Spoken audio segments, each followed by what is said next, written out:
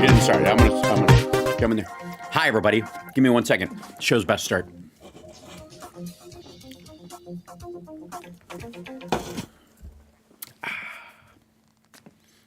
count it down. It's gonna be fun. We're sneaking up on radio. It's fun. Hi, chat room. Welcome. It's going to roll in a couple seconds. I'm filling in for Joan Esposito today. Thanks for joining me. And we'll be going in just about 13 seconds, something like that. Anyways, yeah, it's Joan's show. And Philip Bittner will be joining me for the second hour of 3. Take her away, huh? Yeah, take it away. It's going to be a bumpy ride. And now, live from Chicago, filling in for Joan Esposito. Please, Netflix, let me play Rudy Giuliani in a big kind of bloviated Cheney suit like the one that Christian Bale wore. Actor, comedian, and multimedia personality, Hal Sparks. You can see the roots of the paranoia that Trump has in what he uses to attack everyone else and why he thinks everybody's a crook because I'm a crook. And the only difference between me and them is I don't use email, so their email must be just full of criminality. Hal Sparks, live, local, and progressive. Welcome to the show. I'm Hal Sparks. I'm filling in for Joan Esposito today. It's very exciting for me to be here. In hour 2 of today's show, my dear friend Philip Bittner will be joining us from Ukraine to discuss, not the least of which, the current moves by NATO, Poland, and other countries to provide them with Leopard tanks and the U.S. Abrams that are going there that will obviously follow on in the months to come, but will be part of their strategic defense going forward, it would seem, or at least their ability to use them will be an ongoing part of their strategic defense, considering this very well may all be over by the time they even learn how to put the thing in gear. Anyways, so lots of stuff to cover today, not the least of which is our dear friend George Santos, or whatever his name is, Tony DeVolder, whatever you want to call him, Kazam, Shakira, whatever his the drag name he used was in Brazil. He's got so many names. He's like Al Pacino in The Devil's Own. Oh, I've got so many names. Like, he's not to say he's Satan, because I wouldn't give him that much credit. It obviously takes a lot of mental capacity and intelligence to be in charge of all the evil in the world. On a managerial level, I suppose.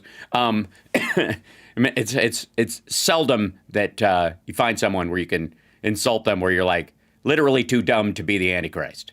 This is like the Antichrist would need skills, I think, to pull off this garbage. Anyways, so the big news coming out, and we'll get to a bunch of things today, but parts of Trump's deposition in the E. Jean Carroll case have been released today. Audio of him basically pleading the fifth. You're not going to hear anything from him because I forget who said it, but somebody said, I think once, the mob pleads the fifth or something. Someone, I don't know who it was. Anyways, in general, Trump seems to be, I guess, ignoring that advice at this point. Here you go.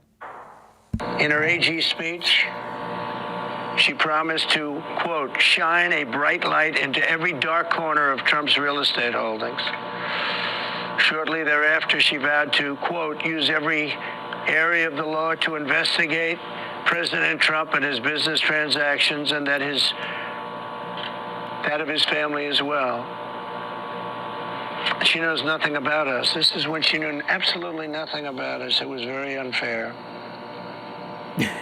This whole thing is very unfair. Aww. So that's the first. Guys, it's unfair. You don't understand. The world is Trump's personal trap. Hold on, here's the next piece. If you're innocent, why are you taking the Fifth Amendment? I was asking that question. Now I know the answer to that question. When your family, your company, and all the people in your orbit have become the targets of an unfounded, politically motivated witch hunt supported by lawyers, prosecutors, and even the fake news media, you really have no choice. Anyone in my position not taking the Fifth Amendment would be a fool, an absolute fool. So we're not going to forget that. Pretty fascinating that the turnaround in Trump's case is not surprising to anybody. Obviously, he pleaded the fifth something like 400 times in that deposition alone. After a certain point, he stopped saying, on the advice of counsel, I respectfully plead the fifth. He just started going the same answer, just same answer, same answer, same answer. Because here's the problem with I honest to God, I think Trump's problem is multipolar, to use a current word. On the one hand, he knows he's guilty, and so he can't answer because he'll incriminate himself. Yes, okay, fine. Let's put that in a box for a second. But also, he really has a hard time with two elements. One, remembering what lie he told, and three. One, remembering the lie he told. Two, not doubling down on the lie when challenged. On an emotional level, it is very hard for him when he's caught lying, or whether it's in a personal engagement. It's who cares? With the press, he can write that off. But in a legal situation, when you're under oath, that'll get you in real trouble. And he has this personal need to you said this happened 10 times and it clearly didn't. Like those kind of things. He'll go, I think it was more like 20 times, honestly, 30 times. By the time he gets to the end of the answer, whatever it is happened 1,000 times and no one noticed. It's pathological. It's insane. And he can't stop himself from doing it. So his lawyers, I don't know if they attached a small shocking device, somewhere on his person, or he at some point did it to himself, or they just trained him with a series of, whip cracks. I don't know. Maybe I'm not here to yuck anybody's yum. But ultimately, and the third issue that he has without doubling down on it is that he gets angry about someone questioning what he's doing. Now, that's often, and I'm, by the way, rarely do we see a situation where Trump is under oath like this. Most of the time when he's talking and he's like, this is all unfair, it's a hoax, they're lying about me, everything is fake news, but he's just saying it in public. And to a certain extent, lying is legal. You can be a liar. That's part and parcel to freedom of speech. You can be a liar. There are times when, however, you can't, because you have sworn to tell the truth. And that act has ramifications. Otherwise, society would collapse. And he clearly, on an emotional level, is very bad at telling what goes where, when indeed he should be telling the truth and where he should keep his mouth shut, because he doesn't seem to be capable of not incriminating himself. Or it's interesting, bragging about his criminality because he does hold it so dear. So in this particular case, you've got a guy who, on so many fronts, left to his own devices, would just scream, yeah, I did it, and I'd do it again. Coppa, you can't take me, yeah, kabang bang. Like mentally, in his head, he's James Cagney. In reality, he knows to some degree, but saying stuff like that will get you in deep excrement, even deeper than you are. So he's got his attorneys basically saying, don't say anything. Don't say anything of details. You can't stop him from complaining. He's a beyond lying, he's a pathological whiner as well. But you don't think anybody in his quote unquote orbit, which is funny that he uses that word. It's adorable. That's you can tell that there are phrases that they wrote down for him about, if you're gonna complain, keep it within these bounds.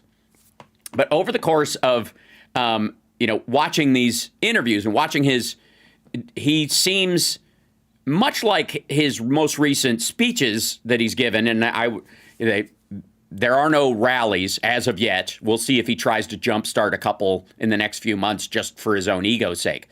But his little donor gatherings that he's been having in New Hampshire and South Carolina, the complaint is that he's the MAGA Jeb Bush, and he's lost whatever energy or excitement was around him because he's a known entity now, and everybody, again, the funny story about the snake that he likes to tell is that if the woman in the snake story survived, she's not going to fall for it again. And that's his problem with a lot of donors, a lot of Republican voters. And that's why so many of them are moving on. And in this case, it's another example of watching Trump when he's giving this deposition. If you've seen the video, like head down, quite frankly, exhausted in this process. Hardly the you'll never take me alive cop of James Cagney he imagines himself to be, or his followers imagine him to be. Just a muted liar who knows he can't speak freely about any details without putting himself in legal jeopardy, which is fascinating. It's just and the irony, I would like to say, if we could look at the kind of big picture of the current circumstance in Republican politics right now, which, by the way, is a dumpster fire inside the Titanic, full of fireworks in a sea of gasoline. One of the best things is that in Trump's mind, to some degree, he is watching how Kevin McCarthy is handling the George Santos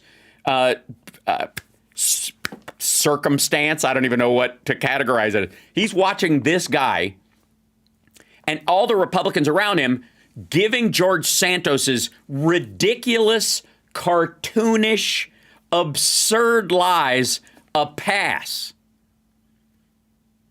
And while at the same time, for the first time in his life, he's being called into court and having to plead the fifth hundreds of times. The parallel tracks in this are particularly hilarious for normal people. Not if you're Donald Trump and George Santos. I'm just saying. So anyways, we got to take a break. When we come back, I'm going to take some of your calls. 773-763-9278. I think even our old friend Steve from the Gold Coast is waiting on the line. We'll get to him right on the other side of this break. I'm Hal Sparks. I'm filling in for Joan Esposito on WCPT. I'm also live streaming at infotainmentwars.com.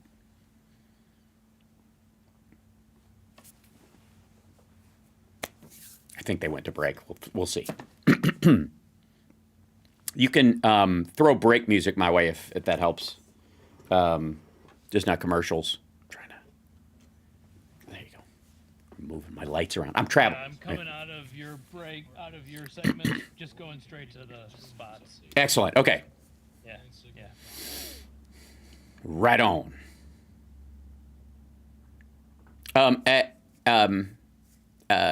You don't have to put a /Hal Sparks. It's just infotainmentwars.com, by the way. Just that.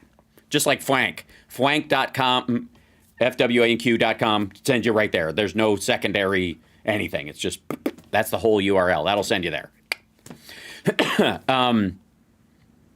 That's the problem. Chats, Trump loves the spotlight, just not on his business. Well, that's why you want it. That's why this little panic attack of his is particularly sweet. Now, I've got to jump this up and by the way, if I may, we'll jump over into here. Hi, chat room. Hi, guys. How are you? Yeah.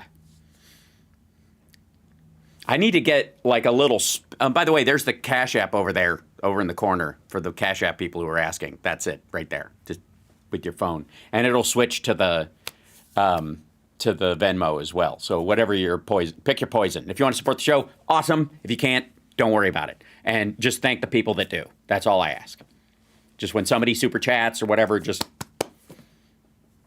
because sometimes I'm busy doing the show and I miss them till later, and sometimes I gap them because the feed moves past, and that's a good problem to have. But I just want you to know that I care, and I want you guys to remember, like, these guys make it possible. So thank you. Cheers. Hey, how are you? Yes, I do have a PayPal. I'll put that one on next. I'll have that rotate with it. Hey, welcome, by the way.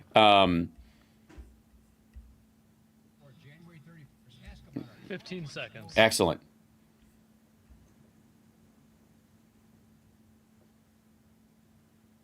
Mm-hmm.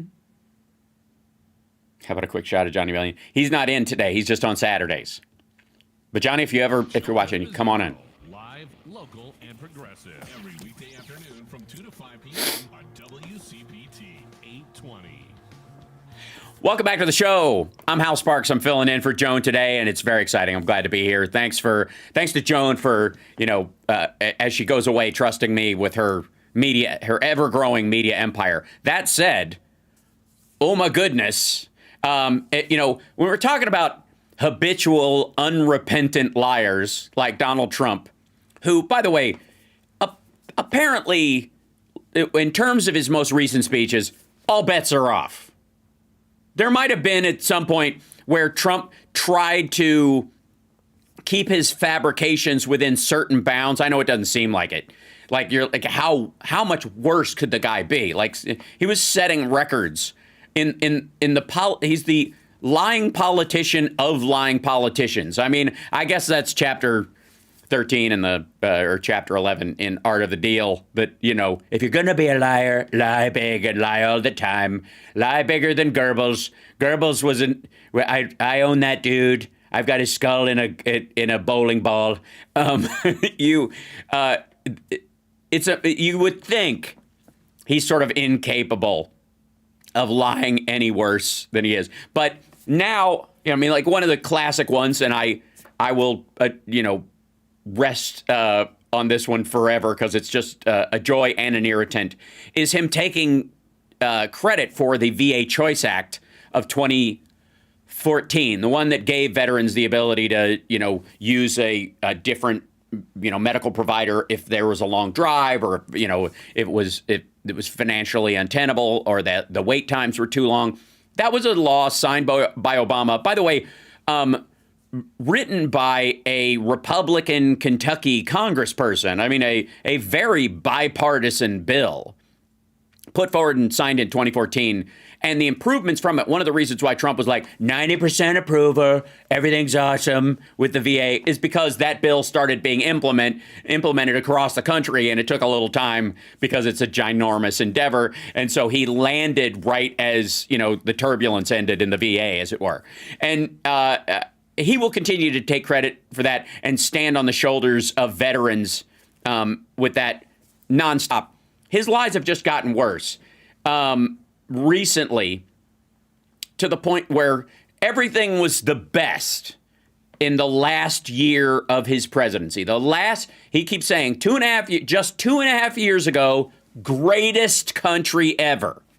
Now, if he was anything but insane, and I mean like cuckoo crazy, not clinically, just a nut, he would dial it back 3.5 years, at least before COVID, you would think. You'd at least go back that far, right?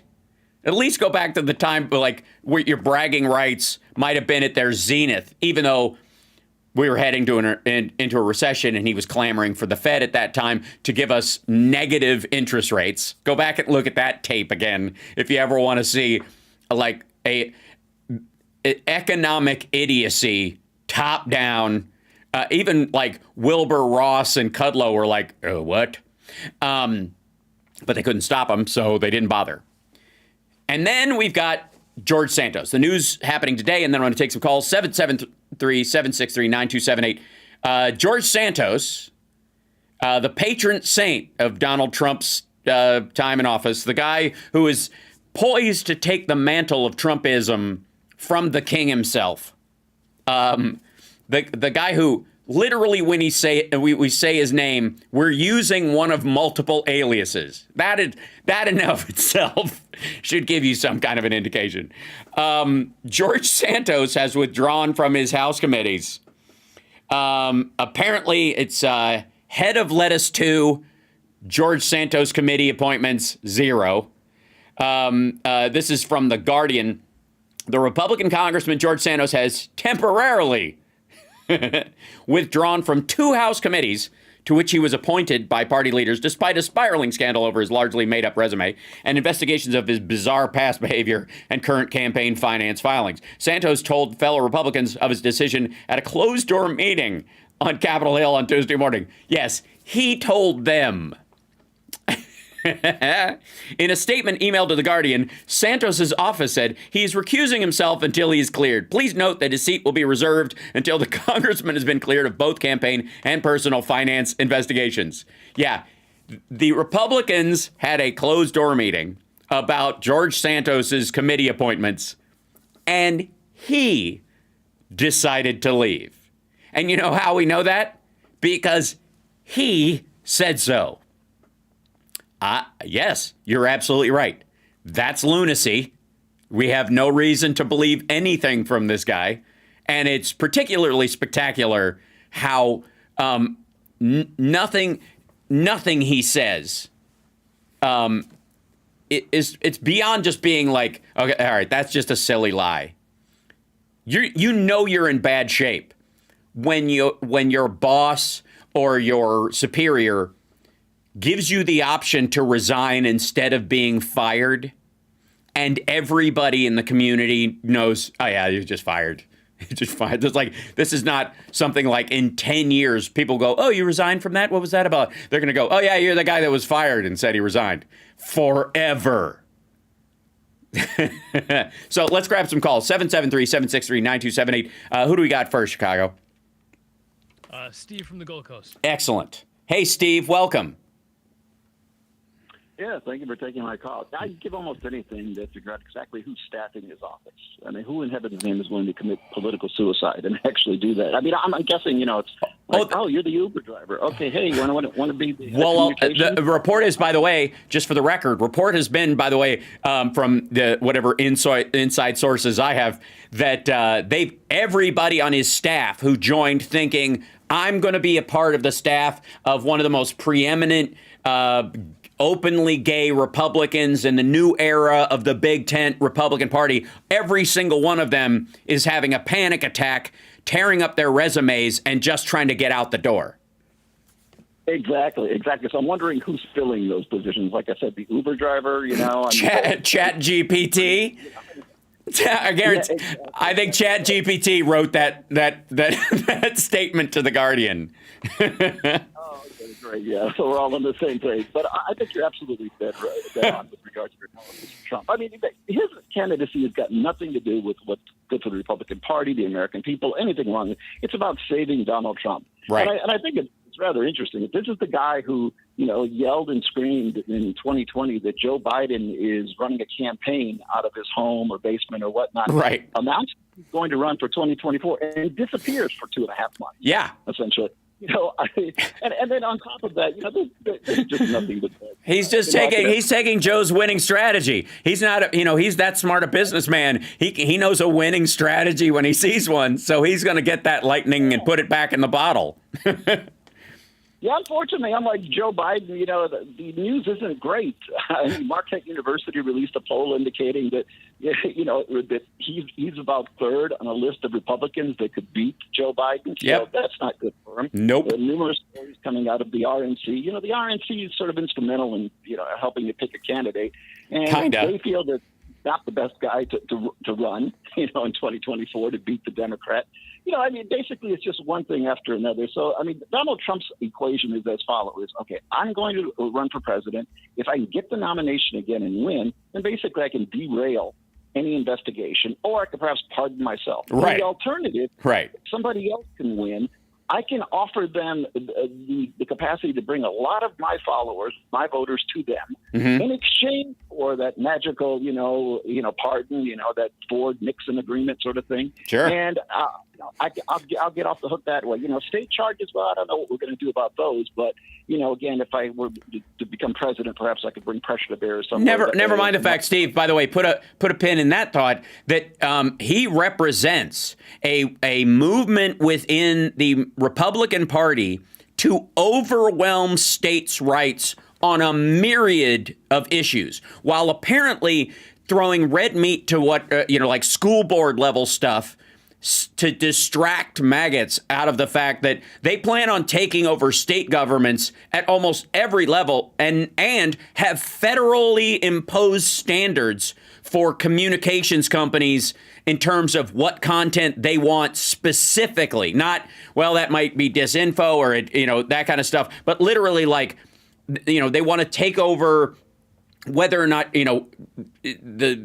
just elections, everything run from the federal government from almost a singular monarchical rule from Trump's standpoint, that this is their time to take it all over, which is antithetical, you'd think, to all the Republicans, and their thought forever, conservatives. We're getting close to a break, Steve, and I think you have other thoughts. So do you mind holding on through the break, and then we'll get to another caller after that? So I don't want to run it. Yeah, because I know there's another thing or two to hit on. We'll be back right after this. It's the Joan Esposito Show. I'm filling in for her while she's here. I'm also live streaming at infotainmentwars.com, and you can support my show on the weekends and this other live stream stuff I do at patreon.com/HalSparks.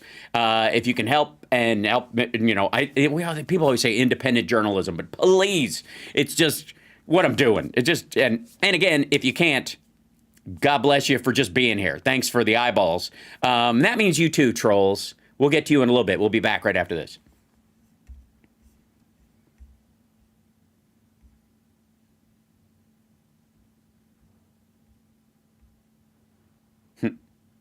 We'll be back in a couple seconds, everybody.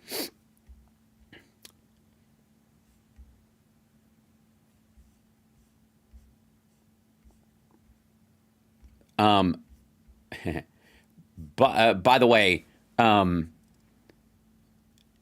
chat room, I have a question for you guys. Am I the only one noticing that, don't feed the trolls, just welcome them and wave them off. It's totally cool. They do. They're delicate. Coming back in a second. So, thanks, activities. Has anybody else noticed that on Twitter especially, that Republicans have a lot of time to tweet? They seem bored. Talk about that. I'm going to talk about that in another break.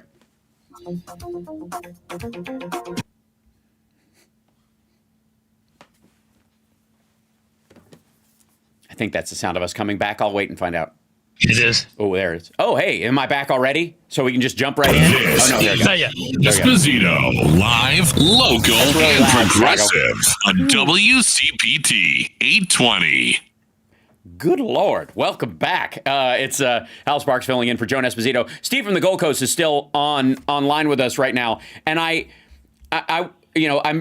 sure he has another point about what we were talking that we can get to. And then I have a question for Steve to pick his brain, because I have a theory that I'm asking around. I'm kind of focus grouping, and I'll take his take on it.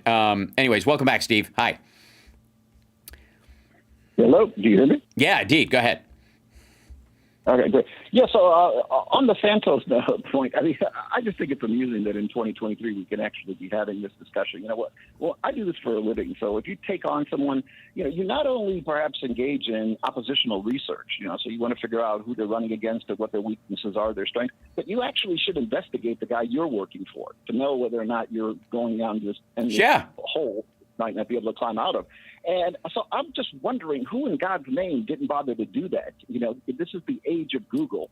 It's not 1970. So, it's not as if you can't do this. And yet somehow this guy did something that is just amazing to me that you could get away with. You couldn't get away with doing this if you're trying to be a manager at a local Starbucks. I'll tell you why. Two reasons. One is because the people can choose whoever they want within, reasons. Like obviously somebody who's a convicted felon has limits on what they can, on their running. That ultimately, if the people decide you should have classified briefings, even if you do not deserve them, you would not pass the regular security checks. The voter is the end run around any of that bureaucratic red tape. And that's, it's always going to be an issue. It was the issue with Trump. It's certainly the issue with somebody like, Matt Gaetz or any of the, the pro-insurrection, Boebert and Green, because they're going to be leafing through the top secret and classified information that they end up getting on DHS and on oversight, looking for their own phone number to show up. But in the case, do you think that he was able to pull this off? It's a hypothesis on my part. I don't have any evidence to support it. But he was able to sort of thread this needle between right and left, and by being a both conservative and progressive candidate at the same time, and therefore appealing to both sides and both bases, therefore such sort of being hands off, so that nobody really wanted to delve too much. Right. Yes, you're on to something, Steve. That is a very specific. That is precisely what I would say happened, because the fact that he was gay and out and and a proud minority, which depending on which day of the week, whether he's being Brazilian or whether he's being Jewish or whatever, as a rare Catholic Brazilian or something, whatever his stack was, there is a definite, if not a full-on block, a tapping of the brakes in criticizing people that arguably on a social and lived experience level, the left or the Democrats or whichever group you want to make that, whatever your label is, would be in support of someone just being themselves. Like the idea, like the confusion about log cabin Republicans and not understanding what the hell's wrong with them to some degree has a glass ceiling on that outrage on our side of the aisle, simply because we believe that you should be able to think that no matter what your background is. You can be yourself. We're just confused by it. It's just hypocritical and weird to us, but it doesn't mean you shouldn't be allowed. And on the right, there's a lot of you shouldn't be allowed going on. And they've given a little bit of social room. That's where the country has tacked, quote unquote, left in the last few decades, specifically around these issues. But in the case of Santos, I think there were a lot of Democrats who were afraid to criticize and question what he was saying, because how do you call somebody out on the fact that you don't think they're Jewish and they're fundraising off of it without, if you're wrong about it or you misread something or you didn't bother to do the deep dive on it and you're like, this just looks hanky. Even bringing it up sounds possibly bigoted or wrong speak or problematic or whatever on the Democratic side you can run into. So he was allowed to have this kind of shield created around him by weaponizing the empathy of the Democratic side of the aisle. Don't look too deep on people like that because they've been through enough, is the idea. And I think that he wasn't a progressive candidate in any other way than arguably, quote unquote, the boxes he checked. Any more than, and I think Kyrsten Sinema is another example of that, where being kind of out and by and proud, sort of almost queer icon that she was presenting herself as in the very beginning, belied a politics that wasn't all that different from any other, slightly left of center Republican in Arizona, which is, by the way, what you would need to run and win. But it also put her over the line with a group of voters that went, as long as you check these boxes, I don't need to look any further. And that's what she kind of skated on. Santos more egregiously, I would argue. That's what that was. So the question I want to ask you, and I don't know how much social media activity you have, Steve, from the Gold Coast, but it seems to me the Republicans who now have oversight and have a lot of details and data and information they're finally getting their hands on, are spending a lot of time just complaining on Twitter and Facebook. That they seem to have a lot of free time considering their newfound power. Is it just me? Well, I mean, the sake of full disclosure, I've read a lot of research on social media and its impact on our society and our political and educational system and so forth. But in terms of hands-on, I have one social media account, and it's YouTube. Right. I can't really speak to what's going on online. I'm just not part of that world. I don't see it as being terribly rewarding. I understand people who have careers need those outlets because obviously, you need to connect with other people. I'm fortunate enough not to be in that position.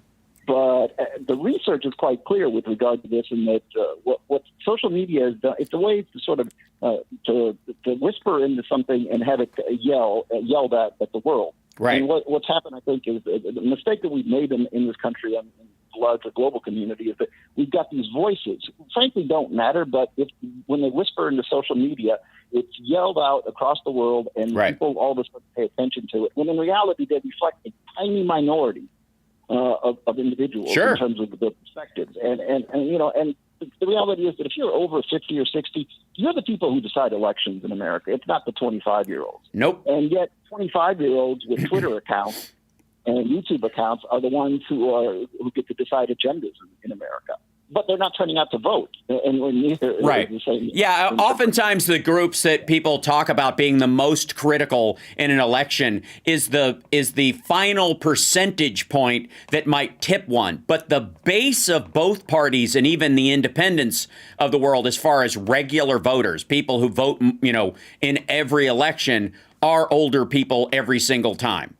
Every single time. When they go, we need the youth vote. The youth vote made a difference. That's because, A, the youth vote changes almost every election cycle, at least every presidential cycle, because you move from being an 18-year-old new voter to a 24-year-old if you're on the outside line of it. And that, that fuzzy line gets even fuzzier when you voted for the first presidential election came up when you were 23 or 22, that kind of thing that you voted in. And that makes you a different voter the next time than you would have been even in the short term. You're not, rock the vote isn't working on 32-year-olds. And that's 3 presidents, right, for a lot of people. So, and I don't want to get too far afoot off of the subject, but when you ask young people whether or not they're politically involved, and they answer yes, we need to have a little bit more substantive methodology, because as it turns out, they think that liking a tweet that they got is like voting 10 times, right?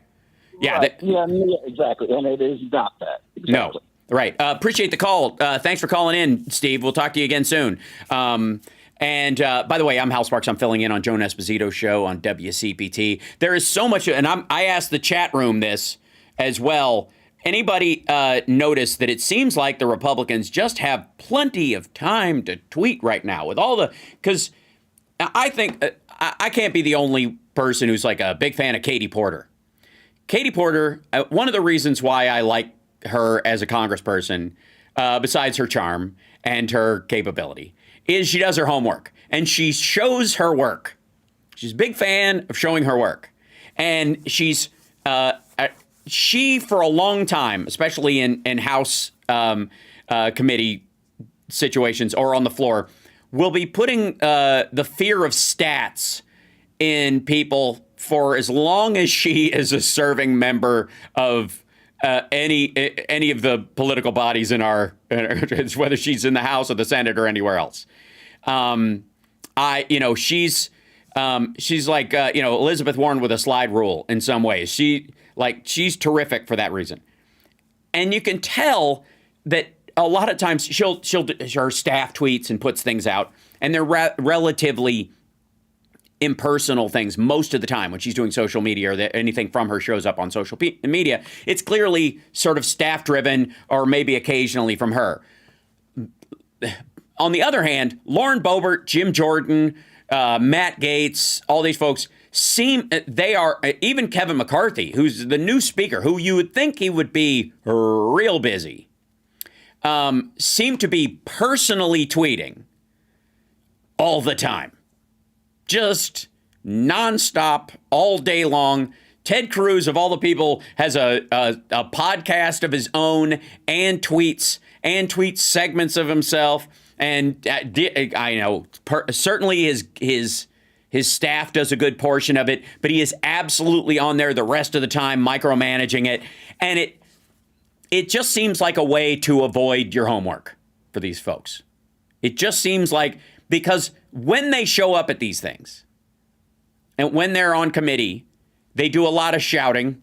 They do a lot of, angry kind of meme stomping. They'll throw a meme out there, or they'll, stomp around wailing and gnashing their teeth about a particular hashtag concept that they've seen, or some particularly virulent right-wing lie that's floating all over the internet, that's their job. So I think that may be the key difference here, is that when you look at the Katy Porters of the world, and indeed Democrats in general right now, and certainly under Pelosi, but like moving forward, even you're seeing Democrats who are spending, there are definitely those who are, get their digs in, but not at the expense of doing their homework, not at the expense of actually crafting legislation or going through it. It is always the Republicans who complain about there's this bill coming to the floor and nobody's read it, when they've had every opportunity as it went through committee to both talk to their representatives who are on the committee, review what they're doing, get a summary from those people, if those people are even doing their homework, and then see the final version that got out of committee before it was even introduced. The version of most of these things that they clamor about when they were in committee were available to them to look over, peruse, or even set their staff on for long periods of time. Wait till the immigration bill comes to the floor this year, because that's going to happen. Democrats are going to dig a needle into Republicans shove them in the put up or shut up corner about a comprehensive immigration reform bill. And there'll be a lot of wailing and gnashing of teeth and freaking out about it and blah, blah, blah. And you'll hear all these people like, they're going to naturalize 50 million people, whatever, that stuff. But what you will notice is that this bill has been around in multiple forms and been argued for years. And by the time it gets to the floor, every part of it that's involved in it will not be new. It will be something that was floated and possibly passed earlier, and kind of the best parts of everybody's agreed pieces for the last 25 years. And if anybody looking at it will know this, they'll go, yeah, they've been talking about that since 2002. It will be a majority of things it'll be a thing a majority of Democrats and Republicans can agree on. Only the polar sides of it that are disagreeable as a political strategy will have a problem with it. But all of those people, and most of the Republicans, even the ones who will eventually vote for it without any changes of merit, will say, nobody has read this thing. No, and I think the answer, like Trump saying, I was distracted by all these investigations and they were torturing me. I deserve an extra year of my presidency because it was stolen from me, or a free, like a do-over. Never wants to erase all the time he spent on the golf course. Weird. We'll be back right after this. I'm Hal Sparks. I'm filling in for Joan Esposito on WCPT today. In the next hour, by the way, my dear friend Philip Bittner will be joining us from Ukraine, live from Kiev, to discuss a lot of the movement around there as well. And, of course, thanks to the chat for hanging in there. Patreon.com/Hal Sparks. We'll be back. Okay, we're in break, and it's a short one. Cool. About a minute. Excellent. Yeah, Trump wants a mulligan on his entire presidency.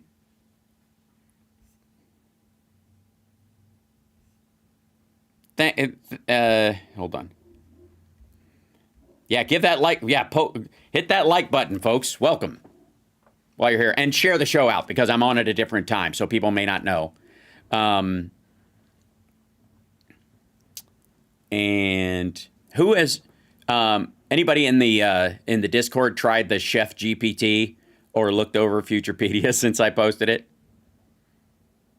Just letting, I'm road testing perks. Magoo. Yes. Magoo. All right, let's see. I'm going to grab something else because this is. Attention, everyone. Don't turn that dial. Joan Esposito, live, local, and progressive, returns right now on WCPT 820. Welcome back to the show. So I'm Hal Sparks filling in for Joan Esposito. It's very exciting. I'm glad to be here. There is so much going on, and it's while we're all wrapped up with Trump pleading the fifth hundreds of times. And by the way, if that's your favorite Trump, he's going to be playing the hits for the next year at least, because there are so many civil and criminal trials that are lined up for him. It's like a giant golf course where every hole is a legal one you can fall into.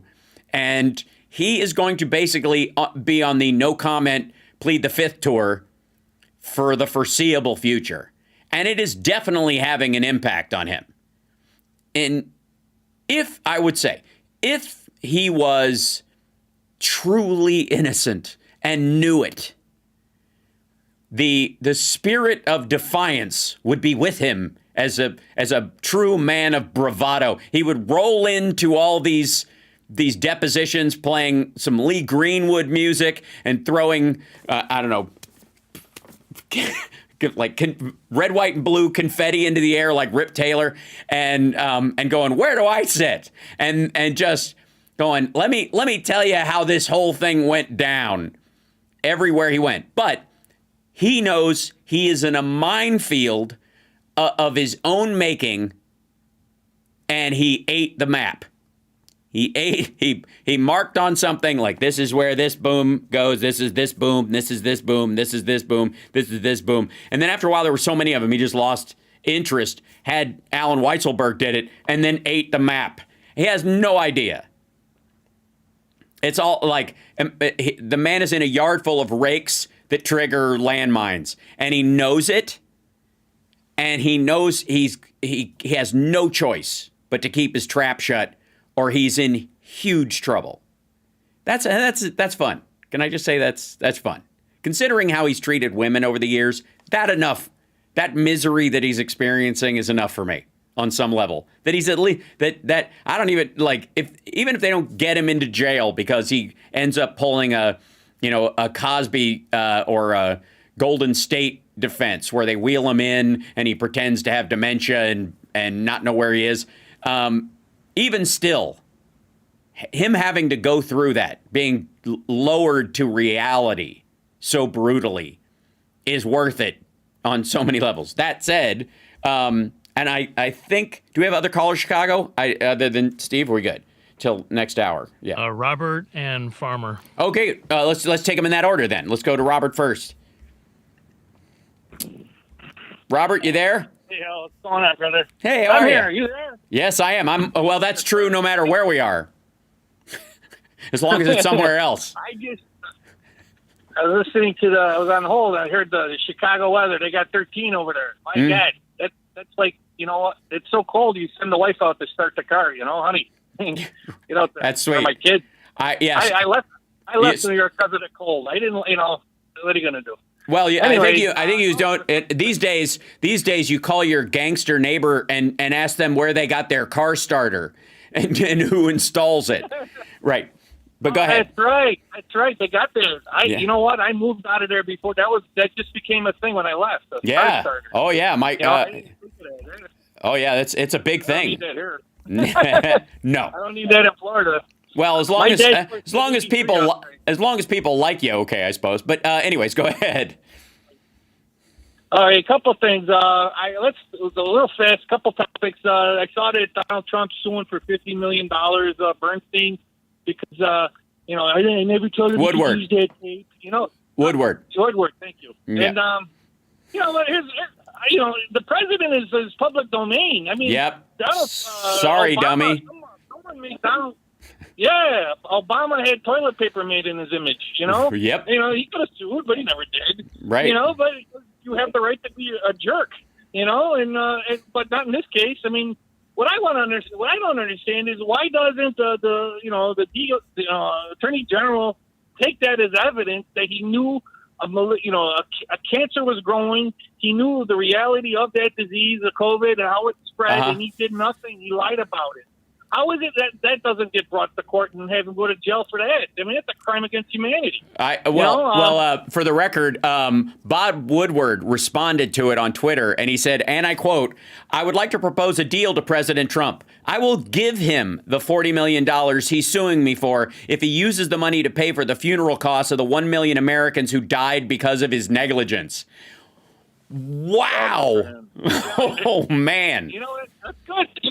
You gotta troll him back. I would have trolled him another way. I would have said, you know what? I'll give you the $40 million plus the 10,401 votes that you needed on top of that in Georgia, just to remind everybody that that's another thing he's going up against. You know, he's such a weasel. Dude. Wait, I can't. I'm honestly the other tweet he just put up a little bit ago is, quite frankly, so extraordinary. It has to be fake. I can't. He said, Donald Trump is suing me. I will reveal something I've never revealed before about a public figure. The scent barrier on his Depends is completely insufficient. That's a parody. I'm kidding. It's a joke. But that's the real Bob Woodward. I'm kidding. So a lot of people are throwing that against the wall. Like that is now a meme on Twitter. Like this is like democratically based Bob Woodward all of a sudden. But anyways, you had a second point too. I wanted to make sure we get to that. Yeah. Yeah. This morning I started my day early over here in the East Coast, and I listened to Morning Scar Tissue with Mika and sure. the crew that had over there. Yeah. And they had this new representative, not Santos. By the way, Santos and DeSantis share the same last name. In Portuguese, Santos means saint. In DeSantis, in Italian, it means saint. Right. You know, like Santo in Spanish. Oh, yeah, I know. Yeah. Liars. You know, someone Jewish, do they have saints that are Jewish, or it could be on the most side? Nope. That's not. That's a Catholic thing. I mean, it can be colloquially used by other people, but no. There you go. No, but anyway, they had this guy who just got another seat in Long Island. His name is Esposito. He's a congressman. I guess he's a rookie like DeSantos or Santos. Mm-hmm. His name is. And he was, you know, because he's a former police officer, he was asked to comment about what happened there in, you know, in Memphis. And, you know, and the Republican tagline, I've heard it in other places, that, oh, that's a Democratic city and liberal policies have brought this down. And you know, I'm thinking to myself, you lose your liberal card when you hold another guy up so someone else can punch him in the face. Those guys aren't liberal. You don't do that if you're a liberal. If you're a liberal, you have it in your heart. You don't. That's a conservative chicken crap thing to do, and I right. You know, but you know that's not a liberal thing. Is to sucker punch people. Mm-hmm. You know, I agree. You know, and you know. So if anything, if you look into the history of these guys, I guarantee you they're on board with the right wing politics of Trumpism is. You know, these guys, they're murderers. You know, that's all they are. Oh, but hell, listen, they got me moving the trip. Understood. Yes. No doubt. All right. Thanks so much. Appreciate it. Stay warm, you rat. I'm kidding. It's chilly here in Los Angeles where I am right now. So understood. I think we might have time to get in our other caller before we get to the break. We got about 4 minutes left, so I want to see if we can grab him. You there? Okay, he's with us. Farmer. Farmer. Hey, welcome, Farmer. Hey, how's Ash doing? Ash is great. Ash is fine. It was a 24-hour thing. He recovered nicely. He became a ninja daredevil running all over every ledge in the house and made us have other panic attacks like he was going to, after he recovers from illness, fall off a cliff and use up all of his other lives. He's doing good. Ash is, by the way, for those that don't know, or our regular listeners, he's a foster kitten that my girlfriend is taking care of, doing the 80% of it. I just pet them and enjoy them. But there you go. Yes, update is all good. I know you in summer were really worried. We were. It was rough. It was very rough. Yes. So, yeah, go ahead. Hey, man, I've been wanting to thank you for the DC Sexy Liberal show. That was so much fun. I agree. You guys were on fire, and I can't wait till you do it again. I've been taking the train up to DC and New York to catch music shows and stuff. And I think a Sexy Liberal whistle stop tour would be Awesome. That's a great idea. Just literally get on trains and perform in the parking lots of places like that. No, I'm working on that personally with Frangela and John Fugelsang, and then we're gonna find some way to either you ever seen that there's a guy here in LA who invented this thing that's like a hologram in a box. It's really cool technology where the person just stands in front of a white background, and then it looks like they're standing there in a giant shoebox, but it looks like they're really there. We're going to talk Steph into doing that. If we can't get her on the road, I'll get her to be in the magic shoebox, and I'll wheel it around. It'll be my responsibility. Yeah. It's got to be big enough where you can flash your cooter, though. You know? Well, yeah. I mean, obviously they're going to have to modify it somehow, and give us some Windex or something. You're right. Go ahead. Yeah. But definitely do it. Then you know what you never see on trains? I've been taking them a lot lately. You never see any of these stupid fights that you see on YouTube, on these plane fights and stuff. So it's a very common situation. I think you'll enjoy it. Well, I have this theory. Yeah. Go ahead. Sorry, go ahead.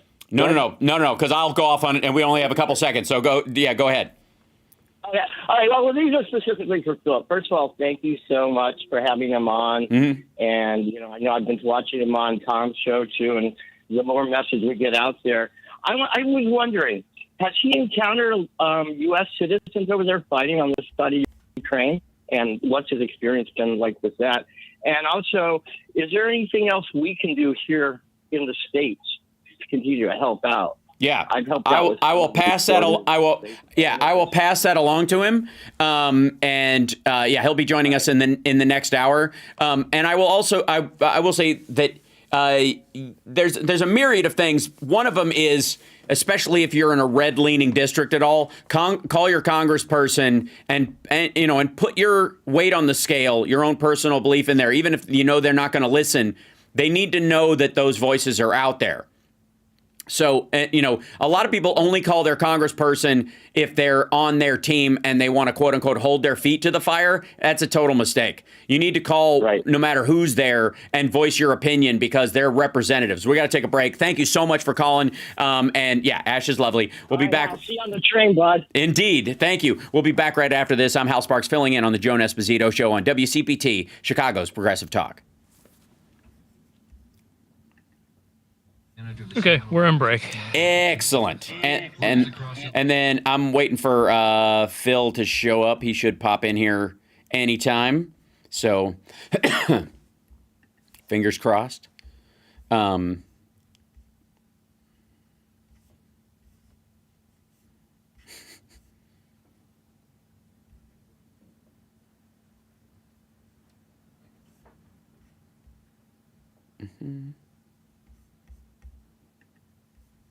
I'm grabbing something, chat room. Talk amongst yourselves. Good to see you. Hold on one moment. I don't have a be right back thing on this one on my current setup. Let's see. This is let's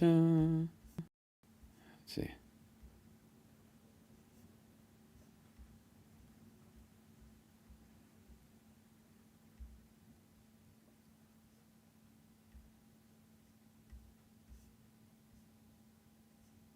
Let's see. Hold on one second. Okay, cool.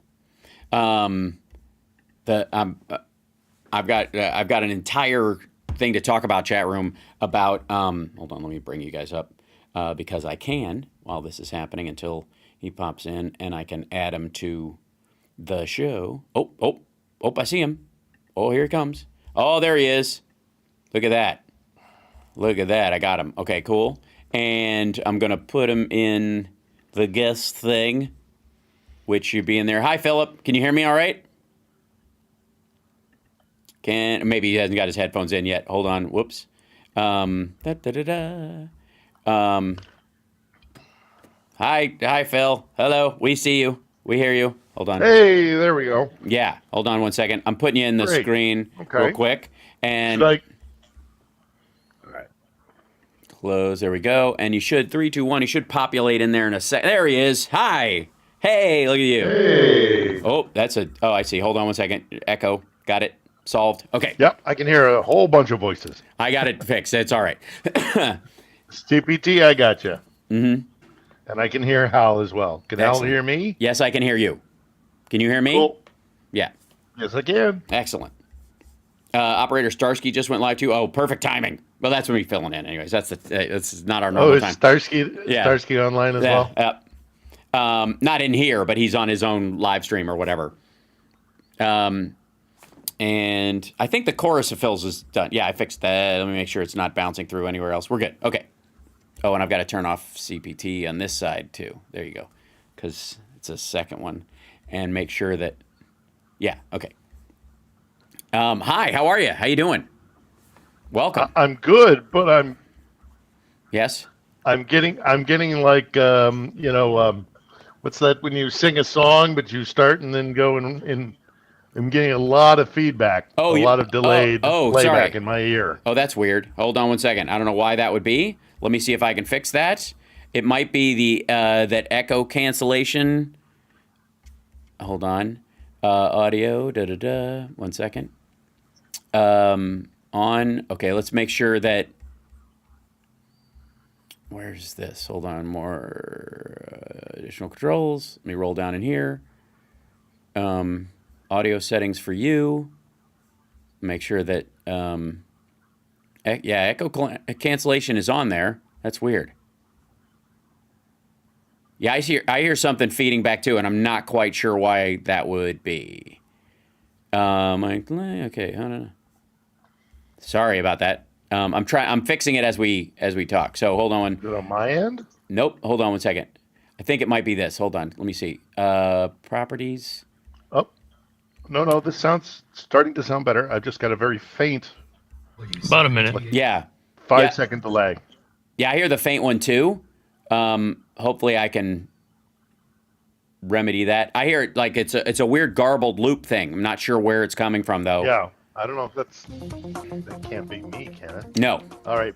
CPT, it sounds good to you though, right? Yes. Okay, good. Okay, fine. You're only delayed slightly and it's like in the back, but if you can kill it, that'd be great. I'm working on it. I will work on it while we're talking. So, okay. As we get started, all right. Dude, I watched a whole Danny Haifong video today on Ukraine and the tanks and stuff, and just it was stunningly dumb. I like it was almost impressive. Who did it? Danny Haifong. He's like one of the Aaron Mate level guys. He's on Dora's show all the time. Attention, everyone. Joan Esposito, live, local. And There we go. And today for Joan, live from Chicago. Actor, comedian, and multimedia personality, Al Sparks. Welcome back to the show. By the way, Chicago, you're coming in super hot, so you can dial it back a little bit on our end because kapow! Every time we come out of break, I'm getting flattened, but I'll make it through because I got my good friend Philip Bittner joining me right now. Follow him at Philip Bittner on Twitter with 1 L and 2 T's. And how are you doing? How you doing, 2 T's? What's going on? You're in Kiev right now? I'm okay. Yep. I'm all right. I am in Kiev, and we had a whole bunch of air raid sirens today, so just yet another day of being terrified by the Russians. Mm-hmm. But aside from that, all good. Mm-hmm. Now, I have been enjoying over the last couple of days we had almost like a break from Simonian and that crowd really doing anything truly incendiary, as things that kind of like stalled around their Bakhmut offensive and were just kind of going forward and backward. They'll pipe in every so often, but I think they'd given up on the nuke threats that they were doing in July. They do them every so often, but nobody takes them seriously now. But recently, like she's back on the beat. And for those that don't know, explain to the Joan Esposito listeners who like Simonian and Solovyov and all that crowd are on Channel 1 and sort of where they came from, what their job is. Well, there's a group of them, and they're on state-run television. Margarita Simonian is the woman that you are referencing, and She was the editor-in-chief at Russia Today, which was later kind of turned into RT. Yep. And she's a spokesperson for the Kremlin. She may not be paid by the Kremlin or the Ministry of Foreign Affairs, but her purpose is to kind of spread conspiracy theories, to be belligerent. She speaks both to an international community and to a domestic community within Russia. There's another guy by the name of Sovolyev, who is kind of their Tucker Carlson. Look, there is and has been in Russia for 22 years now, Fox on steroids. Yeah. Right. Hold on one second. And sorry, I'm getting very crackly audio from him. I don't know if Chicago is getting it as well. It's just part of, it's part and parcel to, unfortunately, the fact that he's coming in from Kiev. So I will do what I can. It might just be a volume thing on your end. You can dial it back a little bit, Phil, and that might help us. It's hard to tell. And again, let me see what I can do. Yeah, this is just the nature of us dealing, with the fact that you are in a foreign country. So forgiveness is appreciated from everybody who's listening in. And I will try on my own to, create a couple of remedies. Is that any better? Yes, that's a lot better. That's great. Okay. Yeah. Okay. Great. I'm still getting a yeah. Maybe we can take care of that in the break. Working on it. Yep. I was basically just talking about how one of the first things Vladimir Putin did when he came to power in the Kremlin, and I was living in Russia at the time, I witnessed it firsthand, was to take control of basically every form of broadcast communication, and created a basically an essence news model where the only narrative was one that he wanted you to hear. And that's been going on for years. No other message than Fox News, in essence. Right. And it's got these people like Simonian, a whole bunch of us, group of them. Sorry, and by the way, we're dropping. Sorry, this is an issue of dropping out, Phil, for whatever reason. It's choppy, and it's just one of the issues. It's okay. I'm remedying it as best I can. So continue. I'm just letting everybody know that I'm working on trying to anything I can do on my end. Some of it's just out of our hands because there's a lot of space between you and I might say. And that's just a reality. So, anyways, continue. You were saying. Well, but anyhow, so she's. Oh, go ahead. She has started to bring out the whole nuclear weapon, threat. They will occasionally pull this out, so. She goes quiet for a while, and then when things go not the way they do, shoot a flare up and say, hey, remember we had nukes. Right. They do just that. So that's kind of what she's up to normally. Is that and by the way, is that, it's hard to tell sometimes when they've gotten like new instructions, like drop the nuke thing again. It's working with a certain slice of the, of the electric. Because again, it was interesting to me that she hadn't necessarily been flogging this for a couple of months. And then yesterday, day before, maybe a day and a half ago, depending on when people posted their videos, Don Jr. and a myriad other of these folks who do, this, why are we sending money to Ukraine? All started going, the nuclear power. We're going to start World War III, nuclear war. They started throwing that in again after a small respite.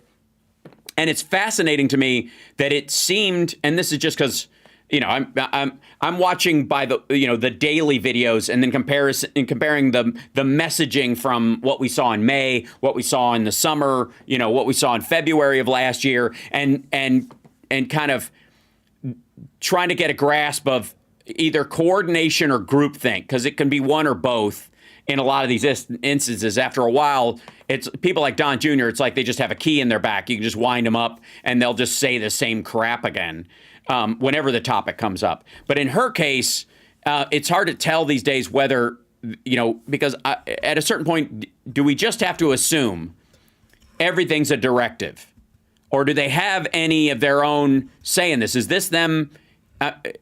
Do either of the big two on there or anybody else have Putin's ear in a way that they're like, you should be doing this? Or are they just mouthpieces for whatever the Kremlin the next talking point they want is? Does that make sense? I think they're given an awful lot of leeway. They know the talking points. They know what they're supposed to do. But I don't think the Kremlin them and says, unless there's a specific an offensive is about to be launched, so we want you to target this, or we want to assure people about the food supply under sanctions, so you right this to offset that kind of concern. Aside from the occasional directive, they're serving the state, and in Russia, in society and the structure, the organizational structure of Russia is concerned or is made up, you better be able to hold your own, because there are sharks who are nipping at your heels.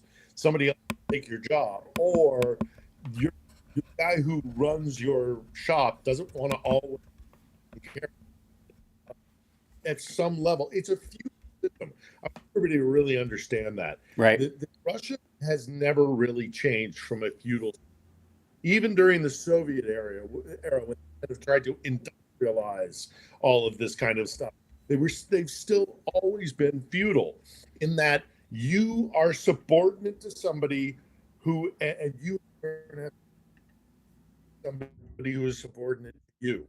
It's a fiefdom, kind of like rising, and everything goes up ultimately to the Kremlin, but you have to answer to somebody, and somebody has to answer to you. Now that doesn't terribly different than what we have in the but it's the related power structure, where if if I have to get involved with you, then I shouldn't be. Right. And also make me look bad. And, hold on. Let's take a break real quick. I'm going to try and remedy some of the audio issues if I can, if it's indeed on my side, which is always the hard part, because it may very well not be. Yeah. So we'll be back right after this. I'm Hal Sparks, filling in for Joan Esposito with Philip Bittner. Follow him during the break if you're on the Twitter machine for however long you're on there before we all move to Spotify or whatever's next. We'll be back right after this. All right. Check for me, Phil. Okay. I'm going to drop off. I'm just going to drop off. Give me 1 second. And then sign back in for me. Get off of my laptop. I'll get onto my phone. Okay. We'll see if that makes a difference. Yeah. It's always tricky coming from there because of just how it reads and all that stuff. So thanks for the it's Phil's cord. His phone, his chair is sitting on his phone cord. It's not, by the way, it's not his mic position or any of that stuff. That's just part and parcel to the, it's more like delivery of the data. That's a data noise. Never bitch at a computer glitch. Yeah, I want a shirt that says that on it, Nick Rich. I think that's great. I want to embroider a pillow with that for my man cave that I don't have. All right, here he comes back. Let me see if I have to institute the... He's popping back in. It'll take a second. It's loading up. I'm going to copy that in case I have to switch it out. There he is, but give me 1 second. I got to swap this out. There we go. Okay. And... Oh, this sounds 100% better on my side. Ah, yeah. Well, that I think it was my laptop. Okay. I'll fix it another time. Maybe we'll do a little test.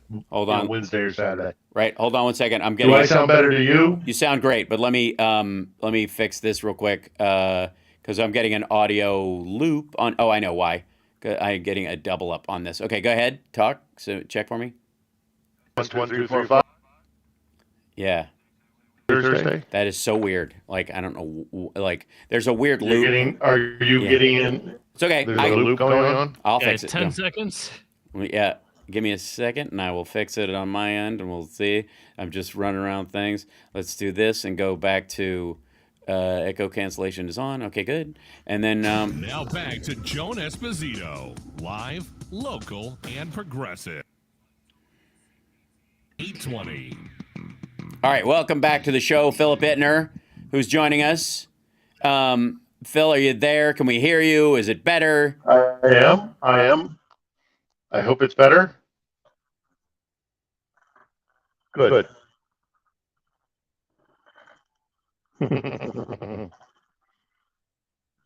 Well, sorry, there's plenty of you and not enough of me. We'll remedy that as we go. Now, a couple of things. When we talk about and I don't know, that maybe I'm the only one hearing this echo. That is another possibility as well. But at least you're clear. I'd rather have two of you clearly than one of you staggered. So welcome back to the show. We were talking about the sort of messaging from the Russians right now, and you know, obviously they're tanky, what I would call faux-aggressive, fake left, pro-Putin, the anti-war in air quotes, because they just simply. They're definitely not anti-war. They just they're anti anyone but Russia winning it. They're which is a really curious thing for, so explain, You mean on our side of the equation? Yes. The Yankees who show for the Kremlin on this side? Yes. Yeah, they're all over the place. Right. Yeah, they're all. It's very disturbing, and what I find really interesting about it is you have an entire press corps here. You have a bunch of people who are here doing independent journalism, even down to like basically what I do, which is vlogging and just kind of living amongst the Ukrainians. But all these guys who are shilling for the Kremlin and still spreading this narrative of Nazis and all the rest of it, where are they? They're not here. They're in wherever it is outside of Ukraine. They've never stepped foot in this country. They don't know the people. They don't know the environment. They don't know anything about the country, but they will still spew out this idea that the place is run completely by Nazis. And that's just by taking talking points from the Kremlin, one way or the other, whether they know they're absorbing it or not. They've never been here. They don't know the lay of the land. They don't know these people. They don't know what's happening here firsthand. But yet they'll talk all sorts of junk about what is happening here. Now, we have the entire international press corps here. So even like there are Indian reporters and there are Venezuelan reporters and Brazilian reporters, and take your pick. Not everybody's on the side of NATO, but they have a press presence here. And still yet we haven't gotten this revelation that there are secret Nazis behind every tree and that they're just waiting to take over the government. If that's the truth, there are plenty of press representatives here in the international community who should, if they're doing their job, have uncovered this now in the 11th month of this war, not least of the last 8 years of war since 2014 and the Maidan uprising. Where are these Nazis? Show us these Nazis. But I mean, sure, we have the Proud Boys. Does that mean, I go back to my old saying of just because of Charlottesville, does that give another country the right to go and bomb Saginaw? Yeah. It's ridiculous. So I don't know where these guys, I say I don't know why these guys are doing this. I know exactly why these guys are doing this. These guys are doing it because they are either genuinely so anti-Western that they will side with the devil, or they're getting money. There's a incentive because they have a large audience that's going to love to hear that kind of stuff. So one way or the other, they don't represent the reality on the ground. Otherwise, they'd be here. Now, there are a couple. There's a scattering of a couple. There's a Chilean American journalist out in Kharkiv who talks junk about Zelensky and how fascistic the government is. But oddly enough, he's sitting in Kharkiv and still able to put that message out. Yeah, so I don't know how much, how fascist Ukraine is. Right. Yeah. So it frustrates me that all these guys are doing this and saying this, and I would just slough it off. Oh, well, they don't know what they're talking about. They're idiots, and let it go. But people are dying. Yeah, people are dying now. The potential is if the support for Ukraine evaporates, many, I mean by a factor of 10. Because just think what will happen if Russia comes in here and actually conquers the country, which I do not believe will happen. Mm-hmm. The repercussions and the reprisal attacks that'll happen will be shocking, and the world will just have to sit by and watch it. I don't think that's going to happen either. Mm-hmm. But again, I come back to this point of, despite if they were just spouting junk, I'd forget about it. But there's lives at risk here. And to do that with such a calloused, simplistic idea or for profit is disgusting to me. Basically, why aren't you here is my message to the people out there who are saying this kind of stuff. And I could name names, but I'm not going to, because if they're not here by now, they're not going to come here. And they know the game they're playing. Right. So, but it's sad. It's very sad. I've seen, it's interesting to me too, is you can almost, if you want to know how well Ukraine is doing, there are certain people, like Marjorie Taylor Greene or Don Jr. or some of the tanky progressives out there, that when there's a spike in them calling for no more money to Ukraine, like a blanket stop it. Like literally Don Jr. said yesterday, this needs to be stopped stat, which is hilarious. Like, whatever. I love that. I mean, it's cartoonish, but moronic. But it's also speaks of a level of desperation that they should, under normal circumstances, be able. If they've been having a normal conversation about this, what's the huge difference now between this and that? Like giving them a few Abrams tanks is not going to break the $27 trillion American economy. As a matter of fact, one of the most thought out breakdowns I've heard in a long time was a British journalist, I think, who was looking at it and going, if you were looking at this from simply a proxy war level, the United States has been able to, through this, stifle Russia's military and all but decimate it, and distance them militarily from China and dissuade China from believing that they could get away from Taiwan for less than $180 billion. And if you look at the price tag of Afghanistan, which is somewhere in the order of $3 to $5 trillion, depending on what number you're working on, that is shutting down autocracy on the cheap. No American boots on the ground, no, quite frankly, that don't want to be there on their own, or no other Europeans on the ground there other than Ukrainians themselves. No, the amazing level of success that this has, and those that decry it as a proxy war seem very upset that if it is a proxy war in their estimation, it's succeeding beyond anyone's wildest dreams in that regard. Yes. It ain't because look, our support for them. No, absolutely. And also, I mean, at some point you also have to ask those kind of people, okay, so even if it is a proxy war, which I do not agree with, because that robs the Ukrainians of their agency. And if you spent any time in Ukraine and met any Ukrainians, you might be dissuaded of that concept. The Ukrainians will tell you just what for. They're nobody's colony anymore. And that's a big point. And if Moscow has yet to learn it, but I think both Brussels and Washington, if they're under the misnomer that they can just kind of move in here and make this a colony and just make Ukraine into their their vassal state, they got another thing coming. But that's enough. I mean, there's also the point of nobody likes this war.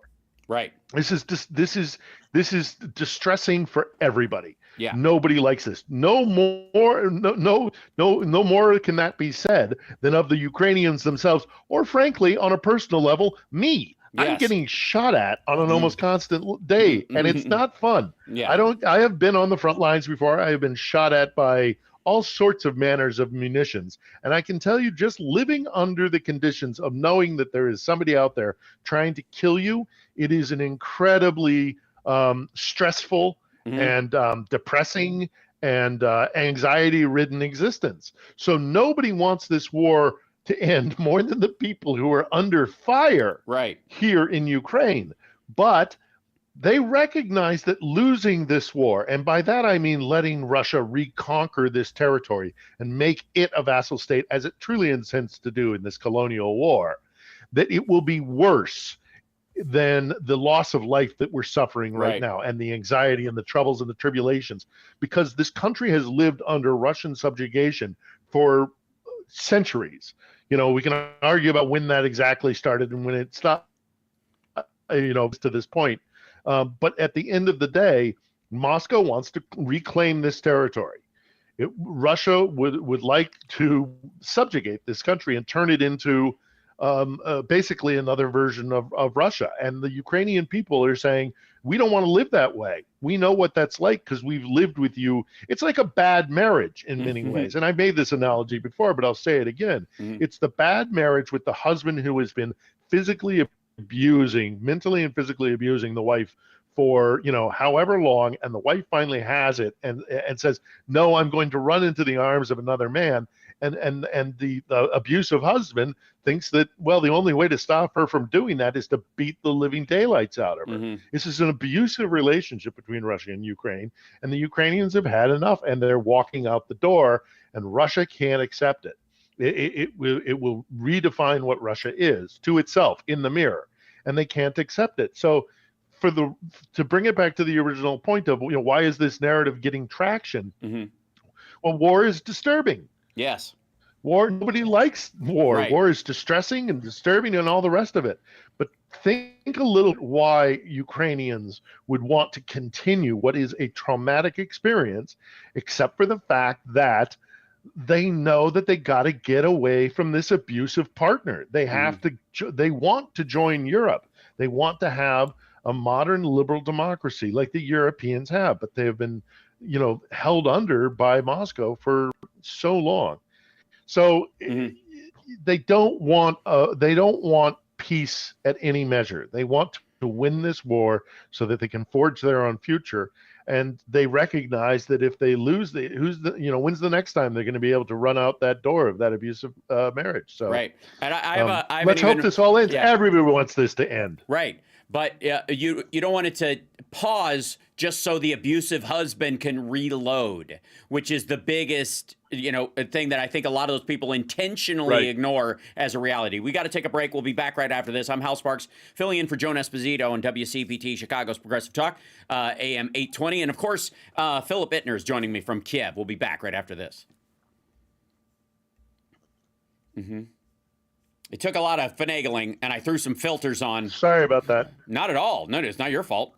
It's a lot of it's just like kind of, I feel like somewhere between someone on Star Trek just shutting down life support so the phasers can have some impact, and a guy, which by the way is an analogy for your old VW Bug where you have to turn off the air conditioning so it can make it over a hill. It's I always love that part about the Enterprise. Manically flipping switches and all the rest of it. Exactly. Like turn up, like turn off the radio. My car will stall. Memory. Turn the heating off. I need to get over this hill. Yeah, that's exactly it. Oh yeah, I had a car like that. Oh yes, I drove out here. I drove out here in one. I remember very distinctly. Like everything was shut off going up the hill, and then you go downhill and you could turn everything back on. And it's. I'm just also watching. I'm watching my feed here. Mate. Any luck from Mate? Al? Yes. You hear me? Chicago was asking you a question. Oh, I'm sorry. Yeah. Go ahead, Chicago. Sorry. Yes. Yeah. Did you get my email? I did not. So okay. Don't say the email.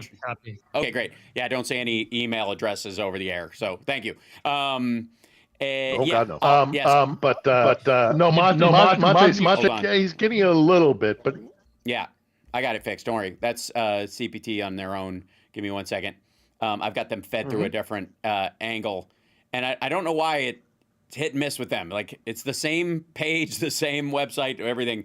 You work fine. It's being very weird. I don't know what it is. Chrome's having a hiccup, I think. So, yeah. Yeah. But he's not going to debate me. He's not going to debate me. He's bailing. No. Yeah. Well, I'd crush him. Yes, of course. I've got 22 years of experience in this part of the world. I know what I'm talking about. Yeah, but again, I mean, this is the thing. They think that they can pontificate about this stuff, and they've never stepped foot in the country. Yeah, well, that's how they can maintain getting people killed. Right. Yeah. It's so weird. Why would one come out? Funny. Yeah, here we go. I think we exhausted that topic, though. You're on. Welcome back. Sorry, yeah, there's to avoid the echo, I had to kill a bunch of other things, so I can only hear Chicago when I intend to do it. So I'm working on that as we go. Now, there's so much to this. If you, I could answer the question. Yeah. You had a caller as I was about to come on, who was asking about soldiers, and just briefly to answer his question, yeah, there are tons of American soldiers over here. I mean, I say tons. There are foreign fighters here. There are guys from every corner of the earth. They're all here. So I've ran into more than a couple of American private citizens, right, who are over here, and they might be doing, be doing first aid. They might be doing also, escorting a big industry here. Well, I say an industry. There are lots of people over here, former American soldiers, who are running organizations to actually get people out of battle zones. So somebody calls up and says, my grandmother is in a little village outside of Mariupol, or is outside of Krasnoyarsk, or I'm sorry, Kramatorsk or something. Would you go and get her? Right. And so these guys will go in, get these people, and bring them out. It's a really brave thing that a lot of these people do. A lot of them are former soldiers, and then yes, I've met my fair share of private citizens who are over here fighting. And then I've met a fair few as well who have actually signed up, signed on the dotted line, and get pay from the Ukrainian Foreign Legion. Right. And that's the purpose of it. By the way, yes, they're over here to answer that question. So speaking of getting paid, like that transition, I have to do a live read because it's Jones' show, not mine. So here we go. Wish me luck. Hawk Volkswagen of Joliet has been the #1 volume Volkswagen dealer in Illinois for the past 6 years. If you haven't experienced Hawk VW for yourself, now is a great time. Choose from a huge selection of new Volkswagen models like Jetta, Passat, Tiguan, Atlas Crossport, and over 30 of each in stock. All the hard-to-find levels and colors, all are ready for immediate delivery. Outstanding service selection and a first-class experience. That's why they're #1 in Illinois. Hawk Volkswagen on Jefferson Street in Joliet. Online at hawkvw.com. Claim based on 2016 through 2021 retail sales. Hey, thank you. That's my live read. There you go. Very impressive. Hey, there you go. So, as a proud Michigander, I love my Illinois peeps as well. So yes, exactly. So go down. There you yourself go. a VW. Now, I've been, obviously over the last 3 months, because of winter, most of the lines, the hard-fought battle lines have kind of frozen in place, no pun intended. And now are basically, although it never froze solid, it never became and more is marshy, I think, because of the unseasonably warm area, that has slowed the battle down as far as large land moves like happened in Kharkiv or in parts of Kherson and as well. But there's been key strategic changes over the last little bit. And it looks like, the U.S. is understanding that, but for a matter of weather, the Ukrainians are planning a major, they keep calling it the spring offensive, which I think is just, It's fine.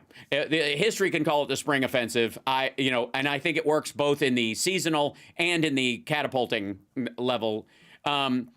We are on our third, by my count, Republican, the Russian double down on between the initial calling up of people, and then the second mobilization, and then the secret 1.2 million that they were going to call up, which never actually materially manifest. It's hard to even tell at this point. It's like Russia's military leaders are like the George Santos of Sun Tzu. They're in the George Santos chapter of Sun Tzu's The Art of War. I don't know how do you read anything that they say and take it seriously at this point? And have you heard any about the Wagner Group, Prigozhin guys, and the power struggle that's going on there, which seems like the only legit piece of military news we're getting out of their side these days? It's hard to say because they're very good at muddying the waters and doing disinformation campaigns and all that kind of stuff. We know that there are hundreds of thousands of Russian conscripts that have been called up in recent months, and there is an expectation. The thing is, this is not a war of attrition. This is not World War I. This is World War II on pause. This is going to be a war of maneuver. This has been a war of maneuver. It will be a war of maneuver again. Now, what do I mean by that? So in a war of attrition in the World War I style, that kind of is the narrative that a lot of people have been putting forward that I personally disagree with, because I think it's just the weather conditions that are keeping and also both sides are doing refit. The Ukrainians are getting new kit from the West. They are doing training. They are setting up defensive lines and all that kind of stuff. The Russians are equally taking a pause to bring in all these new conscripts. So we're kind of in a race against time here. Who's going to launch their offensive first? Who's going to, and also whoever launches the offensive, do they have enough? Have they made enough preparations and planning for a counteroffensive? But let me just tell Joan's audience and our audience that we you and I normally have, Hal. This is going to get, and I know you hate using militarisms, but this is going to get kinetic. Yes. Very soon, and really intensely kinetic.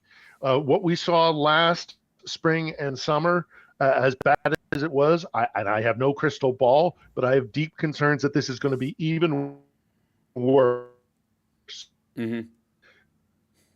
Because both realize that they're in a Ukraine always knew they were in gotten their nose bloodied so badly in the last fighting season, and now all throughout this war. When they start to get those conscripts and put them and sadly rush them at Ukrainian lines, which is what Russian military doctrine tends to be, is just flood the zone with people. Everything's a blitz. We've seen it in every single conflict they've been in. It's basically just throw numbers at it. Right. And they're going to do it again here, which means a lot of Russian guys who were yanked out of their town in Siberia and given 2 or 3 or 4 or 6 weeks, whatever it is, to train up on how to shoot an AK-47 or some sort of anti-tank system, they're suddenly going to be running at Ukrainian lines, and a lot of them are going to die. Yeah. But I think this is going to turn. We are going to turn back into maneuver. We're going to see, as opposed to the artillery war that we saw going on earlier this year, this is going to be barrel to barrel, direct fire. Somebody's shooting at you, you're shooting at somebody back with whatever weapon you have. And that's going to be really ugly. By the way, hence the leopards. Just gird yourselves. Right, because hence the leopards, because the idea being that while Russia has been, I guess, gifting tanks to Ukraine that they are already trained to use, by the way, The Leopards will be easy for them to adapt to. The Abrams will be for later and possibly for maintaining safety after a failed Russian state and whatever possibly happens. Well, and they're getting the Bradleys. Yes, which they do. And they're getting the Bradleys. Right. I mean, there's currently at on the high seas right now are a whole bunch of Bradleys being sent over in Lend-Lease. Yep. Lend-Lease. Right, This is not very free. similar to what we Yeah. did in Britain with That's right. Britain and the USSR. We gave lots of tanks, and that's what the Atlantic supply chain. I mean, there was that great movie recently with Tom Hanks where you saw all the guys that went over, the merchant marines who would bring over equipment for the Allied powers. And it's kind of happening again. So the Bradleys are coming as well. They're not as well trained on the Bradley as some of the other Soviet kit, but there has been training. And the Bradley is a wonderful piece of equipment. Right. It will be a serious threat and a deterrent, and also a really good way to keep veteran soldiers. Now, the population differences being what they are, you want to keep Ukrainian soldiers alive, especially veterans who know how to fight. So put them in the back of a Bradley, put them behind a T-72 or a T-80 or T-90 until the Leopards can get up here and do that combined combat arms, which is what, of all the talk of the equipment that we're giving Ukraine, the training and the doctrine is also really important because they will be able to move forward with armor and with a good, well-trained infantry, inside infantry fighting vehicles. And that will make them so much more effective than what the Russian doctrine is, which is basically just either stand your ground and, or flood, come at the opponent with just floods of conscripts, which is their doctrine. Their doctrine is not nearly as sophisticated as what basically says NATO could afford to make these integral fighting components, whereas the Soviet Union didn't. So the Soviet Union, every nail needs a sledgehammer, and they just haven't changed. That doctrine hasn't changed. They're saying, and obviously Prigozhin, who's the head of the Wagner Group, and it seems to be in some place in his mind under the illusion, delusion, or expectation that if anything does happen to Putin, he's next. And also whether he does it or not, whether it's he's responsible for it or not is another conversation too. But he recently, he's the one who was seen in that video at a prison rounding up a bunch of honestly rapists and murderers to send to Ukraine and say, hey, you can just have your whole thing expunged if you do what you do naturally to the right people. And and a bunch of those people, somewhere in the order of 44,000 of them, have died. And along with a bunch of them. A whole bunch of them are also, a whole bunch of them have actually also already fulfilled their contract and are now being sent back to their homes and villages. That's right. Which I'm sure will work out great. Yeah. It's exactly what you want to do is get a whole bunch of rapists and murderers, give them weapons, send them to do whatever the heck they want to and satiate whatever desires they want to in a war zone, and then whatever bloodlust they have, and then send them back to cities, villages, and little hamlets in Russia. Well, I don't see any problem with that. Yes, that'll work out great. Yes, and by the way, force the people there to view them as war heroes upon their return. That in and of itself, wow. So he specifically said, and the standout quote from him this week was, he said the people that he got from Russia's penal system and sent for deployment on Ukraine's front line said he will make them real cannibals.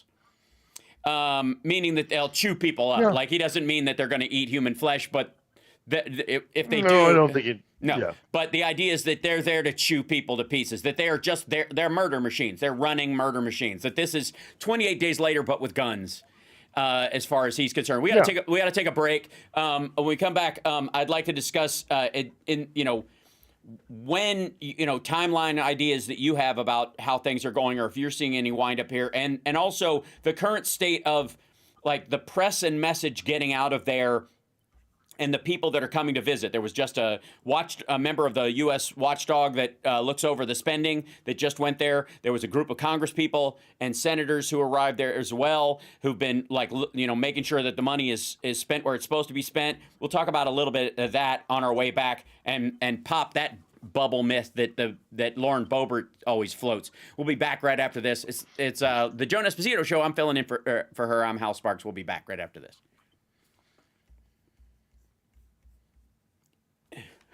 Yeah, so there's a new report, by the way, in the New York Times about the Wagner Group's war crimes in Mali, because in Somalia, I can't, as bad as the stuff in Ukraine is, I there's certainly parts of it, the leftover, like the civilian murders and torture that happened there, that I find hard to stomach and the like. But there is something particularly egregious and kind of inhuman about how the Wagner Group moved through Mali and Somalia and all the surrounding countries when they're there. That is just I find myself wincing reading it. It's just the Russians culturally, also have this thing, and I'm painting with a very broad brush here. Sure. But there is the sense of if you go to war, you go to war. Right.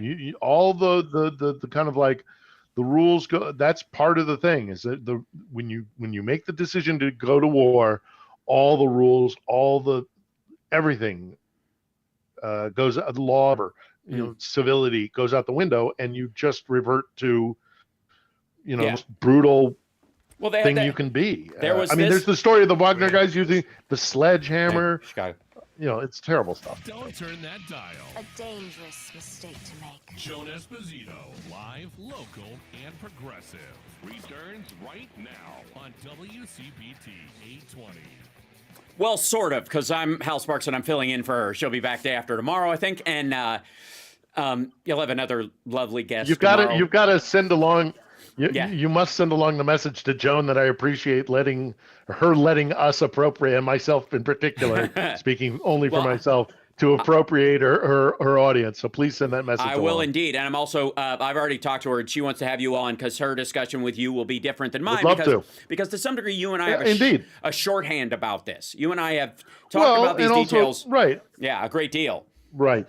Exactly. And also it's good. Look, you and I have again talked about this many times, but the reason why I keep doing all of this is because I genuinely want to counteract the Kremlin propaganda that's out there. Mm-hmm. And I also want to deliver a different kind of perspective on this with the length of time that I've been coming here, living on the street level with Ukrainians, right. Going through this war as a Ukrainian, not as a member of the press corps, up at the Hotel Intercontinental. Although they are doing their job, they have a role to play, but I am providing a different aspect of it. So, my desire is to speak to as many people as I possibly can. So if Joan would like to have me on, or if any of the audience members have outs that they like, it's not that hard to get in touch with me. And I want to spread the message that these people are human beings, that the Nazi narrative is a piece of Kremlin propaganda, and that this war is a war of colonial aggression by Russia against Ukraine. And we need to keep all of that in mind. One of the things, we're constantly amazed at people being able to flip this to somehow make it look like Ukraine attacked Russia. It's so very odd. Their mentality seems as though, when they're talking, it's as if we all sort of share this delusion with them that this is Ukraine's fault and blah, blah, blah. But my favorite thing about the proxy war argument is that this is the West's proxy war with Russia. And it was inevitable that this was going to do this. That because of, the West's beloved Nazi support, whatever, that we were going to dive into this. Well, if that's the case, then effectively Russia declared proxy war on the West using Ukraine. This would be like the argument of saying that the Allies, by pushing back on, Germany attacking Poland, what is the indicator that Germany meant to attack the world and start World War I or World War II, when really they were just seizing the territory because they didn't think anybody'd stop them, or these people would just be victims of another big move by the powerhouse in town, and everybody would be too scared to take them on. That this was an act of ego and choice on their part. I don't know that Germany thought they were starting another proxy war. They were just seizing land back themselves. I think they wanted one eventually, in the same way that Russia talks about the Ruska Mir nonsense, which is, again, the most Nazi thing this side of... Of Han supremacy in China that I have heard in the modern world. Of literally the closest thing to an active Nazi movement is the Ruska Mir concept. I mean, that is that, and the way they bandy it about, which is, without Russia, there's no world. So if Russia ceases to be, the rest of the world must cease to be. That we'll all go burning up together in some sort of, like, instead of Hitler shooting himself and covering himself in petrol or whatever, he's going to do it to everybody. He'd take everybody with him is the idea, because you could. But that the idea that it's a proxy war, if that's the case, then Russia, if they're not complete children, knew they were starting a proxy war with the West, and that was always the intention. They just, I don't know, were deluded in thinking they could win, or were hoping that Donald Trump was going to take over a second time, or thought America was on its heels enough where they could, and Europe was on its heels enough that they could actually push through and do it. That they could move these pieces on the chessboard without much response. Yeah, and I also oftentimes refer to, Taras Shevchenko. Taras Shevchenko is the Shakespeare of Ukraine. He's their poet laureate. He lived in the early to mid 19th century. And the Tsarist imperial court, basically the Russian court, arrested him in, I believe it was 1842, 1846, for writing a poem in Ukrainian. Right. They have always tried to suppress Ukrainian national identity. They have been doing it for at least 2 centuries. If you really want to get into it, many, many centuries more. But this has nothing to do with NATO. This has nothing to do with Nazis. This has everything to do with Russia has to have a colony so that it can divert attention to an internal problem that they have had throughout their history. And it basically, it is, don't pretend that you can be Slavic and European. Don't expect what the Europeans have. Expect what we give you, because you're different from them. Well, that's the parallel with the Taiwan. They are able to become your... That's the parallel with China and Taiwan. Yeah, exactly. And, it's not a new technique. No, not at all. And I would argue that it's, we have a phrase for it in the West. It's that wag the dog. That this is the tail wagging the dog, and the idea is if you're in trouble politically, start a something elsewhere that will take the pressure away. Usually, though, those leaders either choose something that is far enough away where the blowback is relatively minimum, or they absolutely have the ability to win by attrition. Like think Grenada or the Falkland Islands or some ridiculousness like that, or the accusations of it under Clinton, when arguably the first Gulf War is one of, because there was all that news that George H.W. Bush was having an affair and he was being called a wimp all the time. And so that literally people think that the emotional impetus within the White House for the first Gulf War was just reputational rescue for George H.W. Bush. And considering that family, that I wouldn't be shocked if that were the case at all. You just line up some true believers who already think it's a good idea, and you just, wind the key in their back and send them on their way. We only got a few minutes left with you, and I want to just talk a little bit about some hard news stuff. Yeah, and what you're seeing on the ground from the other people that you're around there, and what what to prepare for. Any specifics, or you just want to? No, just in general. Let me go off. Yeah. Well, I mean, look, Ukrainians are scared. Ukrainians know that now they have suffered through this winter with a technique that basically failed, because thankfully we had a pretty mild winter heretofore, and probably we'll make it through this winter. We're going to make it through this winter. Right. So Russia's attempt to destabilize and undermine Ukraine through attacking their infrastructure. Well, that's not going to work. And so there's some relief there, but there is a creeping fear that I am perceiving that this is going to get really, really nasty. This next phase of the war, when the war revs up again, it's going to be much, much worse. And there is concern that the tanks may not arrive in time, or maybe Russia has really is just going to overwhelm this place with numbers. They don't want to they don't want to lose this war.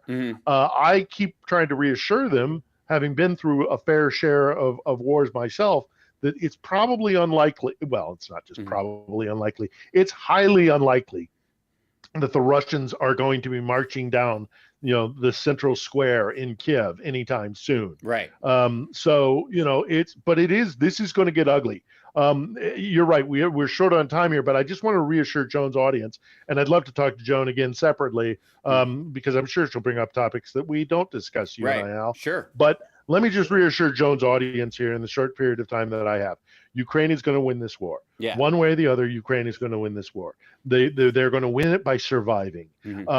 But gird yourself. This is going to get worse. It's going to get worse before it gets better. The argument that we are wasting money here is incorrect. It's a land lease program, and plus this is the right side of this fight to be on. But ultimately there will be victory here for the Ukrainian side, but it's going to be a really tough war. And I also need to keep supporting them. We need to keep supporting Ukrainians. Agreed. It's in our interest. Yes, I agree. And by the way, I think also you and I both know that, and in the way you've put it before, and people that listen to Joan's show may not have experienced this before, but how Russia, nothing happens for a long time until everything happens. And there's these weird spikes in their politics that could very well, there is a true possibility that sometime in the next 3 to 5 months, while this stuff is going on and their escalation's going on, or before or after they retake Crimea, any of that stuff, that Putin gets toppled and everything just goes crazy. That we have a fall of Russia that's equal to 91, like that. There's growing discontent. Yeah. There's growing discontent in Russia. Right. Make no doubt about it. Right. And there's a mix of reasons why. And a lot of people, I'm sure, who left because they didn't want to fight this war would come back if there was a sea change in the politics there. But I don't know how long it will take them to trust that there's something else there, before they go back and then, they find themselves in a snare. So it will be interesting to look, at, because the future of Russia is being choked by its own leaders as you and I speak. I want to thank you for being on, Philip Bittner. I will get you on Joan's show. Thank you, Hal. Thank you, everyone. Thank you, Joan. Yeah, thank you so much. We're going to take a break. I'm Hal Sparks. I'm filling in for Joan Esposito on WCPT. We'll be back after the news.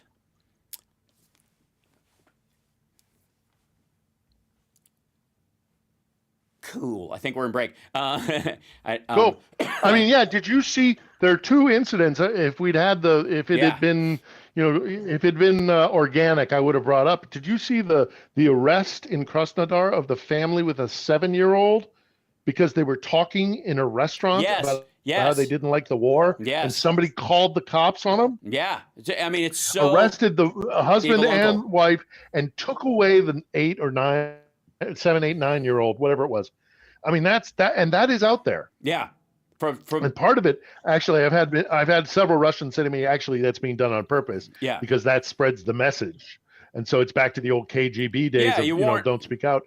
And then the other big story was, and I'll jump off because I know you're in just for the news, but the other great story. The other interesting story is what happened here in Ukraine in occupied, I want to say it was Mariupol, but I don't know exactly where it is, but there was a Russian television presenter, a female reporter. Oh yes, who was sexually assaulted. And one of related to Kadyrov's nephew or something. Yeah, he did it. Rocked up to him with his boys and beat the living daylights out of the cameraman and then raped her. Yeah.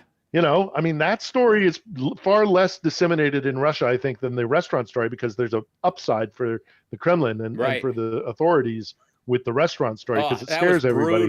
But that's the rape and the beating of this cameraman, I don't think will be widely reported in Russia, because there's really no upside to it for them. But it's equally disturbing about this is how they are, man. Yeah. And it's gonna get worse. Right. And things are fraying all over the place in Russia. They've let loose a really so what's the old saying? Sow the wind, reap the whirlwind. I mean, this is going to get crazy for Russia. Yeah. Well, and thank Joan again. I'm not going to keep you from news. How long is news? Just a couple of minutes. So, hopefully you can be on tomorrow, and we'll talk about that when we can speak freely. And you're allowed to swear on the air. That'll be fun. That'll be good. Right. I'll appreciate that. Yeah. And thank Joan. I will. And thank anybody who's kind of lingering on. Thank you. But I'd love to talk to Joan, because you're probably right. We probably would talk about different a whole stuff. bunch of other stuff that you and I don't normally talk about. Yeah, that's so the benefit of new voices. All right, Hal. Always a pleasure, buddy. Thanks, brother. Absolutely. Okay, we'll talk tomorrow. Okay. All right, I will. Thanks. Okay. Bye. There we go. Hi, chat room. Thanks so much. Boy, did I juggle an audio on that one. That was fun, but it worked. And 80% of it was presentable, yeah, or so, we think.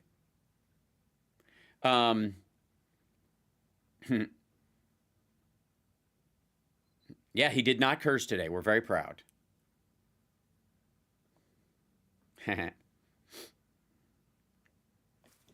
Let's see. Phil's right. Putin is not going to survive. Yeah, I agree, Carl. I not at all. And like I said, that story of the propaganda reporter who was reporting on the stuff and being like sexually assaulted by Kadyrov's men is like, it makes my fucking skin crawl. Like,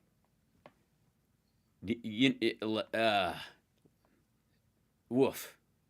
It, like, that's hard to like even process. The act of processing it is because there's all of the awful in the world. I don't know if you guys feel this, but your nervous system will sometimes pick and choose.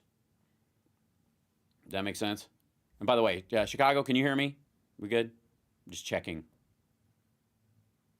Audio from. Okay, hold on one second. I got to make sure Chicago's in this thing, because I think if they're trying to talk, I can't hear them. But I will fix that in just 1 second.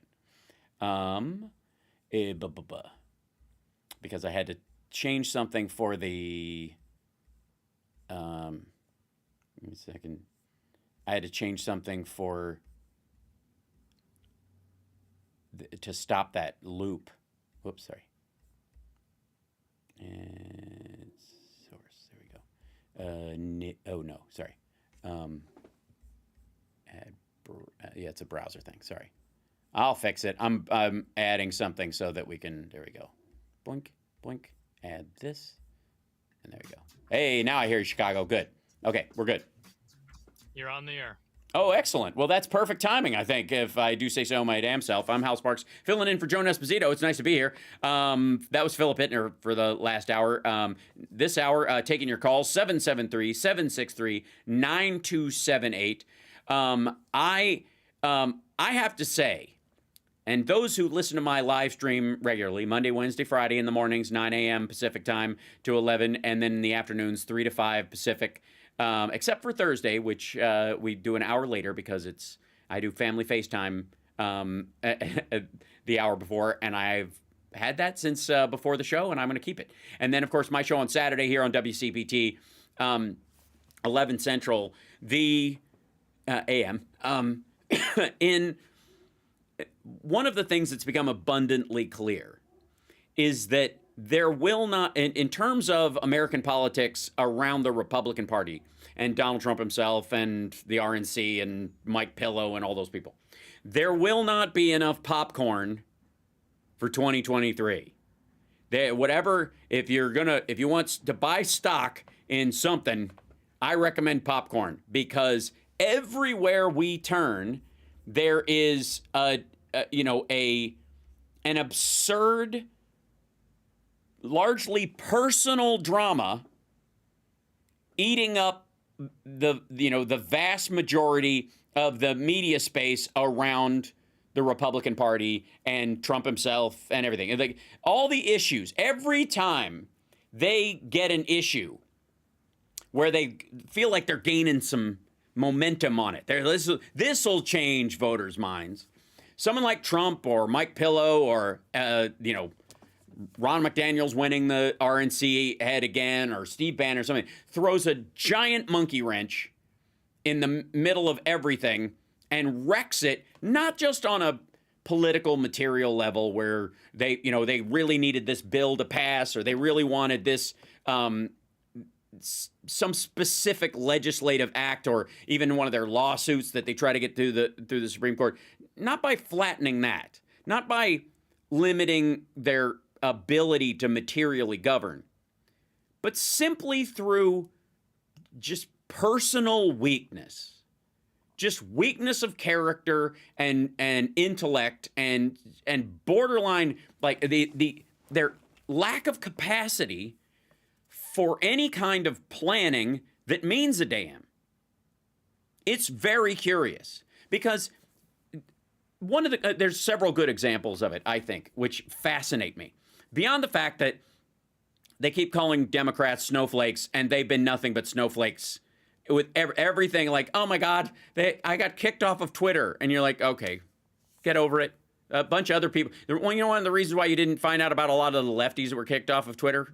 Because they didn't care. They took a break. They did something else. They went to another site. They reacted, and then they came back on and went, all right, okay, I said something that violated the terms of service. I can say whatever I believe, but I got to use better language. That's usually what happens. But the right, just like, it's my ideas. No, it's that you use racist and anti-gay epithets to get your ideas across. You're even allowed those gross ideas. You just can't do them without the buzzwords, and that gets you bumped all the time.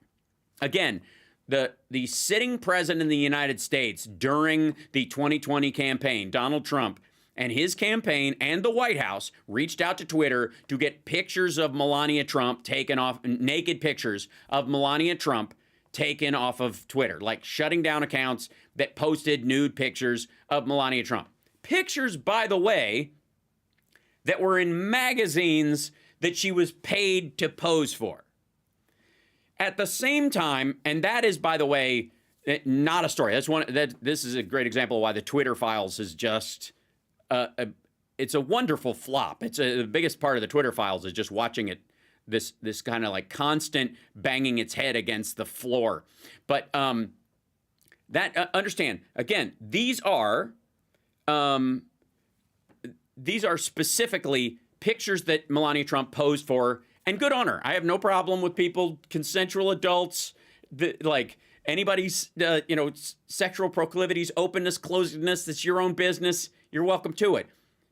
But these are pictures that were sold with her full knowledge and understanding. Meanwhile, the Biden campaign, which is a private entity with no material governmental power, none during the 2020 campaign. They are simply a bunch of people, they're Biden and his people, and he's running for office. He's hoping to get the presidency, but he ain't got it. He's just like everybody else, except he's campaigning for president. He has no power. There's no lever he can pull that's any more special than any of us, and even more so, in contrast to the sitting president of the United States at the time, he asks for, hacked and leaked pictures of his nude son to be taken down. Not pictures where his son looks like a jerk or where he's smoking in a bathtub, which of course is the crime of the century, but nude pictures of him specifically that somehow James Woods and people like him were insisting on posting multiple times,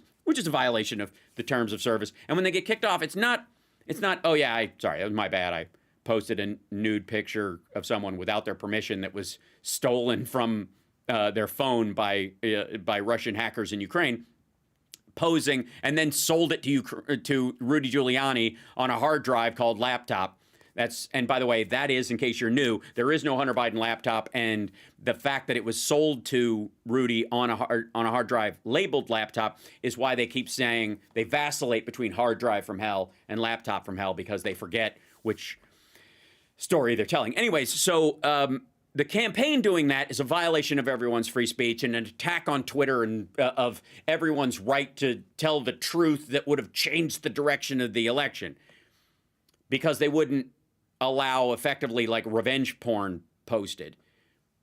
However, the president of the United States, the leader of the free world and the commander-in-chief of the biggest military on the planet, can tell them to take pictures down of his wife that you can actually, I guess, order prints of if you want, is just him being a good husband, I guess. Is that the theory? So that's a prime example, I think, of how the Republicans in general scream that there's a double standard while trying to create their own. Their idea of a double standard seems to be that they want a double standard, but they want it flip-flopped. Not everybody treated equally. Not everybody having to, come to the table with their highest quality goods and argument.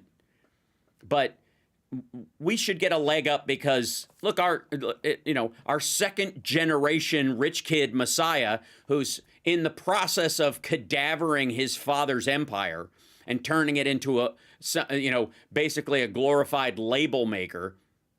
So much so that his daughter had to marry into a real estate empire, which was sketchy as hell on its own right, to guarantee the right. Because let's be abundantly clear: Ivanka Trump and Jared Kushner are billionaires, partly because of the money they made during their time being around the White House and leveraging the intel that her dad had access to. They really are billionaires. Trump is not, by any stretch of the imagination. His taxes prove it. But this second generation rich kid Messiah, who represents, he is to financial well-being what Andrew Tate is to polyamorous relationships. If you kidnap a bunch of women and keep them in your house, you are not in a polyamorous relationship. You're a criminal. If you trick a bunch of banks into thinking you have money because your dad used to, and make it look like you're a billionaire on paper to them, that doesn't make you a billionaire. That makes you a criminal, especially if you were lying to banks and the IRS in two different directions at once. And that's why, for the most part, we are seeing Donald Trump spiral down into flop sweat. He's just a giant orange puddle of flop sweat at this point. Everything is pleading from him. If you watch, and the only energy you will get from Donald Trump in any of his speeches lately, as the third runner-up in the current field of Republican candidates in 2024, behind DeSantis and anybody else, he comes in third. The only energy you will see out of this guy is him pleading to go back to a time when nobody was cared to look into his financial dealings, where he could BS Forbes into putting him on the top 100, top 500 list, or the Forbes 500 or the 100 list, by pretending to be his own publicist, John Bannon, and talking them into doing it. And by the way, Steve Forbes and Forbes magazine and the idea that works should, in retrospect, give you a perspective on any of that publication's ideas or predictions of any sort over, I guess, the decades. Because if that's all it takes, what the hell's that magazine for? What's the paper for? If it's that, if you can call up and it with basically your own voice and go, I'm somebody else, and they just print what you say and add you to a list of other people who, fairly or not, psychotically or not, worked their way up to being on a billionaires list, and then there you are right next to them. It's not like I'm going to feel sorry for any of them, but it is kind of hilarious and pathetic, don't you think? But meanwhile, you have to understand that the Trump mythology humps along. He's not going to be president again. Let's just put it right there. We got to take a break, and I'll explain why after this and take your calls. 773-763-9278. 773-763-9278. I'm Hal Sparks filling in for Joan Esposito on WCPT.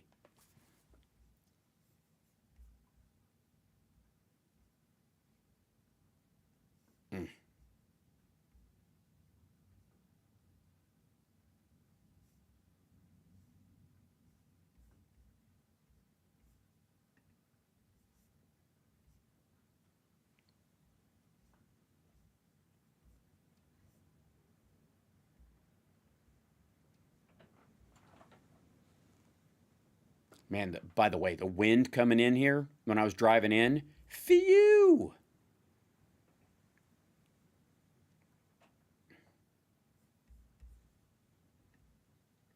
There were a couple of times when I was driving, my car goes, one of those things. Because car's big and flat, and I can hear it outside. And by the way, it's also, for whatever reason, it's like reasonably warm in the house, and even outside. In the garage where our studio's set up, it's fucking freezing in here. I hope I'm not back on the air. Chicago, bless your heart. Are we back yet? Are they there? Am I not hearing them? Oh, I'm not. Wait 1 second. Chicago, are you there? 1 second. Chicago, check. Yeah, about 30 seconds. Okay, good. All right. Phew. I was like, where did that go? Okay.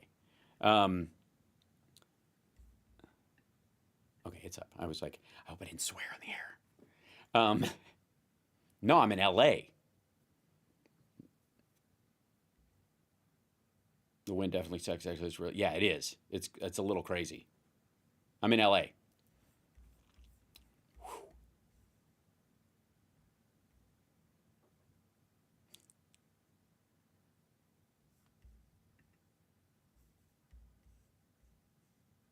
I'm coming back in a moment.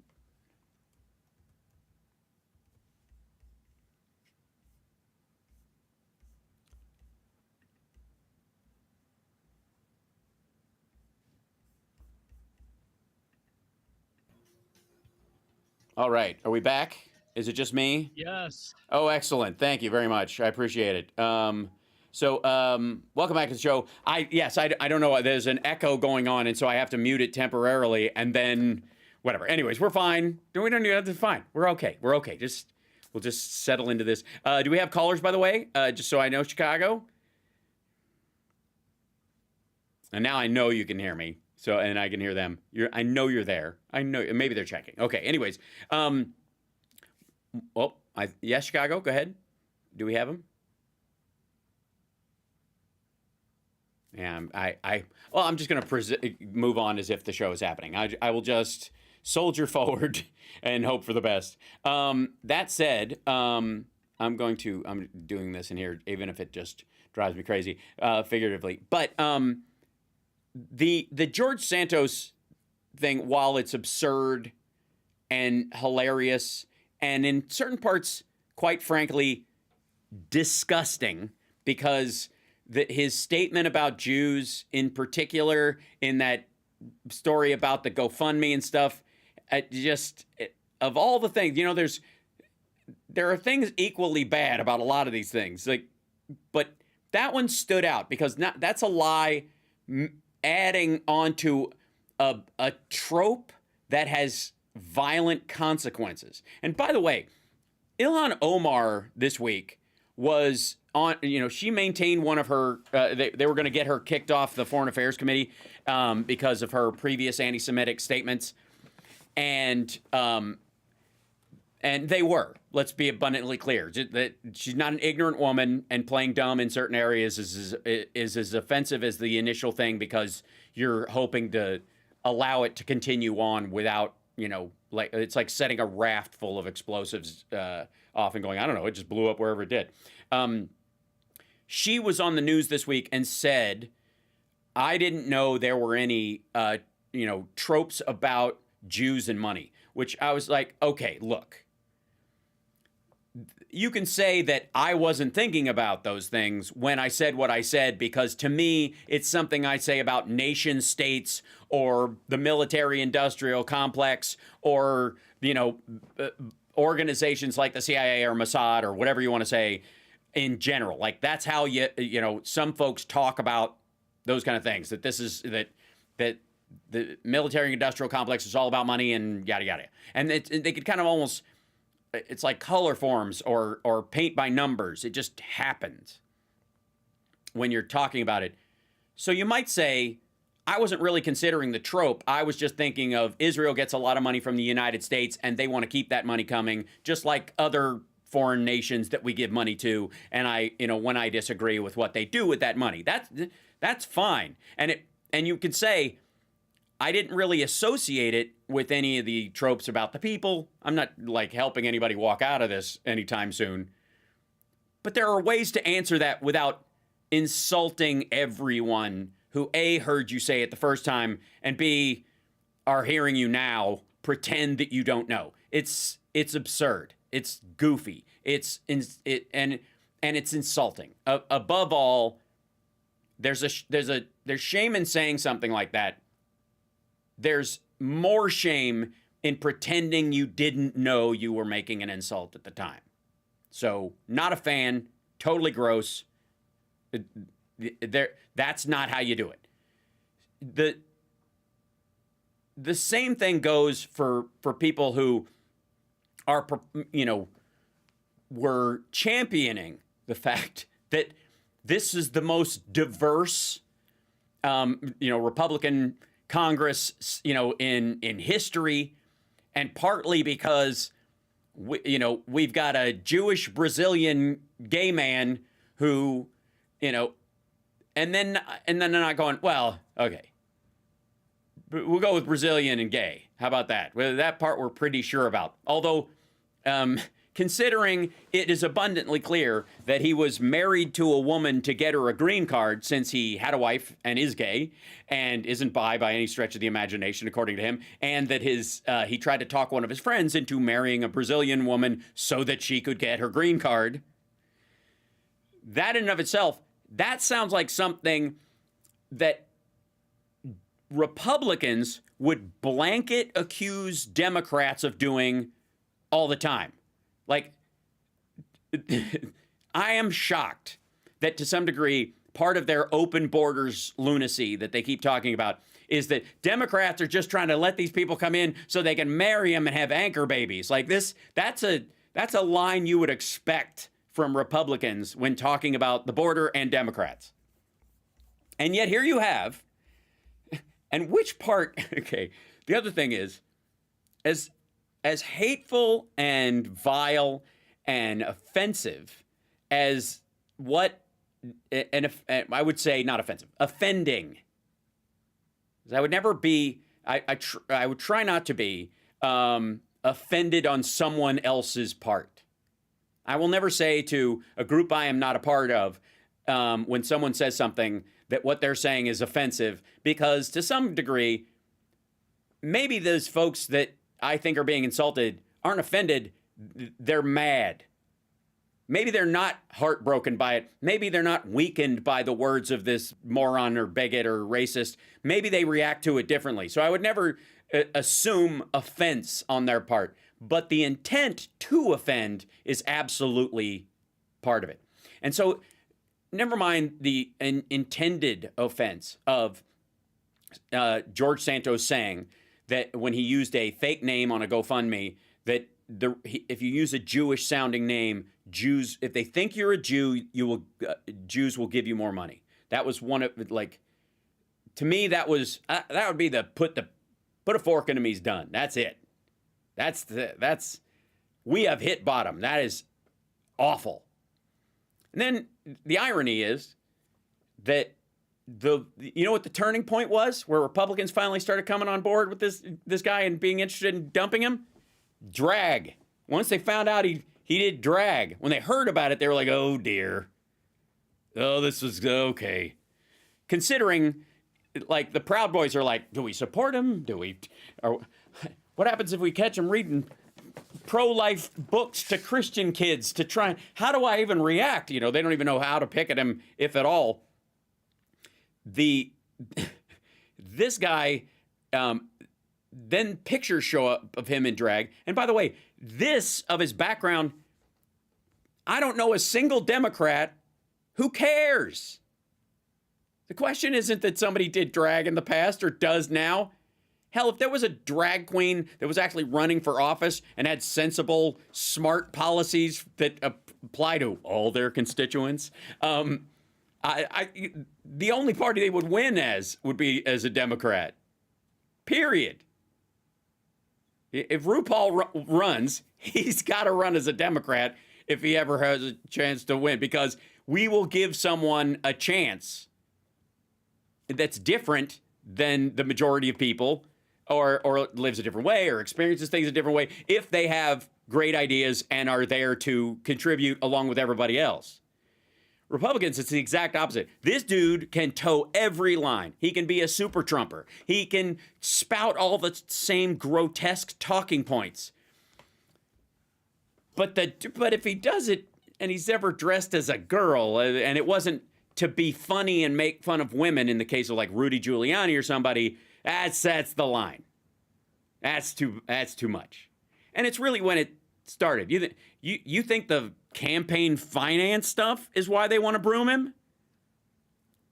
Because you can pivot. You can see the pivot. The pivot happened when the drag story came out. Everything after that is just gravy. So that in and of itself, again, there will not be enough popcorn for 2023. And this guy will eat the news cycle until he's gone. And then, like David DePape, Paul Pelosi's attacker, who called into a local San Francisco station this weekend to say, I apologize to the American people that I didn't get more of them, meaning Democrats. And that he doubled down on his MAGA bona fides and decided that that he's going to take the Trump approach and say, yeah, I did it and I'll do it again. They all think they're in a Cagney movie. And that, by the way, after Santos is done, same thing. Because what's his defense going forward in all these situations? Other than he's got two options, especially in the campaign finance issues: plead guilty and vanish, or plead guilty and say, I was only using the system that they set up, and after or during doing his time, he becomes a Republican gadfly like Milo Yiannopoulos until he can start working. He gets out, and 2 years later, we find out he's working for Marjorie Taylor Greene's vice presidential campaign, which, by the way, she thinks is going to happen. Everybody around her thinks has happened. It's all why she's having her makeover. And I got news for you. It ain't going to happen. We'll be back right after this. It's Joe Esposito Show. I'm just living it. This is Hal Sparks. I'll be back right after this with your calls. 773-763-9278.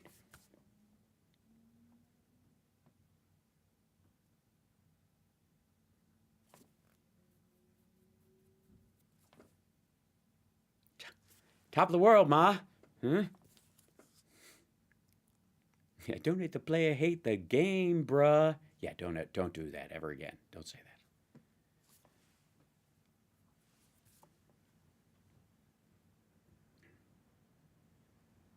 Yeah, at this point, I'd check the bank balance and probably fake your death. For all we know, he already has. This ends. This whole saga of George Santos ends with the battle over extraditing him to Brazil to face charges.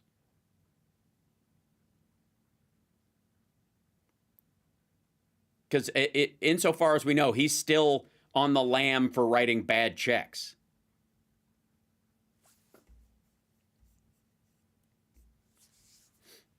Hydrate. Yes, I will. Thank you. I have plain tea, so.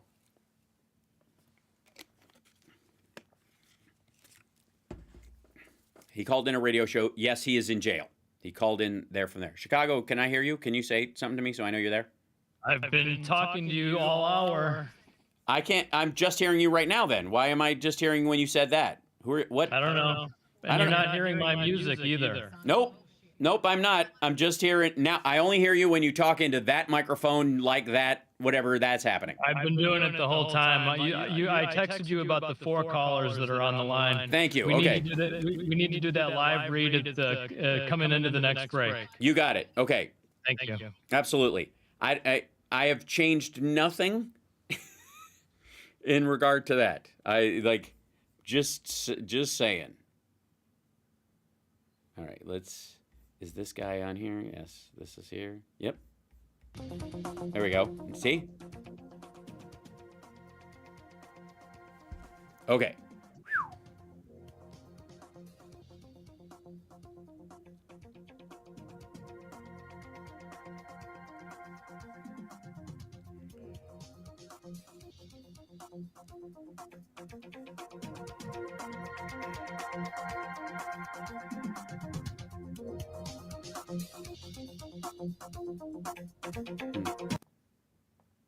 Okay, here we go. Whoa, yeah.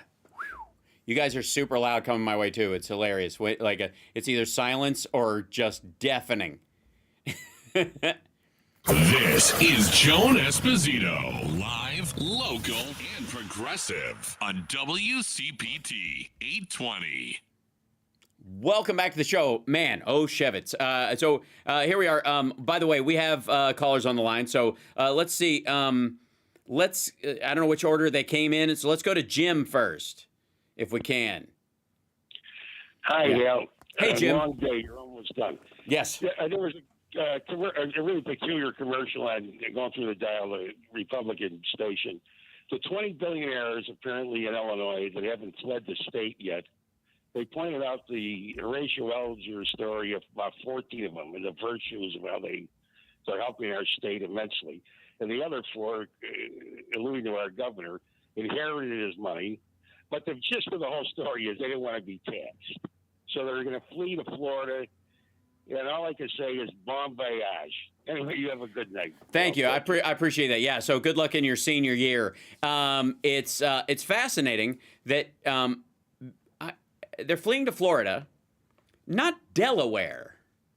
A lot of, if you'll notice, a lot of corporations, and especially medium-sized and small ones, are incorporated in Delaware because of the lack of income tax and corporate tax that's there. If they're moving to Florida, what they mean is we don't like the politics.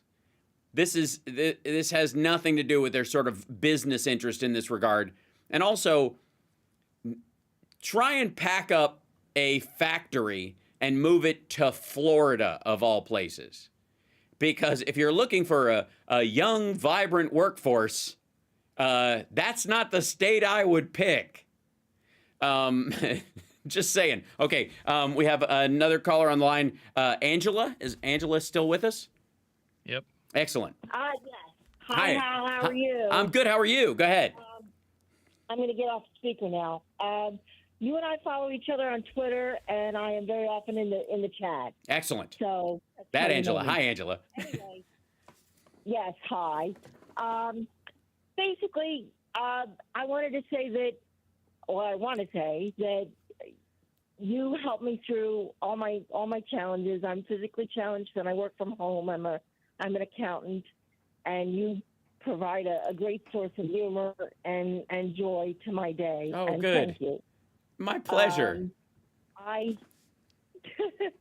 But also, I wanted to say that I really feel like the whole Trump thing is about to just spontaneously combust because of, like, have you seen the McKay Coppin story in The Atlantic where all the Republicans saying, please, can we just get rid of him? Yes. You know? Yes. It's a great article. You should check that out. Yeah, you're absolutely right. But continue, and I'll answer after you're done. Yeah, go ahead. The whole like Charles McGonigal thing. Mm-hmm. It's all happening at the same time. Mm-hmm. But I don't really want to let myself believe it because I'm been waiting for Sure. 7 years. You Well, know here's what I'm saying? yeah, of course I do, and you know my answer. What my answer is going to be about that is that the path is oftentimes more important than the destination, and quite frankly, you and I both know that the day Trump goes to jail will be the most calm, relaxed day of his life because there is a release in being totally screwed.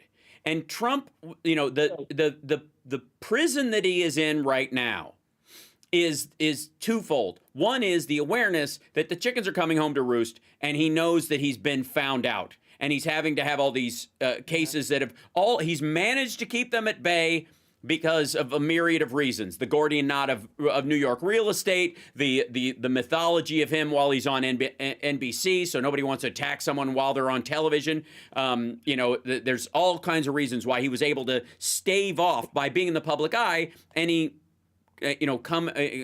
comeuppance that was headed his way. He knows it's on its way. He also knows, and I think this is the most crucial part, he knows there's tons of stuff that he has done way worse that they're not going anywhere near. And to some degree, you're watching a guy in the middle of 12 Angry Men experience the telltale heart. This guy walks around and every floorboard around him is just going boom, boom, boom, boom. And he's like, tear up the floorboards and stop the beating of his insidious old heart. That's exactly. His fear chain is tugging in both directions, and it is marvelous to watch because largely his crimes, and I have to say this, largely his crimes that matter.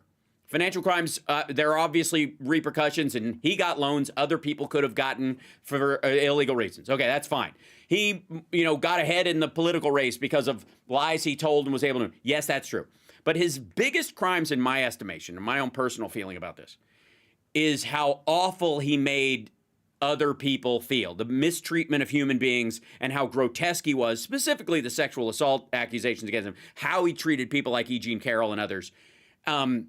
And how he talks about Stormy Daniels after she gave him a charity hump, and now he's, he thinks he's king of the world.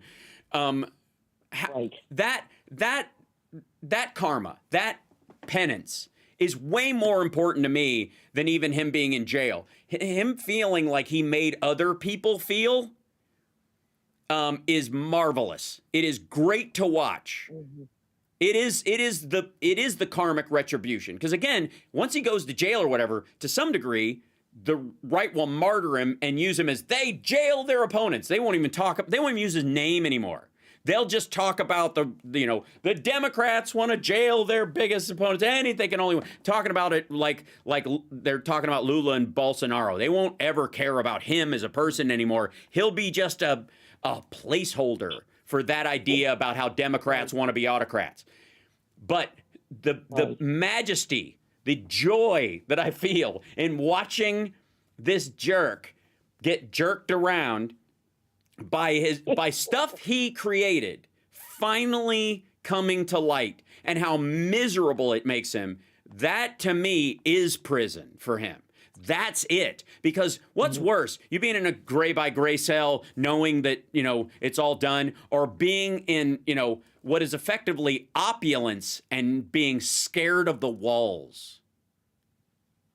You know what I mean? Even golfing is a miserable, unpleasurable experience for him right now. And like I said, that's truly the karmic retribution. Should he go to jail for the stuff that he did? Absolutely. But the experience of it, what he's actually going through right now, and you can see it, and it's all like, I'm not a Russian spy. I'm not, like, his eyes rolling and flipping out. That's the pressure. That's and Kath in our chat is saying, he's terrified 24/7. That's exactly it. And again, it's how he made other people feel. Dreamers, trans people, gay people, like women, and he took pride in it. You know what I mean? Any guy who would brag about grabbing women against their will because you just can't. Look at George Floyd protesters. Yes. How he made them feel. Oh yes, You know? right. Well, and associate any rioter is a protester, and any protester is a rioter, and so they're the same thing. So they anybody who protests is just trying to loot a target and destroy things. They don't have anything to say, so you can ignore their arguments. So you can act like they don't exist or that they don't have a grievance worth dealing with. And again, 2 years before that happened, before the George Floyd riots, before the death of George Floyd, Donald Trump dismantled the COPS program, which was a program that the Obama administration put in specifically for the purpose of helping local police departments broom bad cops. And he tore it down. By the way, almost to the week when he took away the pandemic response team, and it's almost, you could see it coming. And when he did it, 2 years later, after removing both of those programs, we get hit with a double whammy in the same 6-week period. So yes, so I don't feel bad about getting your hopes up. And what I would like to say to you, if I can help you in any way, is that you have to appreciate things as they happen. It's always great to hope. We can look off into the distance. I believe in a positive future. I always have. It's just my nature. But part of it is because I appreciate every day that it's never as bad as people think it is, and there's always some good out there. And the people who think they're ahead in the grossest way are the people who face the biggest backlash. Because effectively, look at anybody like Marjorie Taylor Greene, Matt Gaetz, Roger Stone, Alex Jones, any of those people. And you can, a couple of years ago, you could look at these people as like they're just having runaway fun and nobody's coming for them. But what I saw was them pulling a rubber band away from their face with a rock in it. And acting like it's a display of strength, and it just isn't, and it's gonna come back, and it's partly it's one of the reasons why I'm not really worried about like nuclear war with Russia, because again, the reason Putin and Trump like each other is because they're both hedonists. They believe in their own pleasure at the expense of everyone else, and a hedonist doesn't want to die. They don't believe their great reward is in heaven. Their great reward is on the other side of death. They don't believe that, so they don't want to die. They want to live long enough to just be like a sleazy, grotesque Roman senator in an orgy pit covered in oil, and they think that's the top for them. So they don't want to end it at all, and now they can't even enjoy it.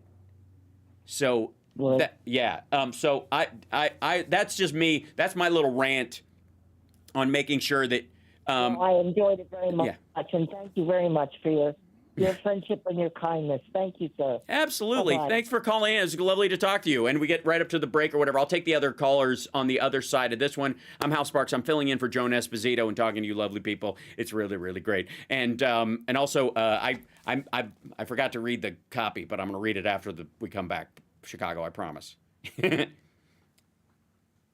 Sounds good. Yeah, I don't know why, but that mic I don't hear anything else. So it might be like an odd source going to whatever is feeding into the coming thing. Back to that last segment. You didn't hear the music that time either? Mm-mm. Oh no, I heard. Okay. Yeah, I heard the bubba like at one point during the break. So that yes, it may have worked now, but just previously, I'm not quite sure if you changed anything. It's just odd. No, I haven't changed anything. Okay, it's very curious. Yeah, we're being attacked. I blame the Russians. Yeah. I'll just leave it at that. Okay. Okay. All right. Yeah. So if you want to just when we return, yes. Yeah, you can just do the live read and then go on with the show. Yeah. Yeah. Okay. Sounds like a plan.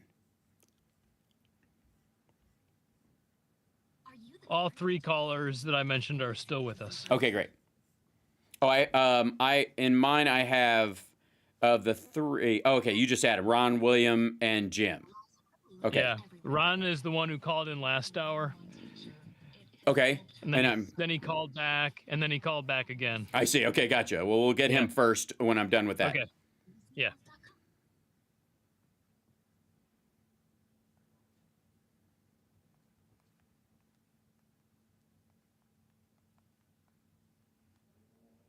But 30 seconds. Okay.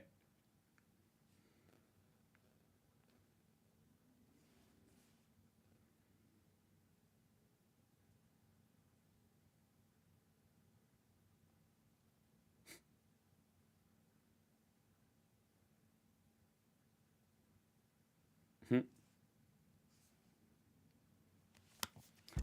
only Cash App thing I've seen in the show is someone requested money. Take her away, huh?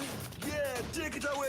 It's going to be a bumpy ride. And now, live from Chicago, filling in for Joan Esposito. Please, Netflix, let me play Rudy Giuliani in a big. Are you hearing that? Yes, I am. Cheney suit. Good. In that Christian Bale war. Actor, comedian, and multimedia personality, Hal Sparks. You can see the roots of the paranoia that Trump has in what he uses to attack everyone else and why he thinks everybody's a crook because I'm a crook. And the only difference between me and them is I don't use email, so their emails must be just full of criminality. Hal Sparks, live, local, and progressive.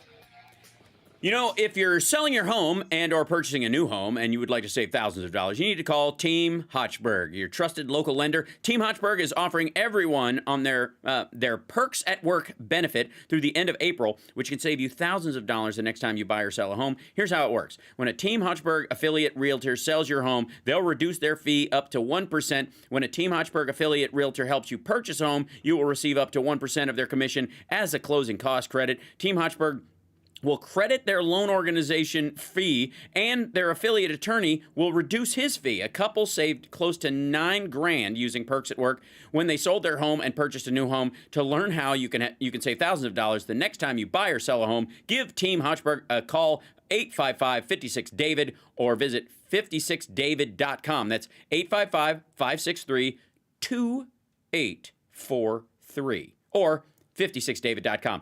Lower.com equal housing lender, NMLS 1124061. There you go. Hi, I did Hochberg. I said, I read it as Hotch.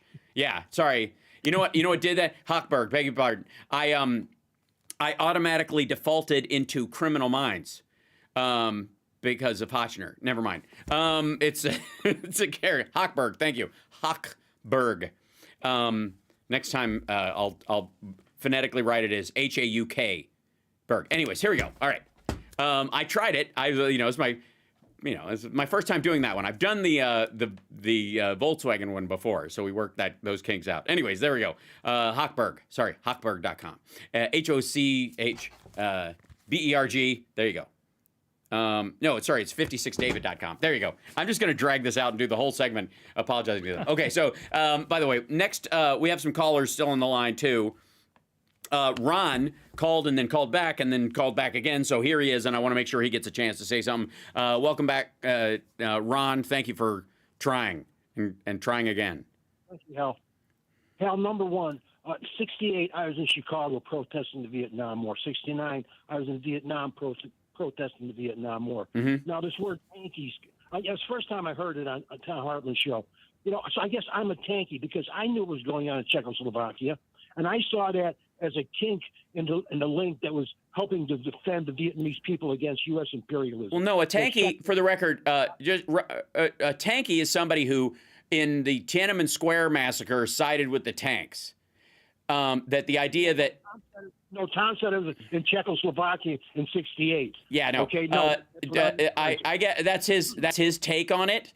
But in terms of the modern application of it and the way we talk about it on the regular, it is currently the folks who believe, and this is more germane about the current situation, people who are siding with Russia in this particular sense, that they believe that the tanks themselves were the sign of right in that, and that, by the way, a lot of the folks that we use that term about right now actually deny that the Tiananmen Square massacre even happened and question the depth of the Holocaust. So, but point taken that about but your ethics seem right on the mark. I think it's argue about labels is kind of silly. Just tell me what you want to talk about.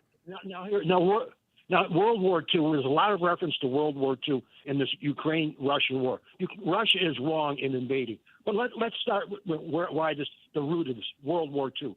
World War II, after World War II, we took in General Gehlen, head of Nazi SS Gestapo intelligence for the Eastern Front, Russia, okay, a known war criminal of the highest order. He was taken in lock, stock, and barrel. All of his intelligence, but no war crimes trial for his people. General Gellin became the highest-ranking West German general, highest-ranking NATO general. So, in other words, an unrepentant Nazi war criminal was allowed to dictate U.S. foreign policy, European policy, the Cold War policy. In other words, we carried out the Nazi policy that we won against the Nazis. No. Having somebody in the West German faction of NATO or whatever is not the person who dictated how we responded to the Russian buildup of nuclear weapons in the Cold War, or our response in the Cold War in general, or the fight between a communist country at that time, USSR, and democracies. The Nazis are not like, he didn't take his ideology and go, I am now soundly on the side of democracies and against communism as a root. The Nazis, the third party that gained the most when Adolf Hitler was able to take power was the Communist Party of Germany. They were the third runners up, and it was one of the reasons why they took on the National Socialist idea to try to bleed support from them, but also viewed them as the enemy and built up their hostilities between them and the USSR at the time. Ultimately, though, they had a non-aggression pact because eventually they believed that they as a race versus a system would win over time, and will knock out Russia later because they're a bunch of bumpkins. That didn't dictate how the United States or the Western world defined themselves as rule of law based democracies over the last 60 or 70 years, or strategically our economic alliances throughout Europe. No, Al, I disagree with you in the fact that after World War II, we took on all the former colonial powers and put them all back in power in their place. British, French, all of them, and we backed them to the hill. We backed No, we didn't. fascist. No, we didn't. We didn't. No, the French. No, the French and post Second World War, the UK and the French imperial endeavors throughout the world. The French are the last to it, but but our relationship with the UK certainly. The UK started withdrawing from all of its colonial aspirations, almost entirely. And so did the U.S. We've been backing out of there. If the U.S. was a colonial power like you're talking about, or an imperial power in the same way, we would have kept Germany and Japan after the war. We didn't. No, I'm saying the European powers, we allowed them to come back. We didn't have any right to not let them do whatever they were going to do in those regards. But there was not like a giant Spanish colonization of other parts of the world, but the Spanish-speaking South American countries that they were still left with. And even then, it wasn't material control over those states. It was just cultural. And the same thing is true largely of French colonization of France. They've rescinded since. France's impact on most of like Central Africa is at this point is largely language-based.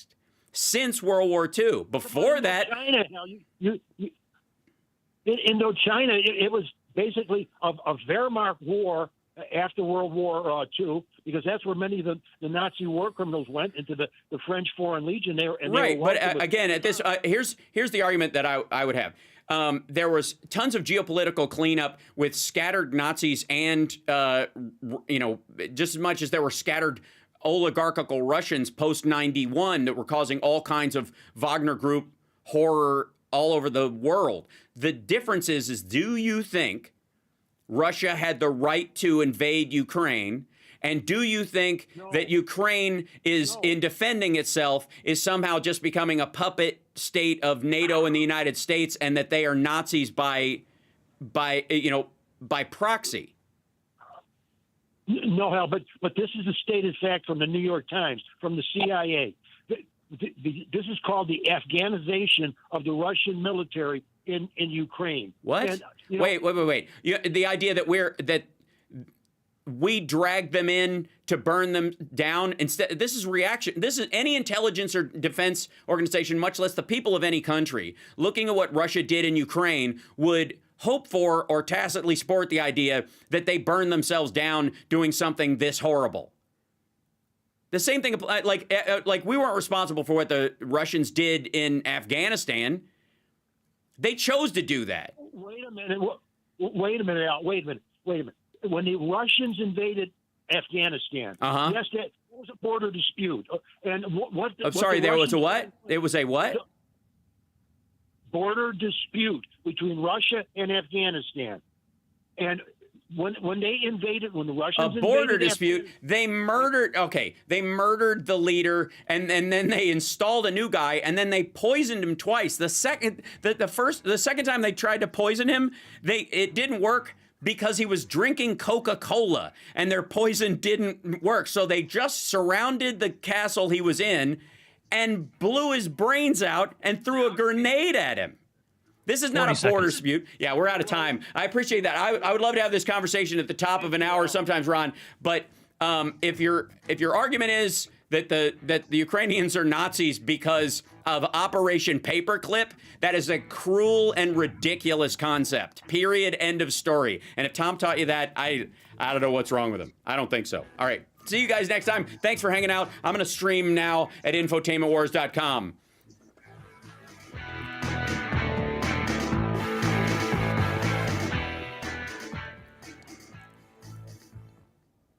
Okay, Hal. Thanks. Talk to you next time. Yeah, thank you guys so much, and thanks for limping through it with me with all the issues. We managed to do it, though. I appreciate you guys. Yeah. All right. Okay. Cheers. Thanks a lot. Bye-bye. Okay, bye-bye. It's I have to say, I think at some point, Tom Hartman, he was talking about Tom Hartman show.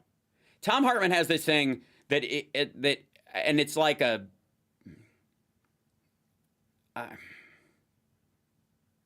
it's like a knee-jerk reaction that everything ties back to the CIA because some things were done by the CIA and other things can only be explained by reality that happened on their own, but you don't like how they happened, so the CIA had to have some play in it. So there's this weird thing, like the CIA, according to them, is the most powerful mind-manipulating organization that has ever existed, and that every leader of every country is powerless to push back against them because and they show up in any form. The CIA are the Russians that invaded Afghanistan. They're the ones, Russia was just trying to protect its border, and the CIA made them stay there for a fucking decade. It's so fucking stupid. And I have to say, it's just, how do you, here's the thing. How do you clean up an organization or make sure that it lives to a standard if no matter what happens in the world, you magically somehow make them the responsible party? Yes, the CIA controls the tides. Yeah. Good Lord. Right. I just, they have the Ark of the Covenant. Right. It's every fucking thing. The company. In every fucking movie. And you're like, for fuck's sake, get over yourself. The CIA didn't make Coca-Cola hire mercenaries to kill people so that they could have water rights in India so that they could sell sugar water to 1 billion people. Had nothing to do with the fucking CIA. And the CIA was responding in some areas by going, what the fuck are you doing? We know who those people are. We've been trying to kill those assholes. And Coke hired them. But if you asked, the folks that are like, the fucking CIA is the boogeyman around every goddamn corner, that those are all CIA trained. All right, where? Why? Well, this guy has the same name as that guy. All right, well, that's enough for me. Yeah, it's fucking deep state bullshit. I'm just I love me a good conspiracy theory. I do. I enjoy them. I love the mental exercise of, hey, technically it's hard to look at this and Building 7, blah, blah, blah. You could yap about it all day long. But if you get down to the brass tacks of it, you have to come around and go, I don't know. And I'm not willing to spackle that gap in my knowledge with nefarious boogeyman of the gaps. Especially when it's not only is there a mystery, group that controls everything, but I know exactly who they are, and the head of who runs them is changed, by the president on the regular. Like, it's. Thank you, Mark. I appreciate it. I tried to keep my composure. It's just so fucking goofy. Like, get over yourself. This is what happens when people watch too many fucking movies where every bad guy that speaks English or has a Middle Eastern accent in any terrorism-related action movie was the company used to use him, but he went rogue on us. He was trained by our guys, and then we lost control of him. Fucking everybody from every movie from like Under Siege, fucking everything. Like Dennis Hopper in Speed. Everybody is a fucking like. I used to work for them, and I believed in what I was doing, but then I saw what we were doing, and I just had to kill those guys. Like I killed instead of realizing I'm gonna stop killing. I was going to kill other people at random. Like, shut the fuck up. That part of it is just an ongoing, it's just a travesty of intellect that goes on in this. Holy hell. All right, I'm going to get to clips in a minute. By the way, I'm just going to keep rolling if that's good for people who are just joining us now. I was filling in for Joan Esposito, and rather than, because I don't trust my connection, I'm just going to keep rolling for the next hour, if that's cool with everybody. And I'm going to stop at 4 hours because I got to start preserving my throat a little better, my voice in particular. And it's fucking freezing back here, so that's fun. And my jacket's in my car, so yeah. But hi, everybody. Hi, chat room. Love you guys. And let me I've got to pull up my clips. So if you hear little blurbs of audio as I do, that is why. So let's jump in here. And hi, Can't Stop Lying. Hi, everybody. Oh, God. All right. And thanks, Andrea, for helping corral Philip as well. Oh, boy. Oh, boy.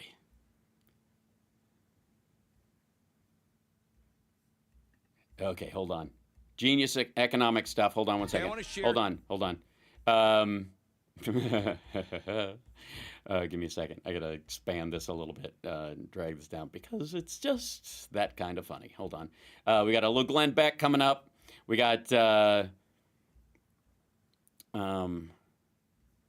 okay, this is a talking point. Tulsi Gabbard's on Tucker.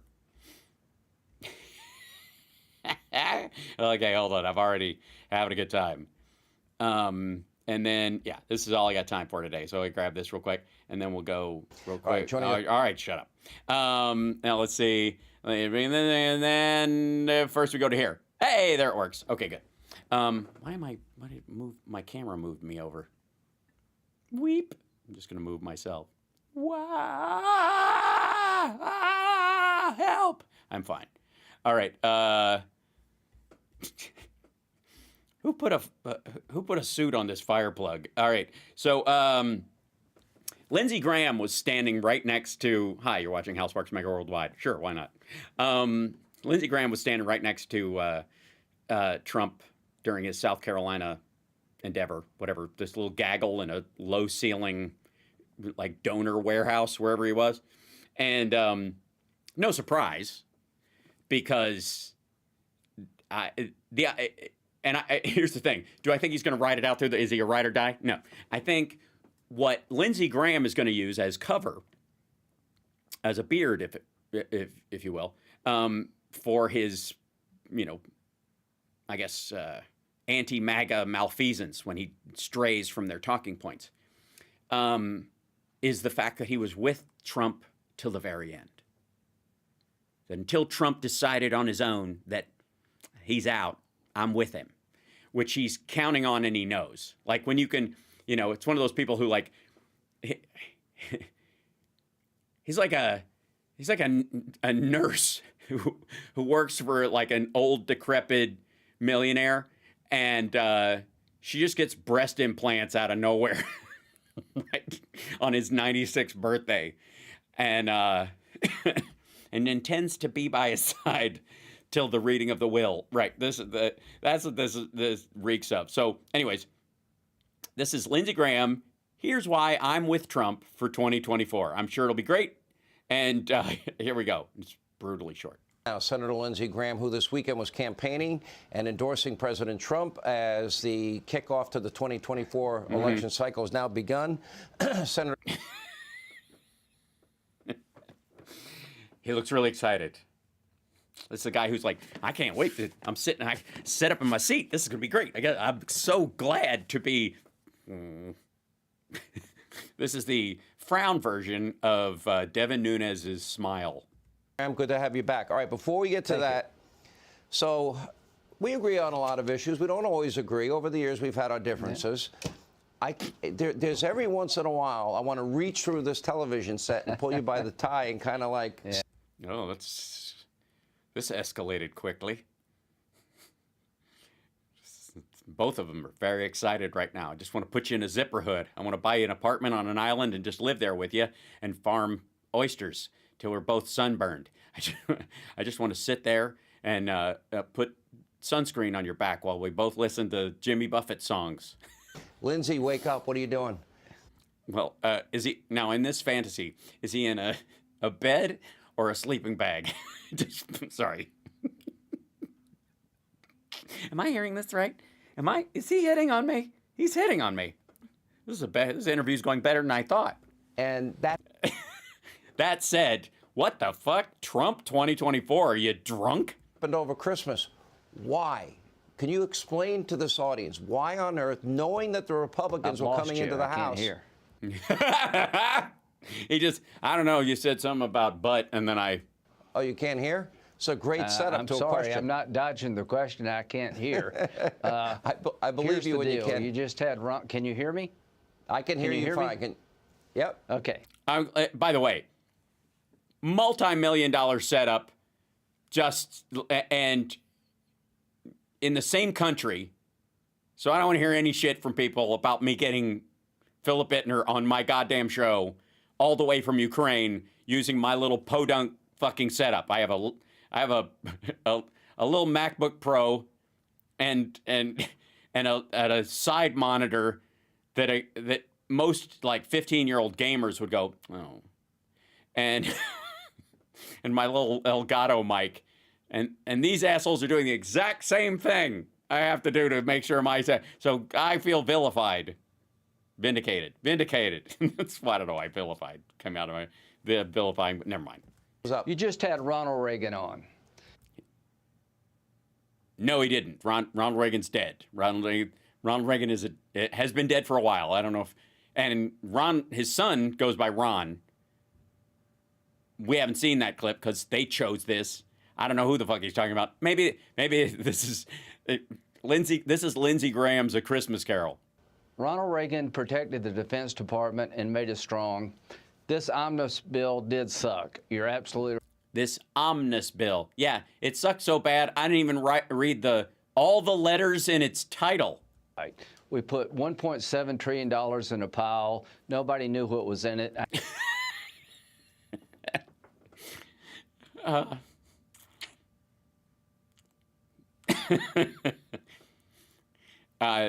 No. Again, we can't do your fucking homework for you. Everybody, of course you know what's in it. You have a giant fucking staff. You've been a senator forever. What do you think changed? It takes a lot of pages to raise most federal organizations, the Defense Department, the fucking Agricultural Department, whatever, about 3%. Three bad choices. Shut down the government. Wasn't going to do that. So that's a reminder to you, McCarthy, and the dipshit caucus. Continuing resolution, which kills the Defense Department. Inflation's at 7%. Why would it kill the Defense Department? Oh, because it wouldn't include all the extra money that Biden was giving for the Defense Department? Can't say that, though. I voted for the bill because it increased defense spending by 10%, which means that we actually have more money to defend the nation. I'm hoping my friends in the House can do a better job so I'm not put in this position again. But to my House Republican colleagues, you send a bill over to the Senate that cuts defense, I'll try to kill it. All right. Can you hear me now, Senator? Gotcha. You got me. All right. I love how you kind of heard but didn't even hear. I was going to go a lot harder. I sort of knew where you were. Oh, he was going to go a lot harder. But if you can't communicate, there's no. What's a safe word if you can't? Going, and you're right to be. Listen, I get it. I didn't like it either. Yeah. I did, but you didn't have to go along with it. You could have worked with the House, but we'll save that for another day. Yeah. Let me ask you. He's like, no, you couldn't have, because they would have ended up cutting the fucking Defense Department, and he wasn't going to do it, and it would collapse, and you're going to shut down the government, and fuck you. You're with the president this weekend. He kicks off his campaign. Former president. We have a president. I'm just saying. Endorsement, gets the governor of South Carolina's endorsement. And what Zing. you said this weekend was... What?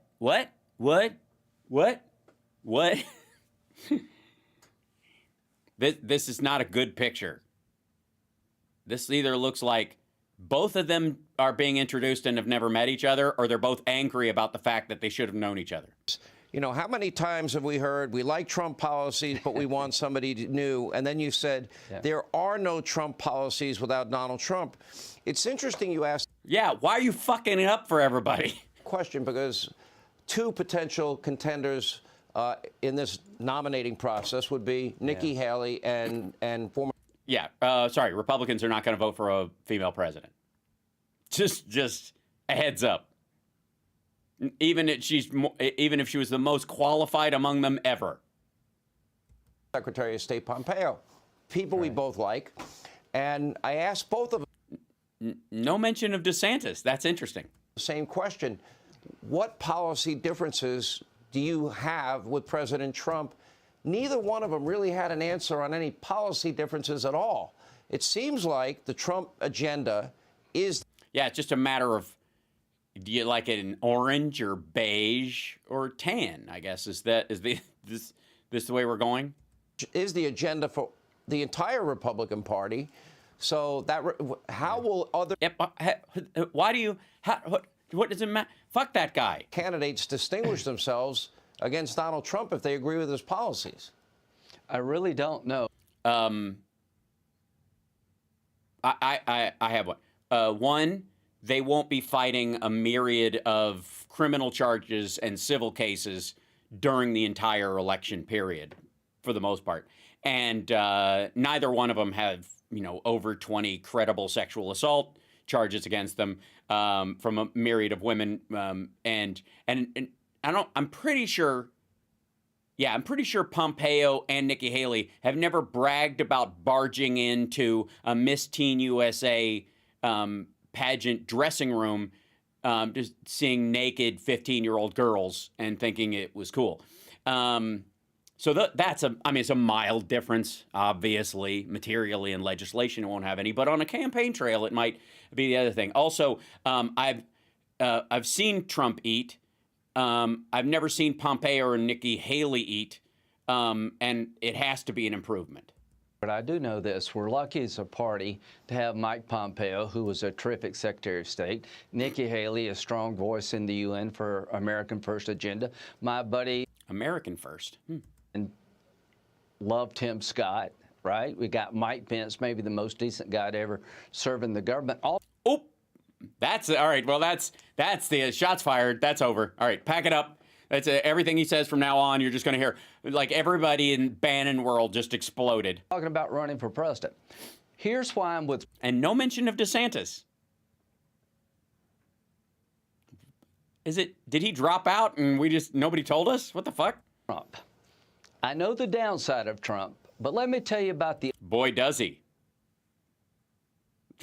Side of Trump. Mm-hmm. There are no Trump policies without Donald Trump. Yeah, he said that. That's why he said that's this problem with you. You said that already, and he said that you said it, and he said that saying it is part of the problem that he had with you saying it. You know why NATO gave $431 billion in defense spending increases? Because they thought that Trump really meant it when he said he was going to pull out. You know why the... Yes, they thought they were going to have to shore up the entire incoming Russian war alone, which anybody could see coming. We moved the embassy of the United States to Jerusalem. Every president before Trump said, I will do it. But then all the smart people said it will create World War III. No, they didn't. Also, who gives a fuck? I said I would do it. I would do it. Yeah. He said that about Afghanistan, too. He is responsible for securing the border through his personal will. I didn't realize that. I thought the wall was a representative of his personal will. It's sort of like Excalibur as a sword. If the right man holds it, then it works. But the wall's just it's just fucking blades of grass. If anybody but Trump is in charge, just blows in the wind. You go down there. That's why it started blowing over, because it was he is the soil and the soil is him. He put tariffs on Chinese products. It's not his daughters, obviously, or any of his products, but I'm with you. Okay, go ahead. The crap out of Mexico, and they said, yes, we'll be glad to give you 28,000 troops. Yeah, that's not how it went. We'll be glad to keep. Notice how they didn't put them on their southern border. They put them on the northern border when it's closest, when the problem was already there. Because it wasn't like we were dealing with an influx of Mexican immigrants. In Mexico, because they thought Trump would put tariffs on Mexican policies. There are tariffs on Mexican policies. Can I tax dumbassery from another country? Is that possible? Is that even legal? No Trump policies without the man Donald Trump. And to all these people who are very talented, I don't think you could do what he did, and I want him to have another shot. Unfinished business. For it. Yeah. This is going to work out very well. Yeah, but we will put a pin in this video for future reference. Let me, politics is a nasty business. You know this. As well as anybody. Yeah, and you mentioned a lot of names. You mentioned Tim Scott, Nikki Haley, both from your state of South Carolina. Mike favoritism. Pompeo, Larry Hogan's thinking. I'm not. Every time you say Mike Pompeo, I hear and then my. Chris Christie's thinking about it. Oh, God, please let it be a giant field against Trump when he's saying, basically no one dare run against him. And then the field is just as big as last time, only this time he peters out early. And he limps across the finish line after shitting out everybody else and wins like a wedge tiny version of it ultimately, and goes into the final part of it with just a totally shattered party, and then they end up figuring out some way to kick him out, and he has to run as the head of Andrew Yang's part. Oh, there's so much of this I'm looking forward to. Then you got Governor Glenn Youngkin. I think the rumors are probably true that. Oh yeah, Youngkin, it's gonna work. Youngkin, not Biden. We'd rather be Youngkin than Biden. I can't wait for the bumper stickers. They're going to be magic. He's thinking about it. He's thinking about it. Here in Ron DeSantis, he's been a great governor for Florida. Yes. According to every report, he's thinking about it.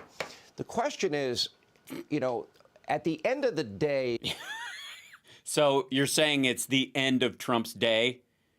Trump's days are ending? Is that what? Is that? Oh. Primaries always get nasty. Really?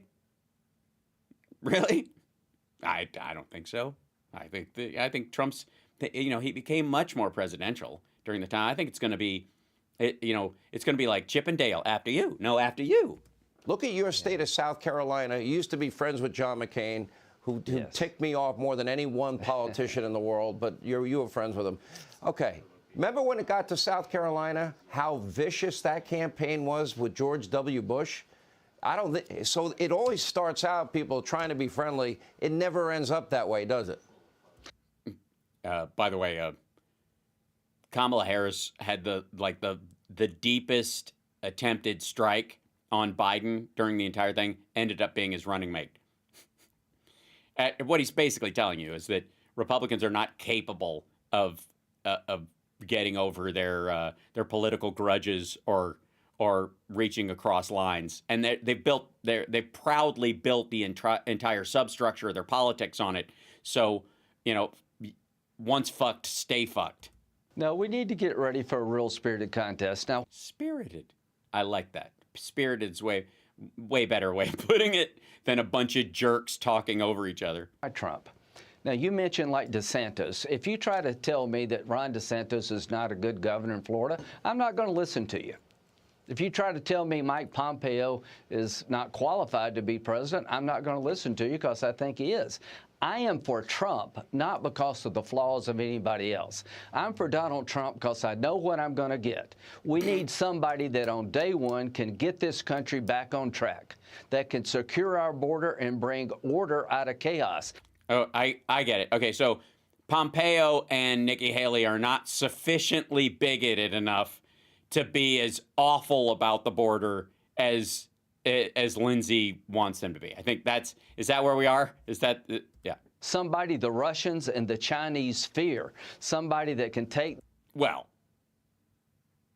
of all of the people you've mentioned, the Chinese are probably most worried about Pompeo. Although, even by the time he gets in office, if he even won, Biden will have wrecked China for a decade minimum technologically, basically hamstrung the entire the entire CCP. So Pompeo's the least of their worries. Fight to the terrorist. The Abraham Accords, the result of Donald Trump impressing the Arabs and the Israelis. Oh, they were impressed. That's good. They were so impressed. They're like, hey, those fights we're not having? Yeah, let's keep not doing that. But let's also do business. But wouldn't that be a trade policy and not a peace accord? Shh. He is the best solution to the problems we face, not because of the flaws of others, but because what I know he can do. Mm-hmm. And I'm telling your listeners right now, when you hear, I like Trump policies, but I'm ready for somebody new, there are no Trump policies without Donald Trump. He's hammering that.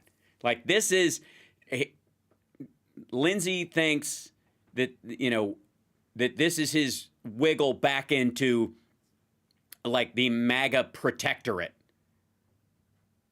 I don't know what it does for him in the rest. Obviously South Carolina is a red state. He doesn't have much to fear. He could go, he could lay off the gas with Trump and still get through to some degree. But I think he's counting on MAGA to get him over the line for all the independents that are fucking off, and he's never going to get them back. So, and also, kudos to him for being as pro-Ukraine as he is. That's also driving away Republican support from him, from the MAGA world. So he's got to hang on to them. And the only way he can do that is to cling to Trump. Because, the support for Ukraine in and of itself is going to fuck the whole thing. Good Lord. Is there another? Okay. Well, I might have to cover this later. All right. So, by the way, you're watching Hal Sparks Mega Worldwide. Give me 1 second. Hold on.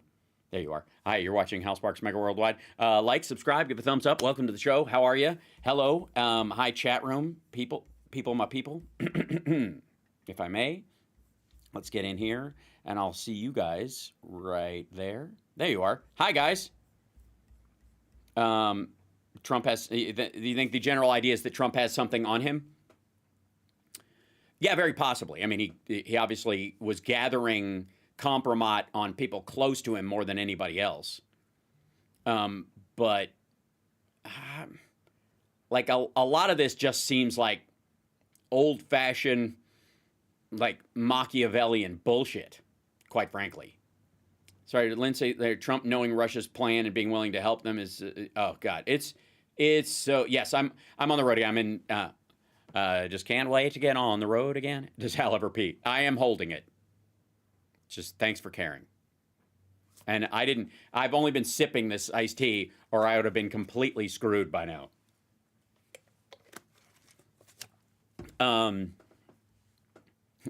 See, I don't know that a gay sex tape would do anything in that regard. Again, the idea, the old saying is, live boy or dead girl. That's the thing that would kill you in politics. At this point, that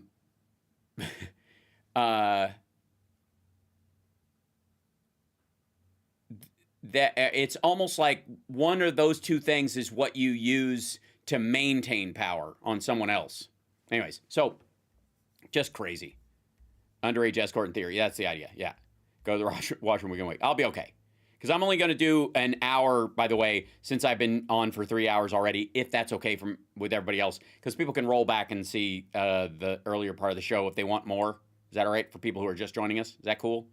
There you go. Yeah, unless you're Matt Gaetz. All right, now, you're watching House Parks Mega Worldwide, and occasionally, when we want to, we hear a lot of stupid takes in the news. Some that have become so normalized that people are like, yeah, it's idiotic and pointless and ridiculous, and no one understands how anyone could think it. But they've heard it so many times that they just absorb it, like money printer go burr, and that we caused inflation by printing so much money, blah, blah, blah, during COVID.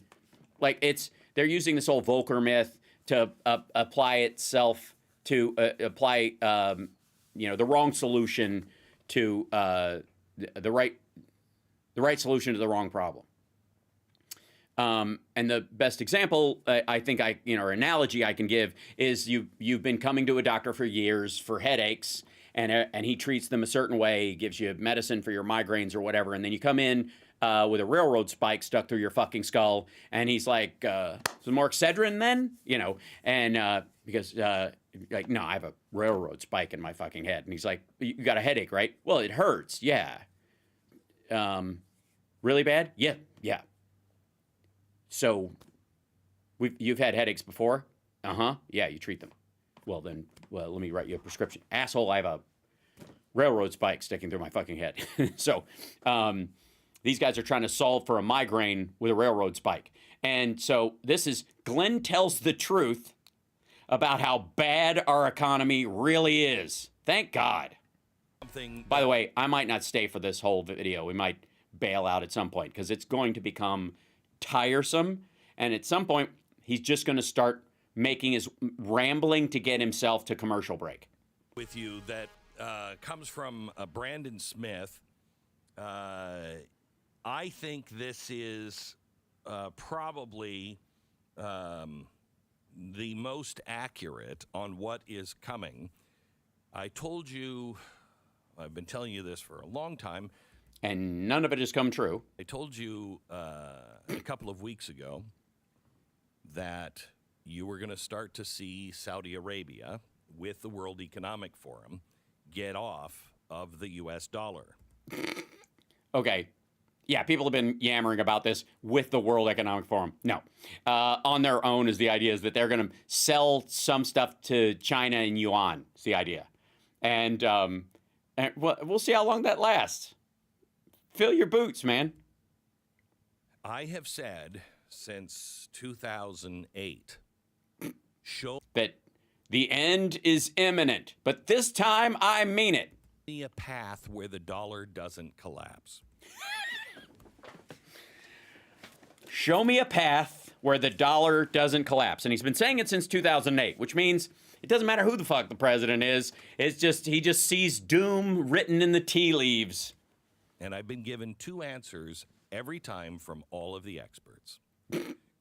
And by experts, he means his own thoughts, reading stuff he doesn't understand. The U.S. dollar is the only way for anybody in any country to buy oil. It's called the petrodollar. Okay, obviously he's talking to, he's thinking, A, idiots are experts. Secondly, why are you talking to the most condescending idiots you can find? The petrodollar is a euphemism around Bretton Woods about how Saudi Arabia, traded in dollars, but lots of other countries have oil and sell it in lots of different other currencies. The thing is, they sell it in those currencies, but a lot of times the transfer is done in US dollars because they don't trust the basis of that other currency. And if you get in bed with somebody like China, they will fucking cadaver their currency or raise it to buy a bunch of oil from you and then drop it when you're ready to spend it. That's why. Yeah. I get that. But what happens if the it's never going to go away? Yeah, it is. As soon as we get off of oil. The problem is, if there's a petrodollar, there's a fucking plastic toy from China dollar, and there's a agricultural dollar, and there's a fucking wheat dollar, because as the reserve currency for a shit ton of industries and exchanged between a bunch of countries as a trust mechanism, it is not just it's not just oil that is traded that way. Saudi Arabia is our good friend. Okay, I don't know who the fuck this person is that he's making up. Thank you, Bob. I appreciate that, Zoltan. They know what getting off the petrodollar would do to their very good friend and protector, the United States. So it's not going to happen. Okay. Yeah, it's nice to know that Glenn only has condescending conversations with fantasy people in his fucking head. Again, this is him. He didn't have this conversation. He read this someplace, and that's how he hears the voice of whoever's reading it, and that's how he responds to things he's reading. This whole conversation went with, okay. That's how it went. And another thing, Glenn, that you don't understand is there's just too much out there to lose. And these banks and these countries, they're not just going to let the dollar collapse. They'll lose too much. So stop worrying your cute little head about the dollar. Okay. All right. Okay. All right. Okay. It's not what you're saying. It's how you're saying it that is upsetting me. Okay. All right. If you want to talk to me like I'm a fucking toddler, and look, don't give me that I'm just printed words. This is the voice you make in your head because of your own self-esteem problems. I don't need to hear it. Well, that's what you will hear from all of the experts. That is either head in the sand ignorance or a blatant lie. Because the real expert is Glenn Beck. Okay. Which is why when I read people saying that's not true about me, the words that I think aren't true, I just make it sounds like, fuck you, Glenn. The thing that has kept our dollar in place is the petro status. Okay. No.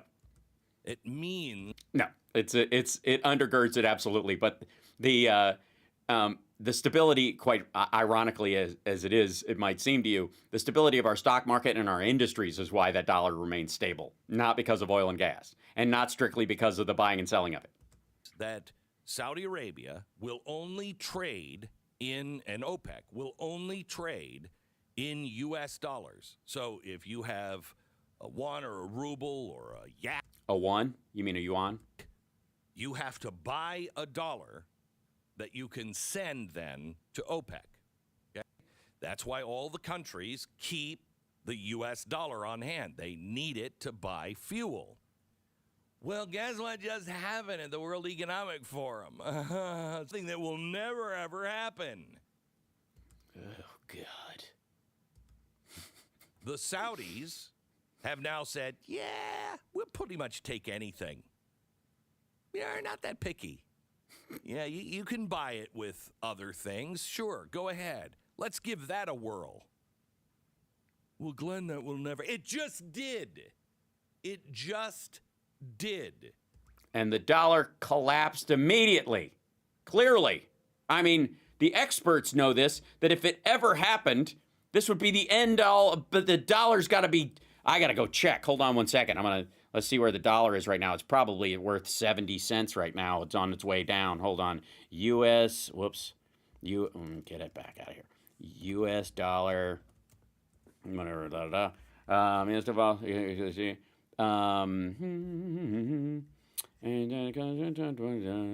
U.S. dollar index. Well, by golly, if the collapse is coming, it's not here yet. Ladies and gentlemen, I give you $1 that is worth $1.02. Now it's down from, it's fluctuating from $1.250, 0.50, to $1.2.10. It's down 0.18 points from 4 a.m. when it was really high, when other countries were getting dollars. And haven't these people seen the World Economic Forum? Why aren't they running for the hills? But Glenn, the dollar is already collapsed. You're not even looking at the right check. All right, fucking hell. Okay, it's done. I mean, I don't even know why we have to watch the rest of it. The dollar's it's probably worth 12 cents right now. We're on the road to rupee world. Well, I mean, the rich and the powerful, I mean, they have too much to lose, and they'll never just allow the dollar, unless the rich and... Again, I don't know, this little play that's happening in his head. Powerful are part of something like... the deep state, the establishment, the Illuminati, the Pentaverate. It's the Pentaverate. A great reset. Unless the rich and powerful are the ones that know what's coming, because they're the ones that screwed it up. They're the ones that have been funneling money to themselves from our treasuries and from our printing presses. Yeah, that's what you would do. So here's the great plan. Illuminati, gather round. So here's our plan. We're going to funnel U.S. dollars to ourselves to make ourselves really rich. And then, I got this idea from watching Glenn Beck. I'm a brilliant person. And then we're going to crater where's everybody going? Guys, come back. No, we get a lot of it, and then, that's what all right, so get back, I'm fucking with you. Come back in. Gold, yeah, you like that, okay. So we're gonna stockpile gold, and then we're gonna switch to a lead-based standard. Where are you going? Stop, come back. What, fuck me. All right, I'm sorry, guys, I was just messing around. Crypto, I've been shot. While they're screwing the little guy.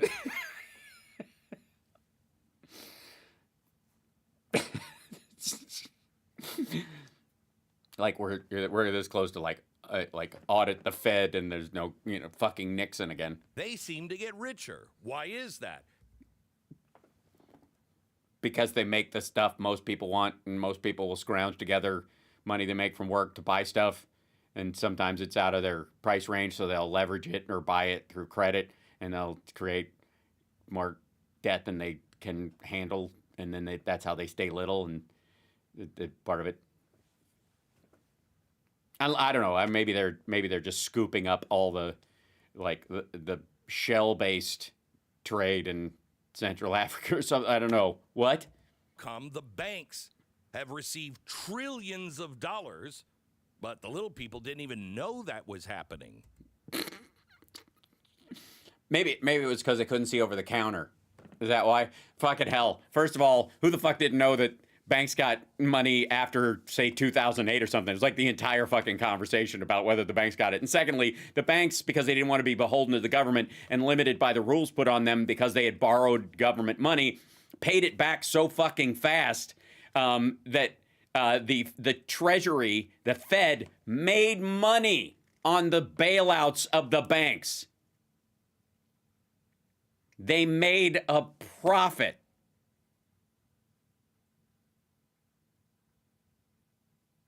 The U.S. taxpayer loaned money to bail out banks and then got more money back than they handed out. Fuck me. It's almost as if Glenn farts and then does this and goes, "I've just had an idea."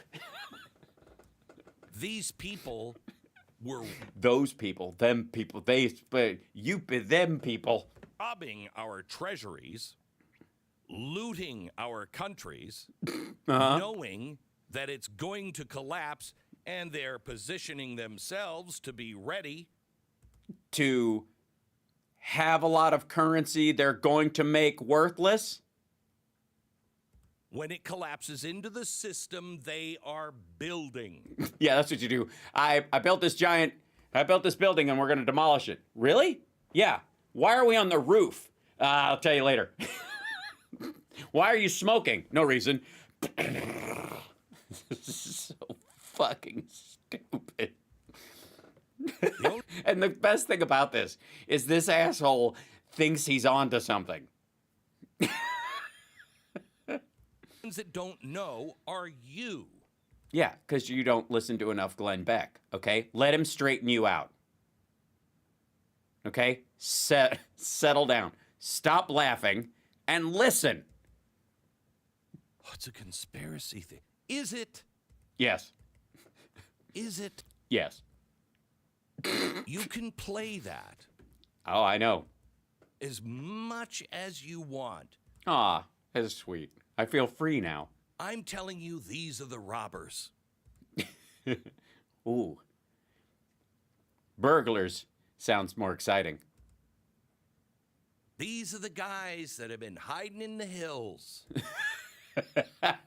There's hills. The hills have eyes. There's gold in them there hills, but it's been taken by the deep state. I don't know what I'm going to do with it. Oh, my gosh. Get your pitchfork, Glenn. Glenn, where'd he fucking... Oh, he's fucking on... He's on that Bitcoin website again. As soon as you get done, we're going to charge you up that hill. These are the ones that are stealing you blind. Yes, Klaus Schwab is stealing you blind because he fucking did a thing with the because a book that he wrote, that Glenn wrote a book about his book. Mm-hmm. It's golden goose. It will never. They're gonna chop the head off the golden goose. Yeah, that's good business sense. You can tell these World Economic Forum is an ironic title. These are a special group of fucking businessmen. Oh, Jonathan says, rest in peace, radio icon Jay Marvin. Oh, sorry to hear that, Jonathan. Thanks for the super chat. That's very sweet of you. And happy birthday, Wes Webb, from Vincent. And Mark P., happy birthday to our boy Wes Webb. There he is in the chat, but hiding. I understand. It's his birthday. He can do whatever he wants. And when they actually... I by the way, I have to say, I like condescension human centipede Glenn Beck. Where he's just like... he's like mad at himself. Start to get out of dollars. These countries are already selling their dollars, but it hasn't really started yet.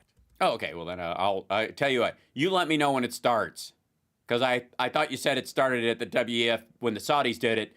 This is it. You said they'll never do it, and they did it, and that's not the beginning. That's the precursor. As they start to get rid of their dollars, what happens to those dollars? We get them back. They're no longer in somebody's vault. Uh-huh. Now it's gonna cause inflation. They're gonna come back here and some poor person's gonna pay their phone bill with them. Fuck! They are now pouring in from all over the country. Oh, that sounds sweet. From all over the country. Which part of the country? I just want to be near the big opening of the volcano of cash that's apparently going to start. This is so fucking stupid. And here's the thing. It's one thing to say stupid shit like this. It's another to do it in a way that, like, don't you understand, you fucking idiots? Like, this is so pitiful. Which makes our inflation even higher. Mm-hmm. you'll have to have a way out. I mean, hey, what a coincidence. We have the central bank digital currencies being approved right now. No. We've talked about this before. He did a huge story about this. They did a pilot program, and literally Yellen and everybody at the Fed was like, there's no reason for it. It's fucking dumb. P.S. This fucker thinks crypto's a good idea. All over the Western world. Yeah, Rishi Sunak. He's doing very well in England. That pilot program will, but they're just going to push it right through. Yeah, I guess Charles will sign it immediately. He won't even look. The IMF has been working on a basket of currencies for a while now, just in case the U.S. dollar would ever collapse. Woo! Good thing they've done that just recently, when one of them must have figured out that, all the things they've been telling. All right, now he's just losing his mind. Chris Bono, if you're watching, he's doing your act. This reminds me of, I'm not kidding, not even close to kidding. Same hand movements, same like face stuff that Chris Bono does when he's doing an actually well done character of somebody stupid trying to appear intelligent. And all right. Is not true. And so somebody like at 2:00 yesterday was like, hey, I know it's Sunday, but I just figured something out. We should do something. I don't know what that was either. That was like, can somebody call Don Jr.? We need a gibberish expert who can break this shit down. Yeah, they've been planning this for a long time. Okay, well, let me know when the plan comes to fruition, because it's either started or hasn't started yet, and I'm... Okay.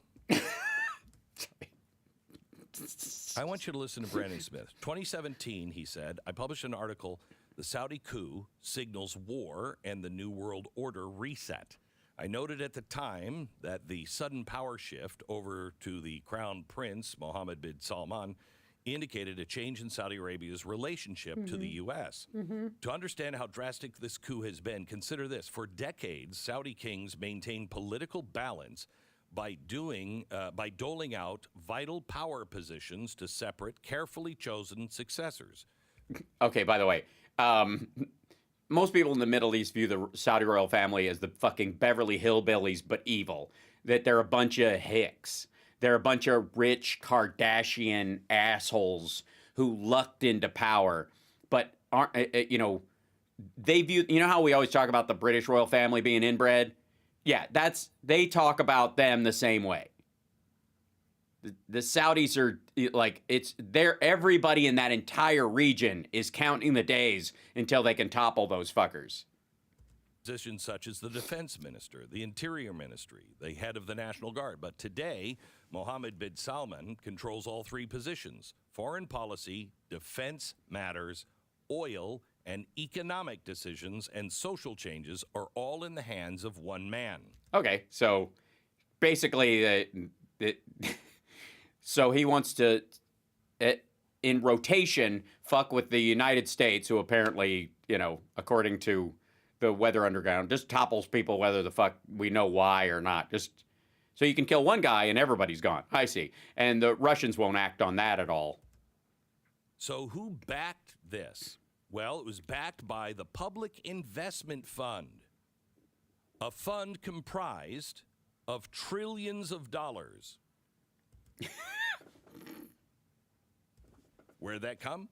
From globalists.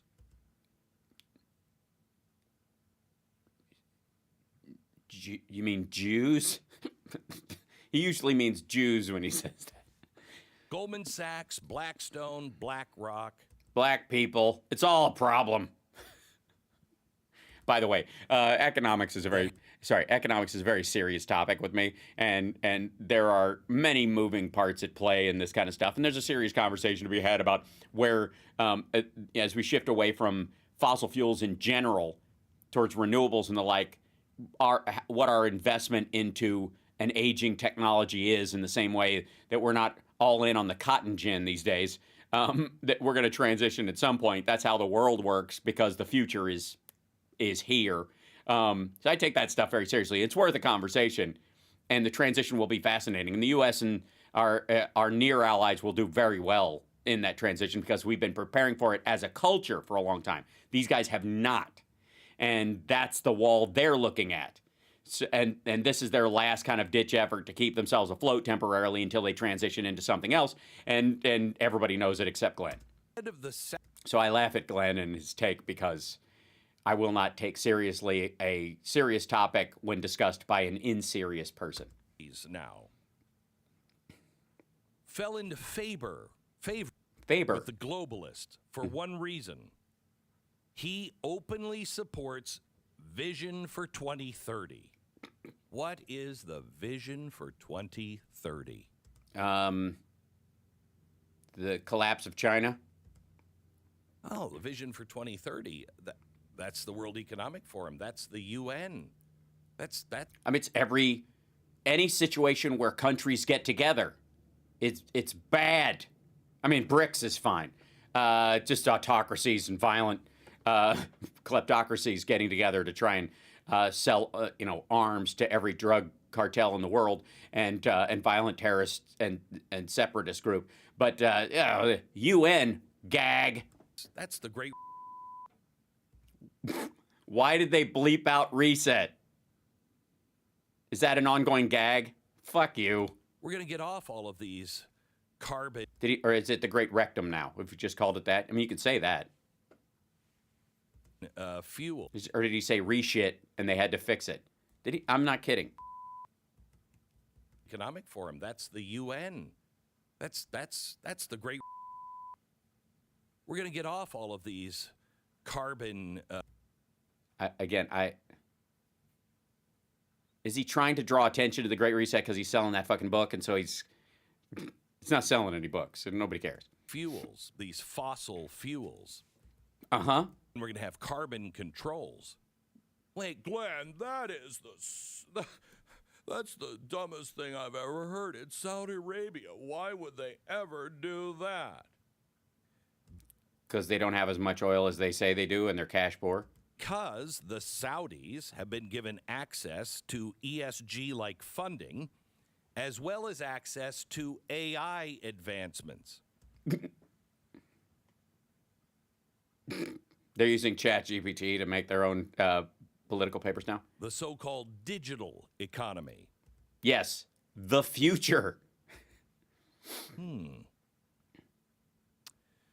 So the Saudi elites are willing to dump the dollar and even oil for access to a reimagined economy.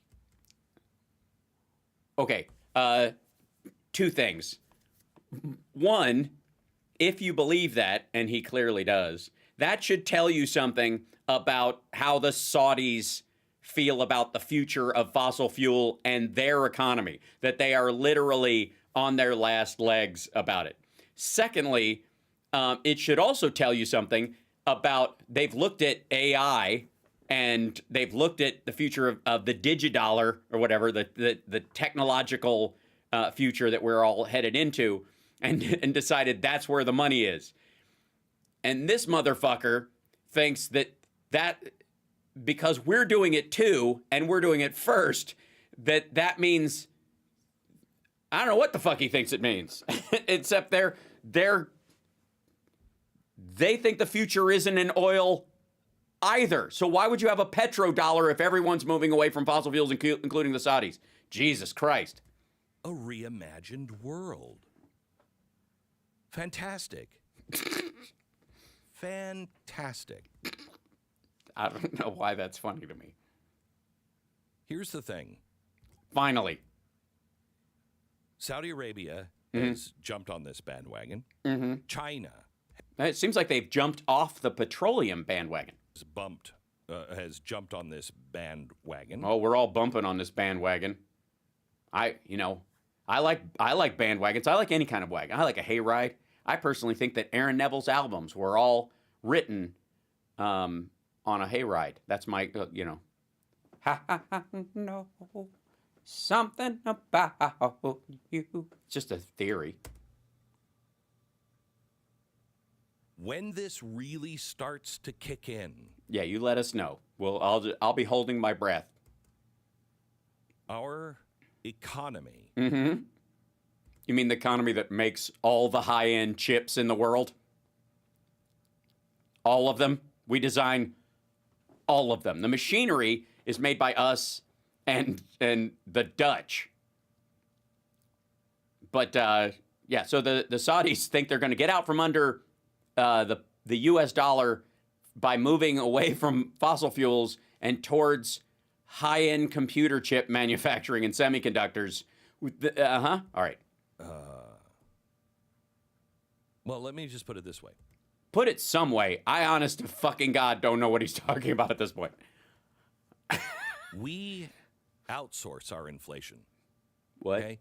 Because everybody else is running on dollars that they have to buy from us.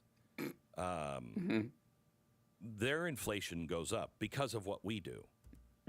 Yeah, okay, track, first of all,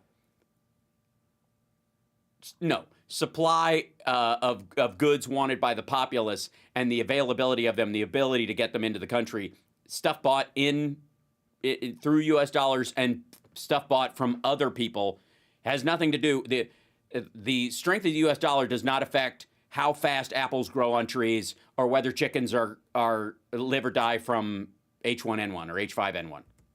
So I think I told you this in 2009. The rest of the world's going to hate America. If this ever comes really out and everybody really knows, there's a couple of heads on the chopping block. One, America.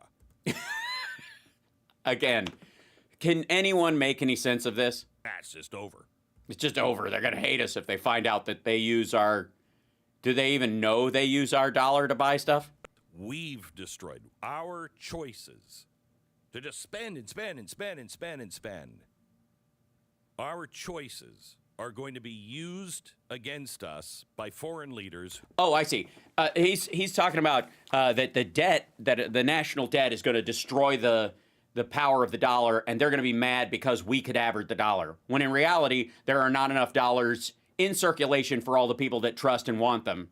And we keep it that way to keep its value high, but it's actually too high because there's less dollars in circulation than are desired. Hence why it's worth $1 even if the Saudis get off of the U.S. dollar, everybody else is still going to stay on it because they know the Saudis are moving away from oil, and what they're going to trade, they're going to have to do it on a unilateral basis with their neighbors because they won't have the control point of running OPEC plus. That's just stupid. Can't keep their people in control and need a villain, and it will be the United States.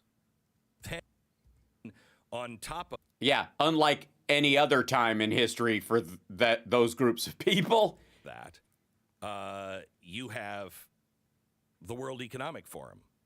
The World Economic Forum, which has orchestrated a lot of this. The Federal Reserve. What happens when the Federal Reserve raises interest rates because they got to suck all that money back in? And yet we don't stop spending.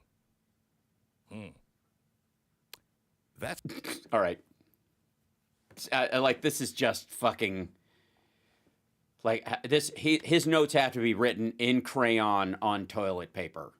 Be a problem, don't you think? And no, I don't think you know anything that you're talking about at all. I think this is. I've heard genuine conversations about debt to GDP ratio in the United States and the effect or lack thereof that the Fed's interest rates will have on either. And he's not even in the ballpark of even sounding like someone who comprehends this shit. I have to start spending because things like Social Security, it's on the brink of collapse. When is somebody going to stand up? I don't know, Glenn. This is where we're going to fucking commercial. This is where he's leading it to commercial. When is somebody going to stand up? Stand up and say what, fucko? Saudi Arabia, how dare you? Politician a real leader. I mean, I'm going to be 59 in a couple of weeks. 59. I can't believe it. I don't know what happened. Oh, we all watched. But all of a sudden, I'm 59 years old. And the world still hasn't ended, even though you've been clamoring about it for decades. I've known my whole life. I'm not getting Social Security. Sorry. If I get Social Security, it's going to be worthless. And by the way, yes, he is. It's going to be worthless. No, it isn't. Known this my whole life. No, you have thought this your whole life. Okay. No, not okay. There was a gap from Boomer to Gen X where people are like, oh shit, there aren't enough Gen Xers to pay for the Boomers. And then the Millennials and then Gen X, like we do, fucked more than people thought and had Millennials. And there are a lot more of them. We don't have the demographic problem of a lot of other countries because Gen Xers gave birth to a lot of Millennials. That's where the tax base comes from this. And also, by the way, deflation caused specifically by technology, both in healthcare and in and in even just tracking disease when you have it, so that it's not more expensive. Disease is getting cheaper and cheaper to treat because of technology, and technology will get cheaper and cheaper to make. That's where the savings in Social Security is, because the reason the Social Security Trust Fund has so much trouble is because it came up in a time when we really were behind the eight ball as far as dealing with infectious diseases, cancer, age-related diseases, macular degeneration, arthritis, autoimmune disorders, all the shit that comes with aging. And now as we get better at it, and as that we approach a period where we're approaching the AIDS vaccine and we're approaching a possible cancer vaccine and those kind of things, or treatments for those specifically that are much quicker and less invasive and save more lives and extend life and all that kind of stuff. Your cost of healthcare and which means your cost overall, the highest amount of cost of your later life, goes down precipitously compared to what you would have spent in your final years in 1986. Why is it short? Because at one point, we had enough people working that could pay for the older people. Okay? We used to have a bunch of young people working. All right. And they all contributed to the Social Security. I think it was like 16. Same shit. Right. This is because this is a boomer problem. This is what he's clamoring about. There are too many boomers. This is something people have talked about in the demographic issue in the United States. Not nearly as bad as everybody says it is. And again,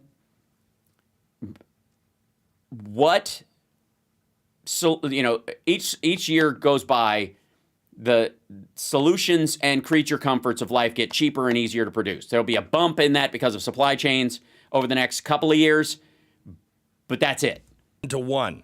So 16 people were working, and their portion of their Social Security would go to the one. It's now 2.5 to 1. How are you going to keep that up? Especially when people start losing their jobs. How are you going to do that? UBI. No. The most logical thing to do is universal. Again, he's just going to come out for UBI. Allowance. Now is to begin telling everyone. You're just Logan's Run. Everybody into the pit. When you hit 65, you got to keep working.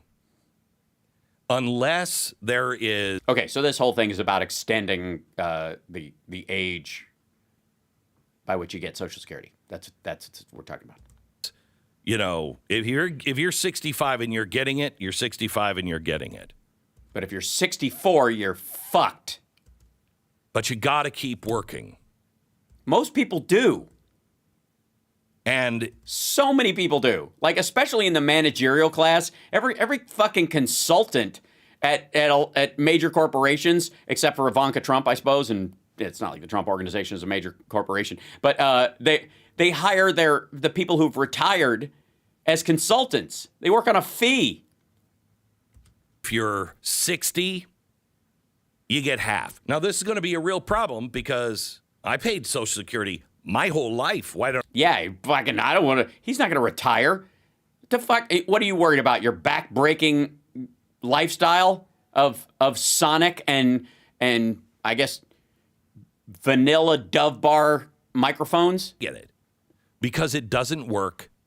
I fought against it, but we could never get it changed. Okay. So for the next 15 years. He fought against Social Security, and now he's pissed that he's not going to get it. Way to bootstrap, Glenn. 20 years, whatever it is. Here's a good idea. How about everybody who financially doesn't need it, forego it? I do that. Yeah. If you forego it, and if at a certain point you get to the age where you need it, and you're like, yeah, I forego it as long as I could, but I'm down to a certain point, you can go file for it, and it kicks in like welfare at a certain income bracket. If it's not going to change your life, send it back. Like insurance, you never need it. And you'll get some sort of credit. It will give you send you on a cruise.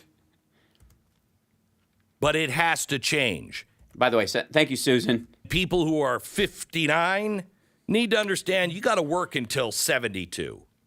I don't want to work until I'm 72. Believe me, we wish you could retire yesterday.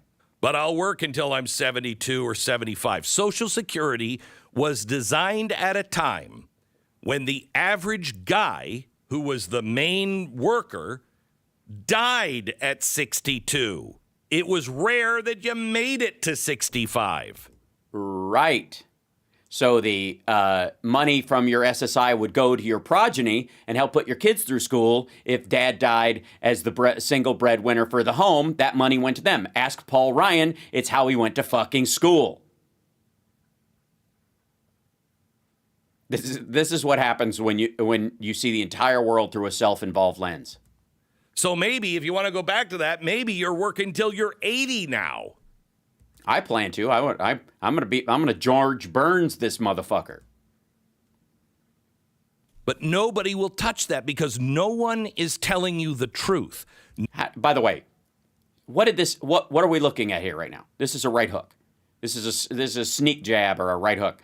He set this all. The world's gonna collapse. The dollar's going away. It's completely fucked. So we definitely have to raise the retirement age. It's the only way we can save any of this shit. I don't want to do it, but we got to do it. That's what nestled. That's the fucking pill in the peanut butter in this bullshit. No one will tell you how bad things are, but you know how bad things are. Well, then why would you have to be told? It's not so much that I know. It's sort of a sneaking suspicion. Like I go outside and there was this lady with like her ends of her hair were blue, and I was like, ugh. Woke, and then I was then I could look at eggs, and all the other groceries are normal priced and half off, and there's all sorts of breaks and coupons and stuff like that. But eggs are expensive all of a sudden, so thanks, Joe Biden. And then I was like, I just know this is because of Klaus Schwab. Do you know 25% of all millennials right now have their rent paid by mom and dad? Yeah, a lot of them are in school. 25%. Mm-hmm. Millennials, like any other group, what is it, 20-year period where the millennials were born? So at any point, about a quarter of the youngest of the group are in college. Has their rent paid by mom and dad. But there's more. So there's a new poll out. He just edited his own bullshit? In the Blaze today. Poll measured how many millennials are getting their bills paid by their parents. 1/4 of millennials get... Oh, you said 25%. I call bullshit. Their parents to either pay the rent or help pay the rent. Oh, I'm sorry, what? Oh, thank you. Yeah. A quarter is 25%? Okay, cool. I just thought he was using Glenn Beck math. So I just think it's bad form to switch from percentages to fractions like that without a warning. It's just rude. Another one is Thanks, Dennis. 19%. 19% of... Oh, it's going down. That's good. And that was quick. Adults say their parents pay their rent in another poll. Another 19% of adults say their parents pay for their groceries. 16% say their parents pay for the utilities. 39% of millennials struggle to find information and other resources to help with their finances. They don't understand that Dave Ramsey has a show? Now, 69% of respondents in the Northeast say they earn money by helping their neighbors. Only 43% say the same in the Southeast. What's wrong with the Southeast?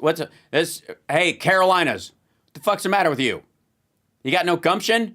Get a paper route. Go mow some lawns. Wondering if that's because people just help their neighbors.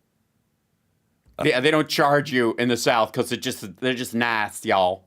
80. We ain't got to. Our millennials work, so we don't have to do that. They send us a check. Our children, they're rich and famous now. They do. My daughter's got an OnlyFans, and my son sells meth. And so they've got a little extra at the end. They got a little extra money at the end of their month. You know what I'm saying? And they send us something. So I'm glad to mow this lawn for you, whatever. I don't care that it's gravel. I don't care that you don't want me here. Fuck you. 5% of respondents see themselves as financially responsible when it comes to things like credit scores and savings, but 50% of them struggle with unnecessary spending and unbudgeted expenses. 40% struggle to remember to pay the bills on time. To remember to pay the bills on time. Not do you struggle to pay your bills on time. Do you struggle to remember to... Okay. That's because they're doing so well. They're like, oh, fuck, I got to write a check for that shit. That's not what, like, broke people. Believe me, nobody broke as fuck, and anybody who has spent any decent amount of time in their life broke as fuck knows this. You don't forget that the bill is due. You just can't do anything about it. Anybody who forgot to pay a bill isn't doing it because they're in dire straits or broken somehow.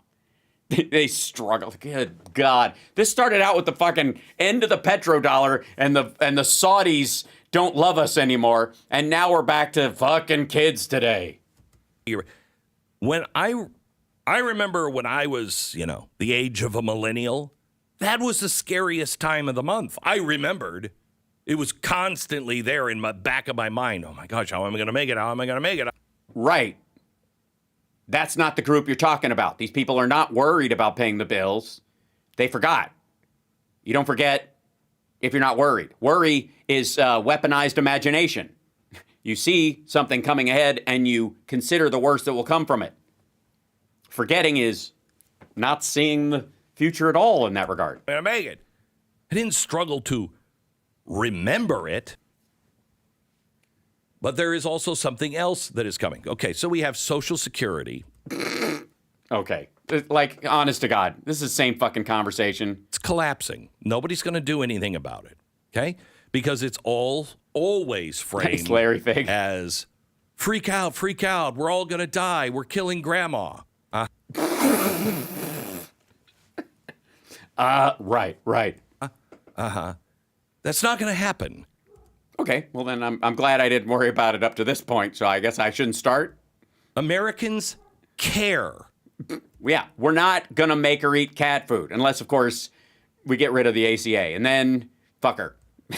We have, I believe, stopped caring as much because the government has just, I think, stepped in and cared for us. Because we outsourced the caring so that we don't forget to pay the bill so grandma's not eating fucking cat food. You might be onto something here, Glenn. Destroyed so much of our responsibility that we... That's what it is. These fucking old people, they just don't, we're not responsible for them anymore, so we just written it off. Like, Social Security is just, now it's on autopilot, so we don't even think, oh, fuck, I forgot to water grandma. Think, well, somebody's going to take care of it. No, we're supposed to take... We do take care of it by setting up Social Security and applying it evenly across the entire citizenry. That is the point. Creating Social Security and mandating it is responsible.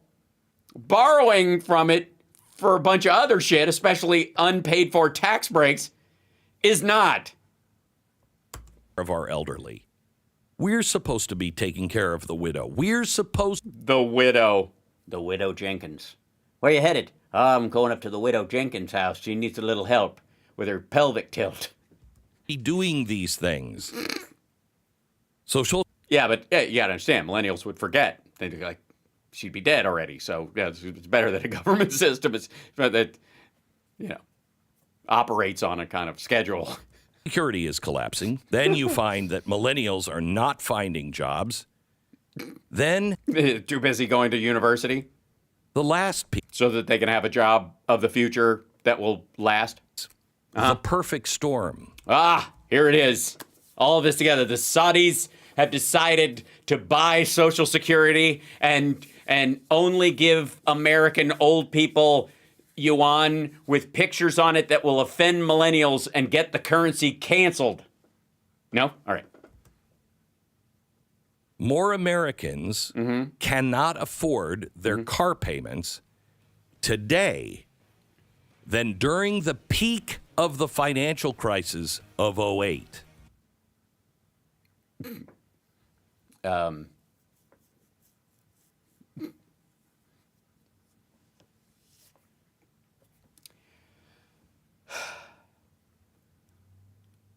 People lost their cars first in the peak of the financial crisis.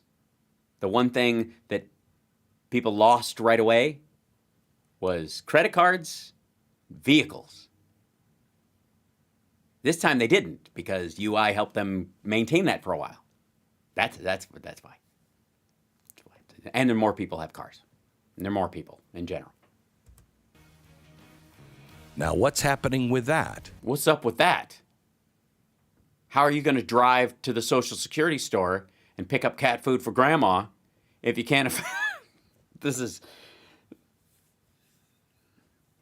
Glenn tells the truth about how bad our economy really is the title of this fucking travesty.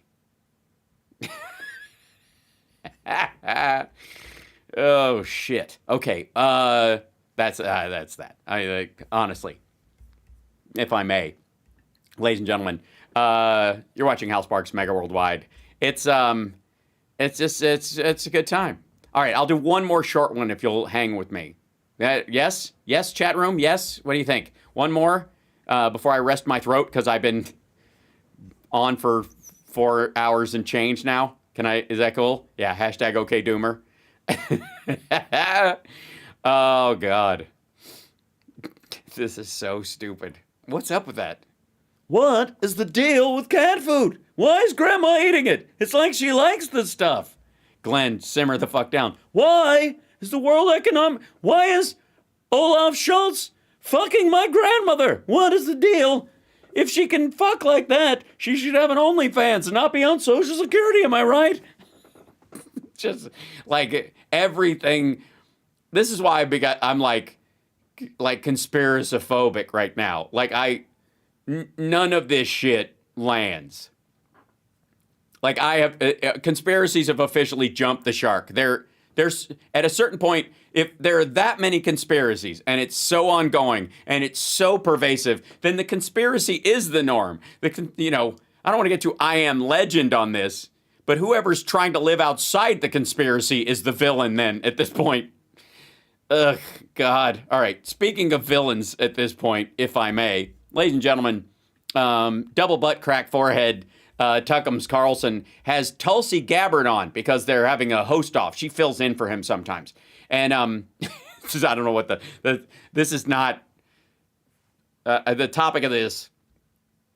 I don't think is related. I think this is from what he's talking about before she comes on. But this is Tulsi Gabbard. This Biden official just exposed the administration. And I'm fairly certain this is about Victoria Nuland and the Ukraine tanks thing, where they've been a bunch of people, a lot of the tankies are cutting this clip out where she's like, the Abrams won't even be there for months, and they won't be ready for the spring offensive. The Leopards will, which are way more of them, but the Abrams will be about defending the country later on. And the idea that if it continues into the summer, then that's a drop that the Russians can really be afraid of. And that's why she's on screaming about this.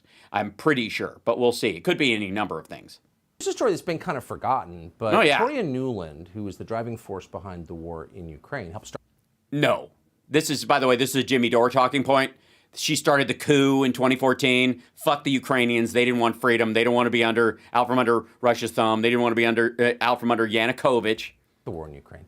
In January. By the way, no. Victoria, just for the record, Victoria Nuland is not the Putin whisperer who was like, NATO's coming in if you don't fucking go. To blow up the Nord Stream pipelines so that Russia couldn't send gas to. Wait, you what now? Hold on. In January, threatened to blow up the Nord Stream pipelines so that Russia couldn't send gas to Europe. Remember this? I want to be clear with you today. If Russia invades Ukraine, one way or another, Nord Stream 2 will not move forward. Yeah, that's different from blowing it up. Not moving forward. It hadn't actually opened yet. One way or another, whether with Germany's help or without, it transits other countries' waters, so they will deny the rights for the flow through, and that's that. Germany, if they want to operate in the rest of the EU economy, for example, will have to close it down because of sanctions. The sanctions will apply to Germany as well if they continue to do it. But, no, they blew it up. Sabotage. Look, it says sabotage. It must be sabotage. Then in September, somebody blew up the pipelines, and that was the... the Russians. Biggest man-made environmental disaster in history. If you were... No. Climate change, you should be in tears because of the amount of carbon that emitted into the atmosphere. So it was pretty obvious to us the Biden administration was involved in this. Was it? We said that, and we were immediately denounced by the entire left and the entire media as agents of Putin. Well, no, it's not just that. That wouldn't be the singular thing that would make everybody think that. It's every fucking thing else. It's your constant ball gargling of Putin that kind of gave you away. Why are they doing that? And by the way, if we think you're a Putin stooge, the question we're not asking is, why are you doing that? We're just drawing attention to what you're doing. We know why you're doing it. Actually join this war in force, what will they do to anyone who objects to it? Ooh, they're going to punish people. You watch. Wait, what? Who? Is agents of Putin. Why are they doing that? And by the way, when we actually join this war in force, what will they do to anyone who objects to it? Ooh, they're going to punish people. You watch. So we haven't joined in force then. So the tanks and what's in force mean? We give them the F-16s at that point? Is it only force when we allow nukes? Is that the Putin doctrine anyway? So why not? Mutual assured destruction is just an umbrella under which you can attack anyone you want with always like, if you stop me, I'll nuke you. But with this in mind, we were a little bit surprised to see Tory. Am I wrong? Like that? He has the squeakiest, dweebiest voice in the world for an alpha male. Nuland essentially admit last week that essentially. My God! It sounds like the word essentially is going to be doing a lot of heavy lifting. He did it. Watch this. Ooh, look how happy he is. Senator Cruz, like you, I am, and I think the administration is very gratified to know that Nord Stream 2 is now, as you like to say, a hunk of metal at the bottom of the sea. Yeah, so this is the clip that everybody's been playing. Danny Haifeng, Aaron Mate played this clip. Everybody's jumping on this. And by the way, scissoring it the fuck out of her statement. Like, you'll notice that is a hot edit. She's definitely got a but there or an and right after it. As a matter of fact, fuck it. I'm in for a penny, in for a pound. Hold on. Let's, where the fuck is this? Okay, hold on. I didn't set up my buttons, so you got to give me a second while I set this up. And by the way, talk amongst yourselves. Hi. Let's see. There you go. Let's see. I guess it would be on C-SPAN. I think that's where they got it from. Let's look up. Way to go. Search Nuland. Whoops. I can type. Dorian Nuland. Let's see. Political Affairs Radio testified at a Senate and Foreign Relations panel of the Daily. I think this is the most recent one. January 26th. Yep, here we go. Okay. Now, I might have to scroll through this fucker. I don't know how long she was on there. If you are type 2 and... okay, hold on one second. Somebody's grabbed this. I'll scroll through it to try and find. Along the border with Ukraine. Hold on. People have made Chinese assistance to Russia. Somebody's made another one right here. Hold on. Holding Wagner Group accountable. Impact of sanctions. Countering Russian disinformation. Latin America. She's Iran-Russia alliance and drones. Okay, so we got to find. Hold on one second. Let's see. Command, bring this up. Might as well while we're doing it here. Oops, there we go.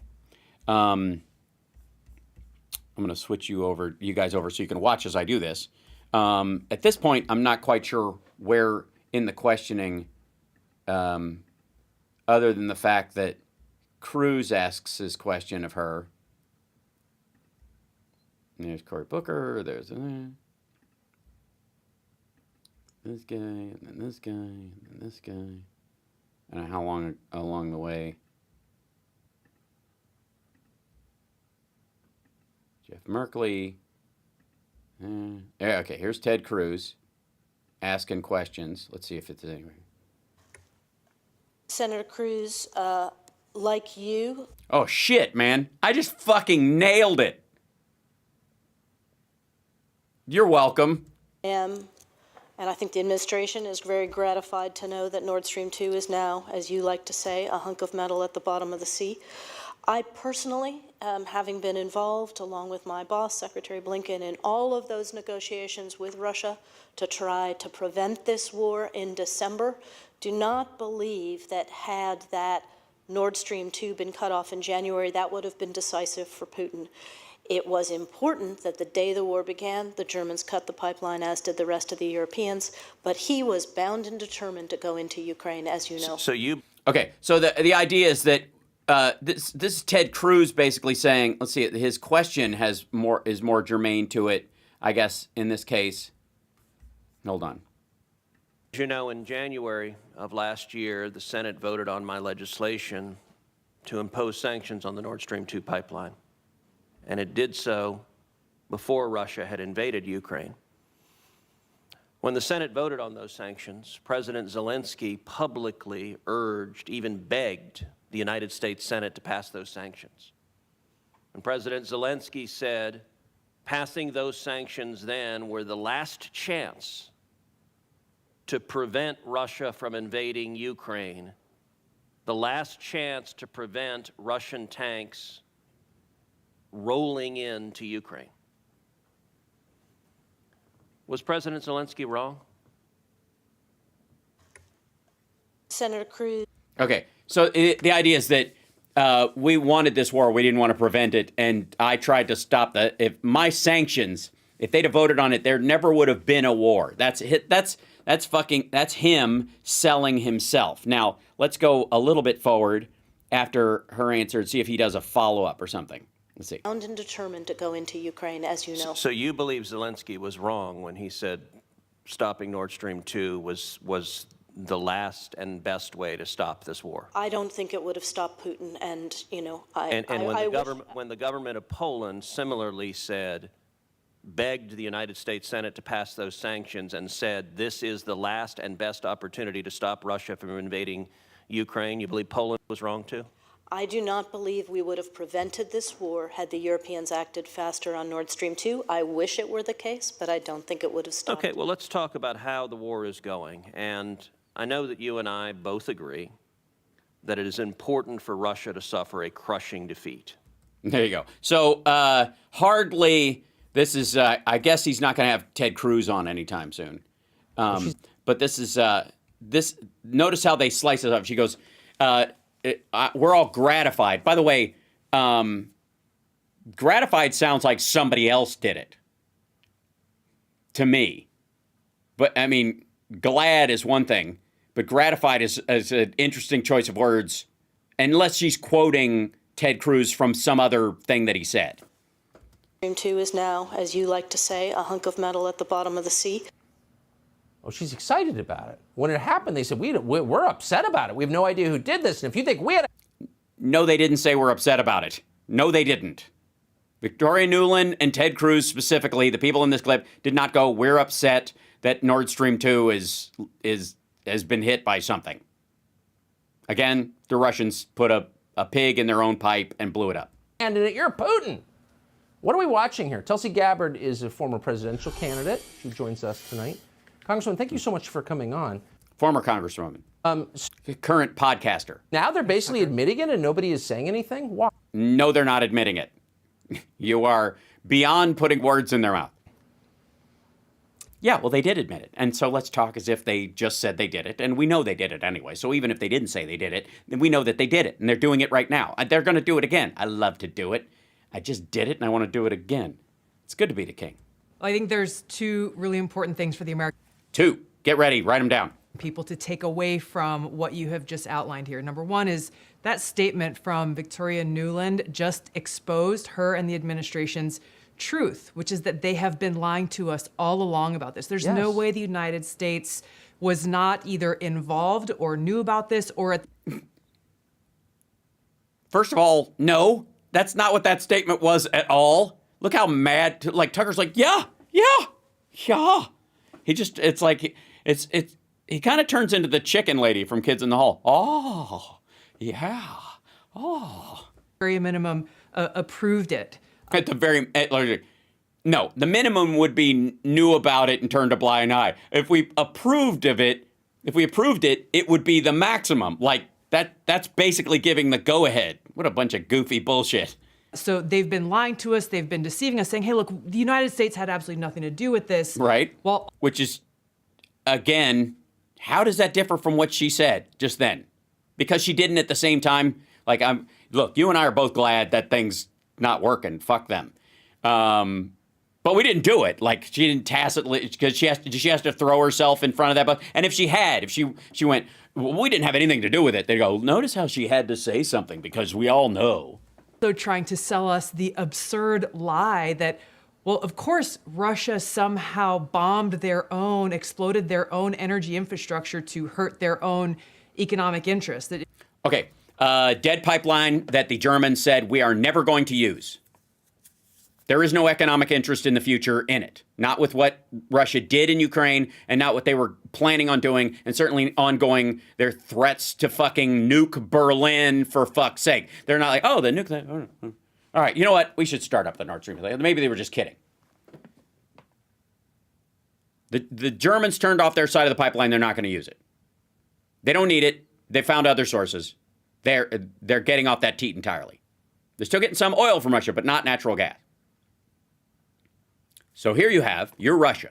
You have a useless pipeline, pressurized, full of gas. And the Germans aren't going to just, they legally, because they're not taking gas out of the pipeline, because the minute they do, that's a violation of their own statement and the sanctions against them getting that, or what they said they would do. So the only way that gas is coming out of that fucking thing is either back out through Russia's side or out in the middle of international waters where it vents out into nowhere.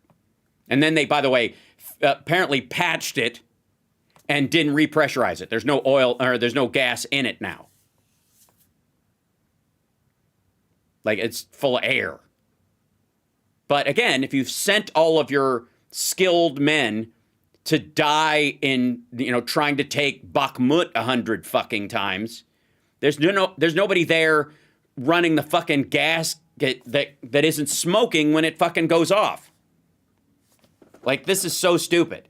They vented the fucking pipe rather than have this thing pressurized and on their end, but the Germans didn't even have it fully connected up. So they've got it shut down miles out from where it connects to the sea, to their port, their area.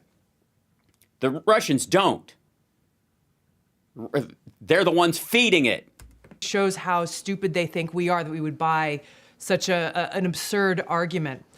Their lying to us shows us yet again that we can't trust anything that they're saying. We can't trust any of these narratives. Yeah, I don't trust. I'm done, okay? I'm done. Look at the bubbles, okay?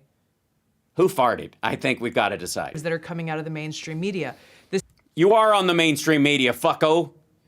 You're on one of the top 2 rated news programs, in quotes, on television in the United States. Mainstream. The fuck? What's your definition of mainstream? Thing podcaster.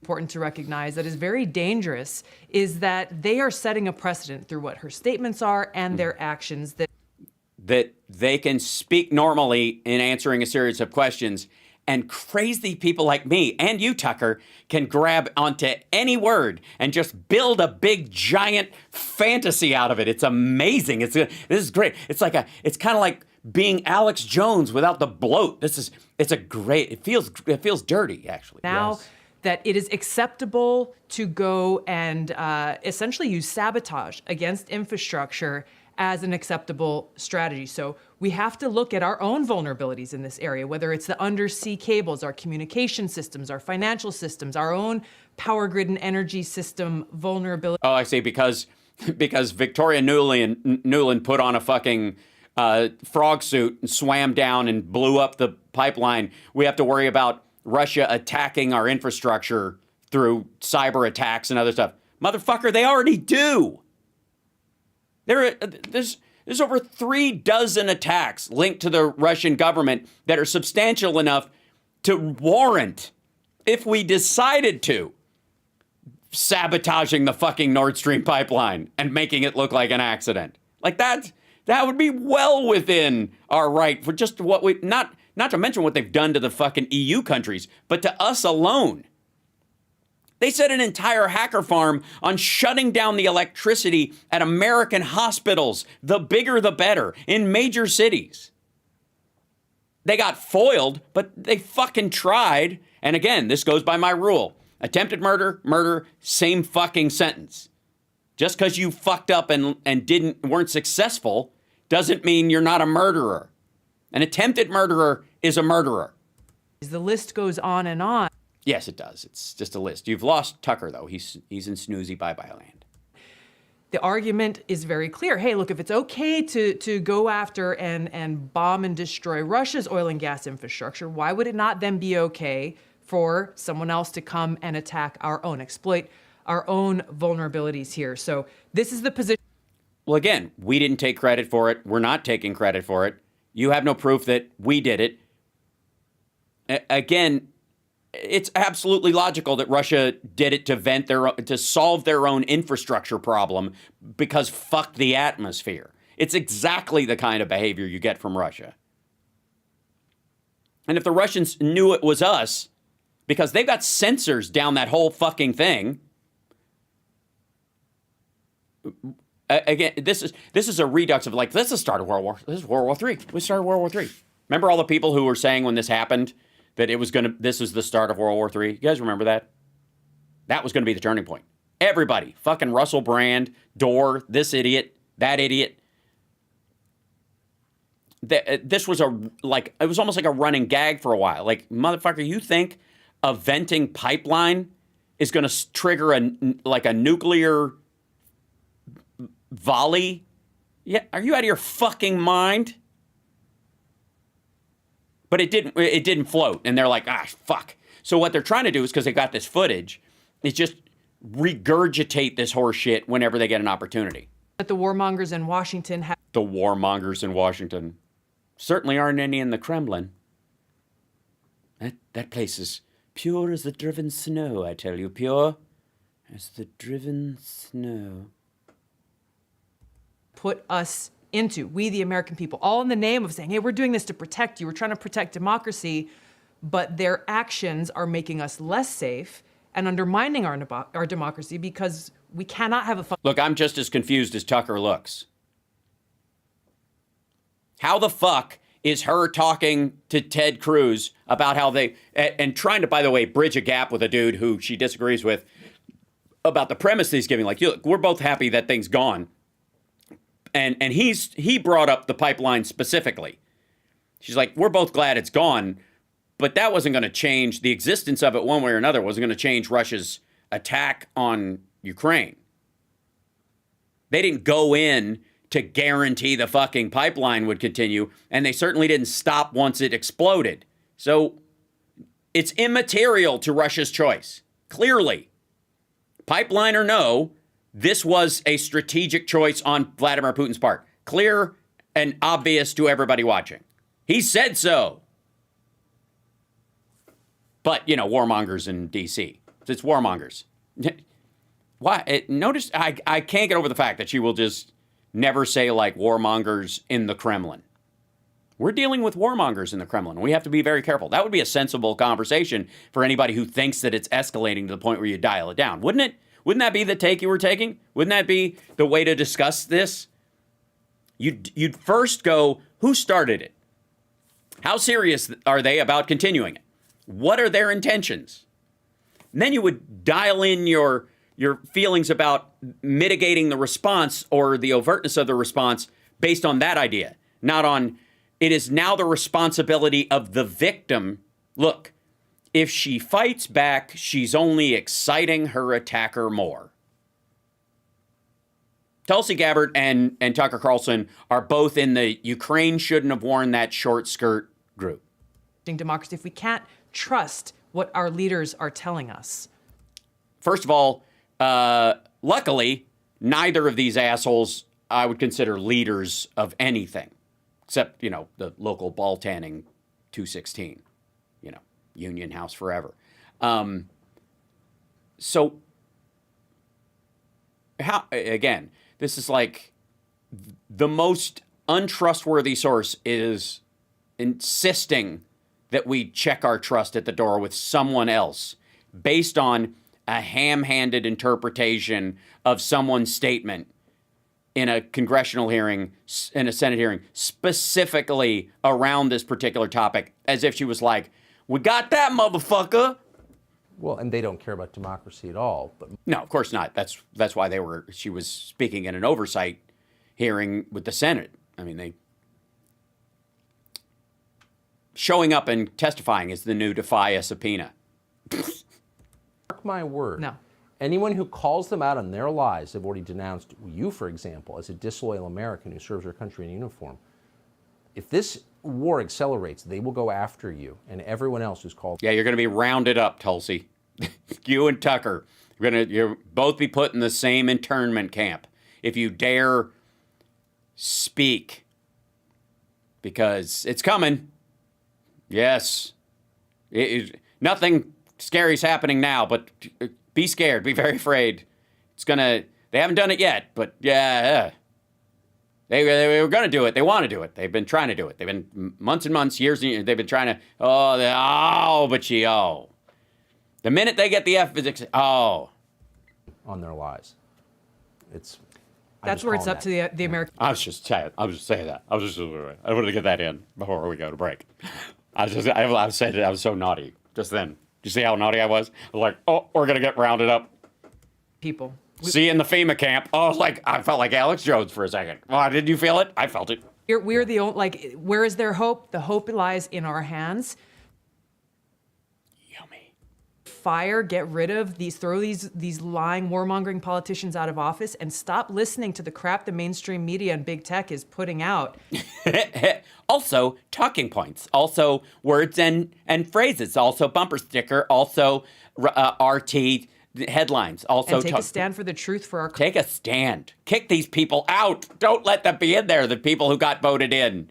They're implementing policies that the vast majority of the people want, and it's terrible. American people. I know, obviously, the Russian people. I talk to them all the time. They hate it. And for our security and freedom. Yeah, okay, my last word will be freedom. And that's when I'm just going to kind of, that's when, I'm done. That's it's like my interview safe word. I'm just going to say freedom. And then I'll do like that and look into the camera. And that's when he can say something. And then I'll say thank you or something. Tulsi Gabbard, great to see you tonight. Thank you. Thanks, Tucker. Subscribe. Thanks, Tucker. Thanks, Tucker. Don't get me wrong. Like I said, I love a good conspiracy. That's why I hate these, because they're terrible conspiracies. There's no supporting evidence. They don't even have a fucking can't they at least get grainy footage of Victoria Nuland in a Bigfoot outfit, walking across Maidan Square or something, handing out pamphlets during the coup? Anything? No? I'm asking for too much, aren't I? Anyways, I'm going to let you guys go and let myself go because I've got to go. I've got to go. I've got to go. You know what I mean? I've got to go. I've been sitting here for a long time. And I'm going to go a couple of minutes early. Thank you guys for all the support and love today. I really appreciate it. I'm going to, before I do go, I'm going to pop in here, if I may, and say hi say bye one last time to the chat room. Thank you guys a lot. I appreciate it. You guys are awesome. Take care of yourself and take care of somebody else. And I will see you in the morning. Philip Bittner will be joining us. And it'll be nice because he can swear. And there's a lot to swear about. And if I tell him about this Tulsi clip, more than likely he will, if he hasn't seen it already. Yeah. So, anyways, love you guys. Take care of yourself and take care of somebody else. And yeah. And remember, whenever confronted with a choice that you believe is the lesser of two evils, choose less evil. It's that simple. Okay. Bye, everybody.